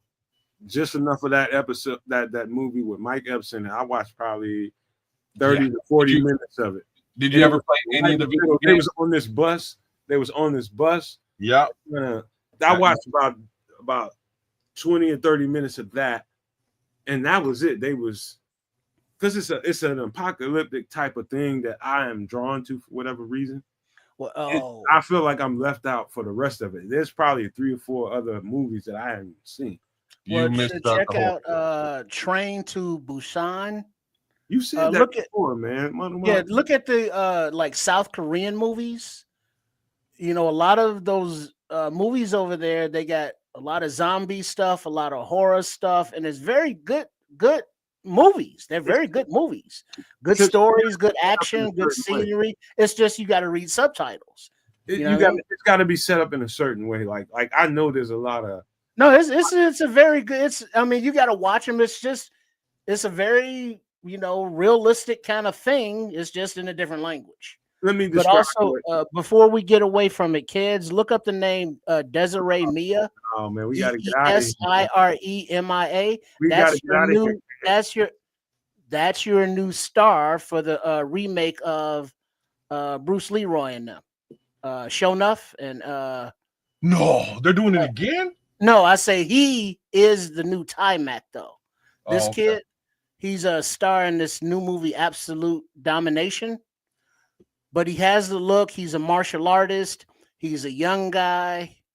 Okay, spell the name again, please. Desire Mia.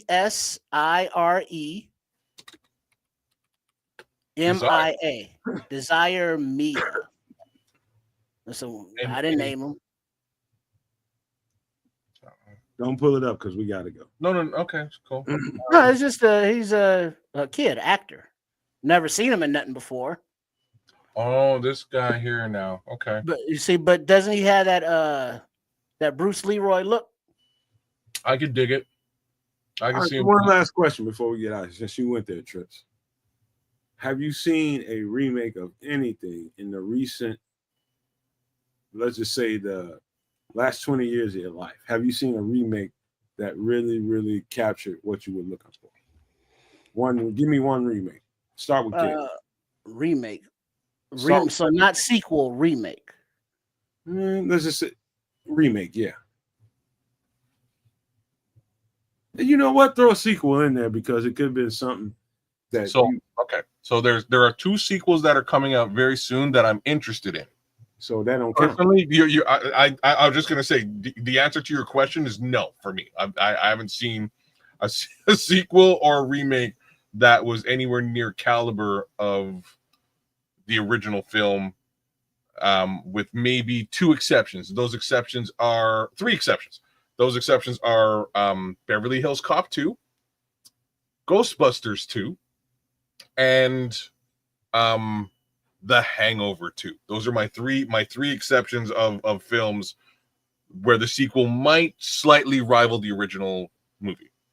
The 2 movies that I'm looking forward to, though, that are closer to remakes than they are sequels, but I expect them to be sequels because you can't really remake this shit. Spaceballs 2, which has this guy written all over it. My favorite movie basically of all time. What's wrong, Colonel Sanders? Chicken? Yes. We ain't found shit. I've been waiting for this my whole life. They're finally redoing this movie. Mel Brooks will be 100 years old when it comes out. I'm so in. I'm definitely watching this movie. The second one kind of came out of left field, and it's Naked Gun. It's a Naked Gun remake starring, of all people, Liam Neeson, and I think it's gonna be dope. Liam Neeson's a good actor. He's not just a taken guy with a set of skills. Yeah. Yeah. So now he's gonna do that Detective Frank Drebin role.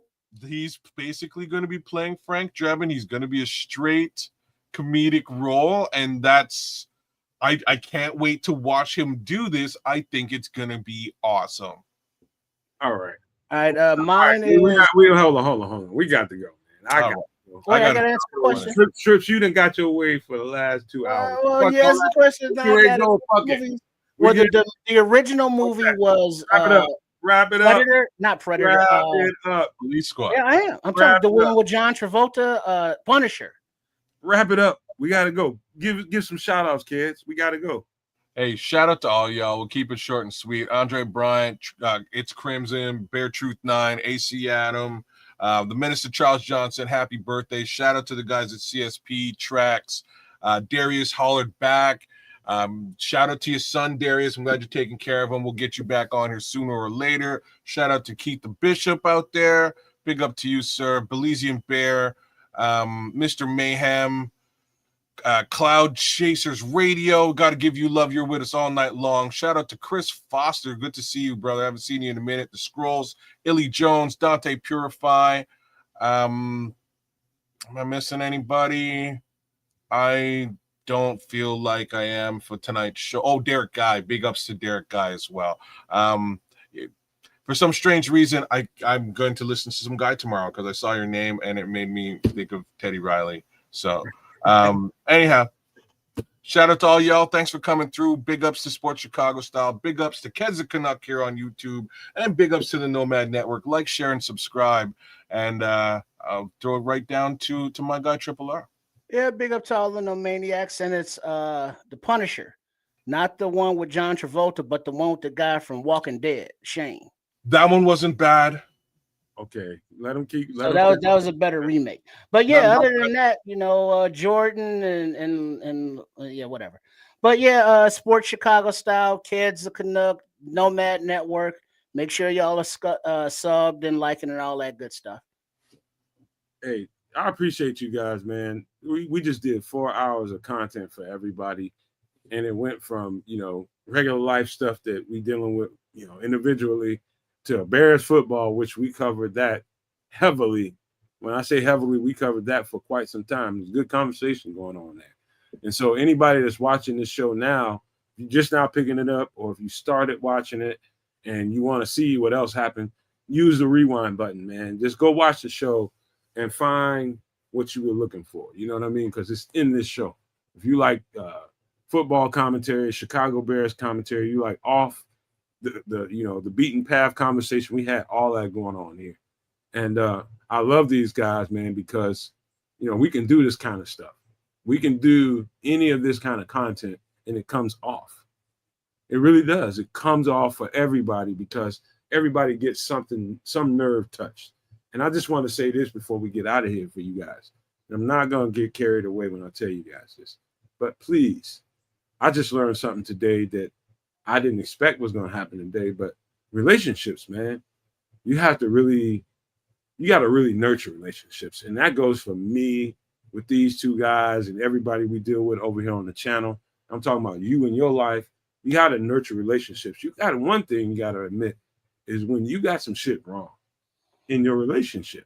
If you got something wrong, be man or woman enough to stand in front of that and say, I fucked up. If you can't do that, you're going to have problems in relationships for the rest of your life. Guaranteed. You have to be willing to say that I F up. And it's my fault. You got to own stuff. I screwed up in the relationship between myself and my sister, in the relationship between her and her son. And I'm going to get that right with the time I got with her. I'm going to get that right because I got carried away with the Bears community and making sure you guys got good content out here. I didn't spend enough time with my loved ones like I should. And I'm going to do better about that. I'm going to do better about that. I just saw the dopest saying and I have to share it before we go. It's super dope. It can't be a video, bro. No, it's just a picture. Go ahead. Purple rain, purple rain. Man, you interrupted me for that. Hey, but it's Caleb, bro. It's dope. I'm just saying. All right. Can I get my shit up? Can I finish my shit? Without all that, man, I'm finna close the show, man. I would appreciate if y'all let me close without interruption, man. I don't fuck with y'all when y'all close. I'm sorry. Anyway, be better in your relationships because it pays dividends later on. I'm a learn from that. You know what I mean? I'm gonna be a better brother. I'm gonna be a better uncle because of it. And so I just encourage you all to own what you do wrong in your relationships. If you don't, you're gonna struggle for the rest of your life. I guarantee you that. But you gotta own it. That being said, I want to leave you guys with these famous words. If you can think it and you can see it, there's no reason in the world why you cannot absolutely manifest it. Do not, and I repeat, do not be a prisoner of your own mind. But with that being said, we are out.